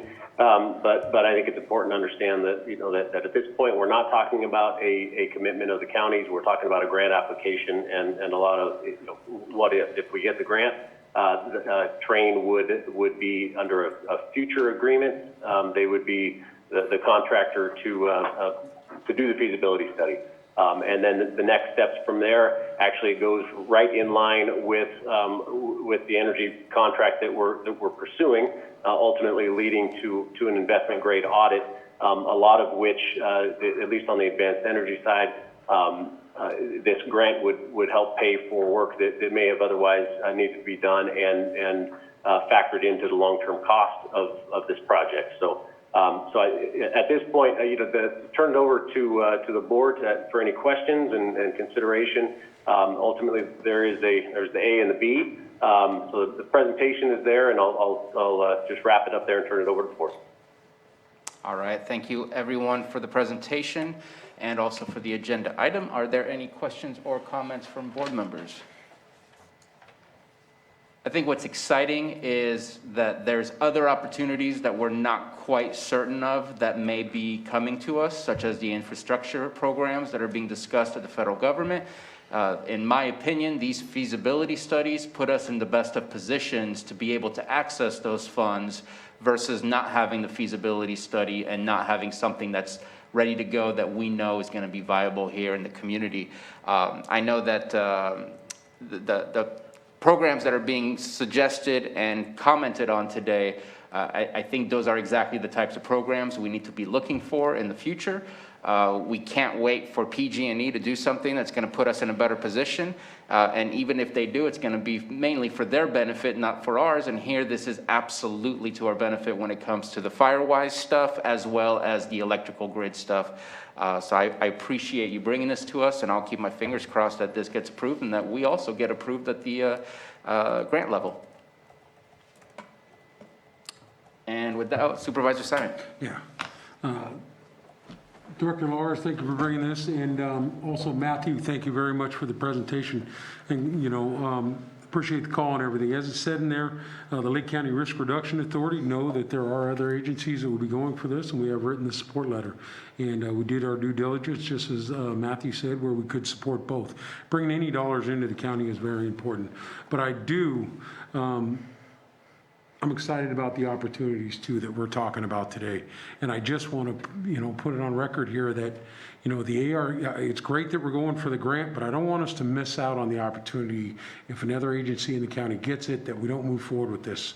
So I'd really like to just pose a question to the ARP funds. That is for infrastructure and opportunities. So what I'm saying is if we apply for this, we don't get it, we want to keep moving forward and look at an opportunity where we do fund it. It's great that we're trying to use grant funds, but we have in our hand right now the opportunity through the ARP funds to fund some of this stuff too. So the ARP committee, I just want to put that out there, at least have the conversations and bring it back, because everything they're talking about is exactly where we need to go in Lake County for our future. So I just want to put that on record. I am in support of this today. And I will say that the Lake County Risk Reduction Authority, we meet every third Monday of the month, and we're really trying to collaborate. So if there's anything with grants or anything, Lars or anyone on there, the meeting is open. We're trying to get a best fits grant too, so we're always thinking, so we're not competing against each other. And by next year, hopefully everything's in line and we'll just keep moving that forward. It is something new we have just started with the NCO coming on board to make sure that we bring all the funds into Lake County that we can.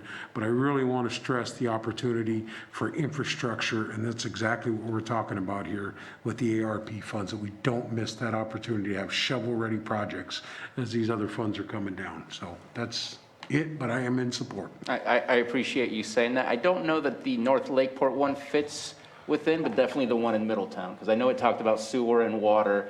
Not sure if it extends into all other infrastructure, but absolutely, I think there's alternative ways to making sure we keep moving forward rather than thinking it's a good project and watching it be shelved and waiting for future opportunities. So absolutely agree with you on that. And I just want to say, you don't know if it's not ready if you don't ask the question. So continue to push the bounds on those. When they're talking about infrastructure and building back better, the ARP funds, I think are available for that. This is infrastructure. And when we talk about infrastructure, it could mean all types of different infrastructure. So I say, if we're not successful on the grant, that we don't miss this opportunity.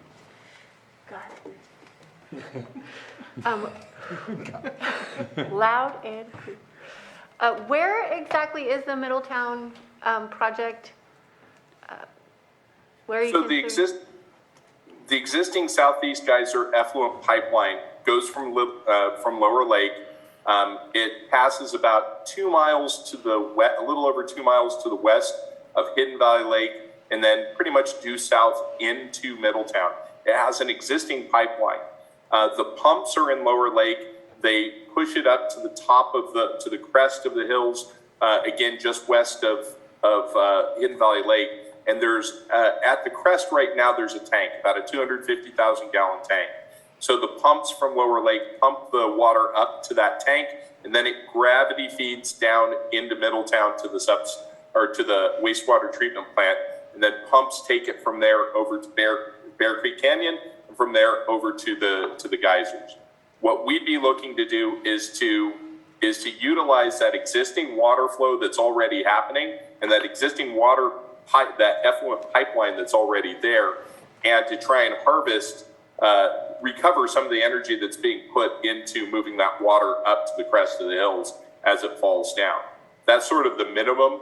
The maximum would be increasing the amount of water storage at the crest at the Hastings Creek headwaters watershed, and allowing more water to flow down at once so it could power on a temporary basis a larger turbine, and that would give us more power output to feed into the area there in Middletown.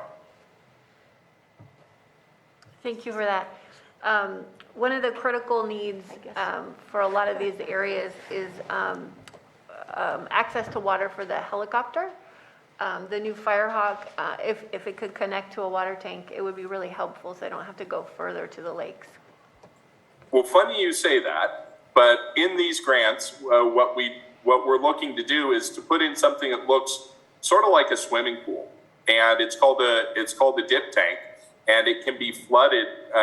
It's normally dry, but it can be flooded with the water, and that would allow the helicopters, whether it's the Firehawk with their with their hose pulling it up, or whether it's the actual buckets to go into it.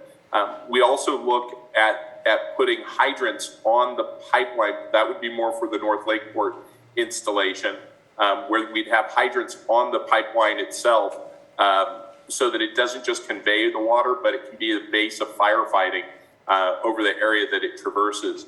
And the last thing is that in addition to being able to tie it into the town's fire main system, we also look to have a multi-lane, what we call a toll booth, which would allow rapid refilling of multiple water tankers at once, so that we can really use that water and get it out quickly to help be an integrated part of the firefighting.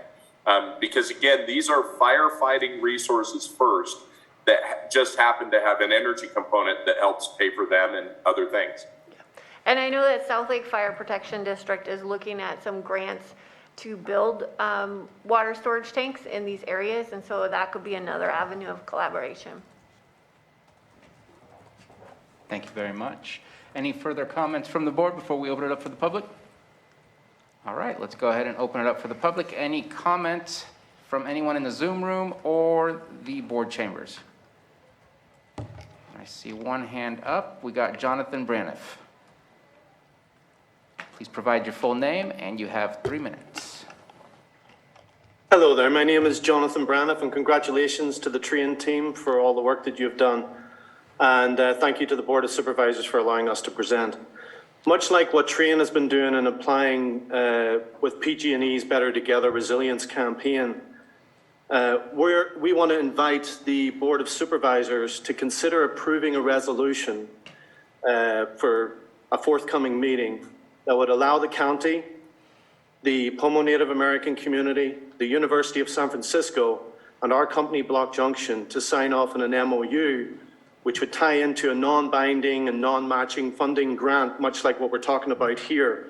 And I commend the team here for the work that you're doing, and this is really important, particularly with the Better Together campaign and all the various initiatives that are going on right now to reinvest into communities. So this is very, very important work, so I commend you all on that. We would be actively going after a grant much like the group here today is talking about, which would be for $1 million through the Department of Commerce for a transformation project across the county involving all the different constituencies that live within the community. Energy is a part of that, like what we're talking about here right now. Looking at infrastructure, looking at the water, looking at fire resiliency and various other issues. It's an opportunity for this community to lead and not follow, much like what we're talking about here with the Train group, to understand the value within the community and within the people, and to transform the relationship with the different constituencies and the different bodies across the county, such as what we're talking about here with these community microgrids. It'd be an opportunity to look at who are we in this place? How do we support our people? How do we make sure that we don't have 3-hour commutes to find a job? That salaries are too low, so we're unable to hire fire or police officers or others that are needed to improve life within the community. How to deal with a polluted lake that's struggling in its existence right now, or how to deal with forestry after 97% of Mendocino was burned to the ground. We can forward to the group and we can have a conversation with Carol on offline separately in regards to this, with the idea of developing essentially a resolution much like what the Train group put here today. And then an MOU that would be signed off by the 4 different parties, which would be the first of its kind ever done in the United States. This would allow us to lead and not follow. It would allow us to focus on what Vision 2028 could and should be, and to look at the importance of leapfrogging other communities as we try to transform life in Lake County, rather than looking at others with envy, realizing that this community can lead. So what we're asking is for the community to consider signing off on an MOU and a resolution on a grant that would be over $1 million tied in. I'm going to interrupt at this moment in time, and I appreciate your comment and your participation in this, but you seem to be making a sales pitch for us to create an MOU. I don't think that conversation is out of context entirely, but I think that conversation needs to begin, as you stated, reaching out maybe to our CAO. And then seeing where it goes from there. But I don't know that the comment is in relation specifically to what we are looking at today, which is the approval of the letter and agreement. And again, I do appreciate your participation and look forward to hearing what your further conversations are like. Thank you, and I appreciate the comments of the group, and I wish the train folks all the best, and this sounds like a great project and opportunities. Thank you for allowing me to share. Thank you. And with that, I see no further hands up, either in the boardroom or in the Zoom room. So bringing it back to the board, unless there's further deliberation, I believe we're looking for action. So there is Offering the resolution as amended. Yeah. Mr. Chair, I'd like to offer the resolution as amended. Resolution's been offered by Supervisor Simon. Johanna, roll call, please. Okay, Supervisor Simon, Yes. Supervisor Crandall, Aye. Supervisor Scott, Aye. Supervisor Pyska, Yes. and Supervisor Sabatier. Aye. And Thank you. Matthew, I want to make sure the amended resolution has been sent to Johanna as a PDF. Yes, it has been sent, and so if Ms. Grant and Chairman Sabatier can watch their email, it will be forwarded soon, because obviously the grant deadline is today. Thank you, Matt. I will look for it. Thank you so much. Thank you. And thank you to everyone again for being part of this item. Thank you. So I believe that does it for our public session today. And so we're going to move on to the remainder of our closed session items. 8.1, Public Employee Evaluation, title Public Works Director. 8.2, Public Employee Evaluation, title Behavioral Health Director. And then 8.4, Conference with Temporary Representatives designated to meet with county department heads regarding salary and benefits of unrepresented management employees. And with that, thank you again for joining us. We will reconvene to closed session.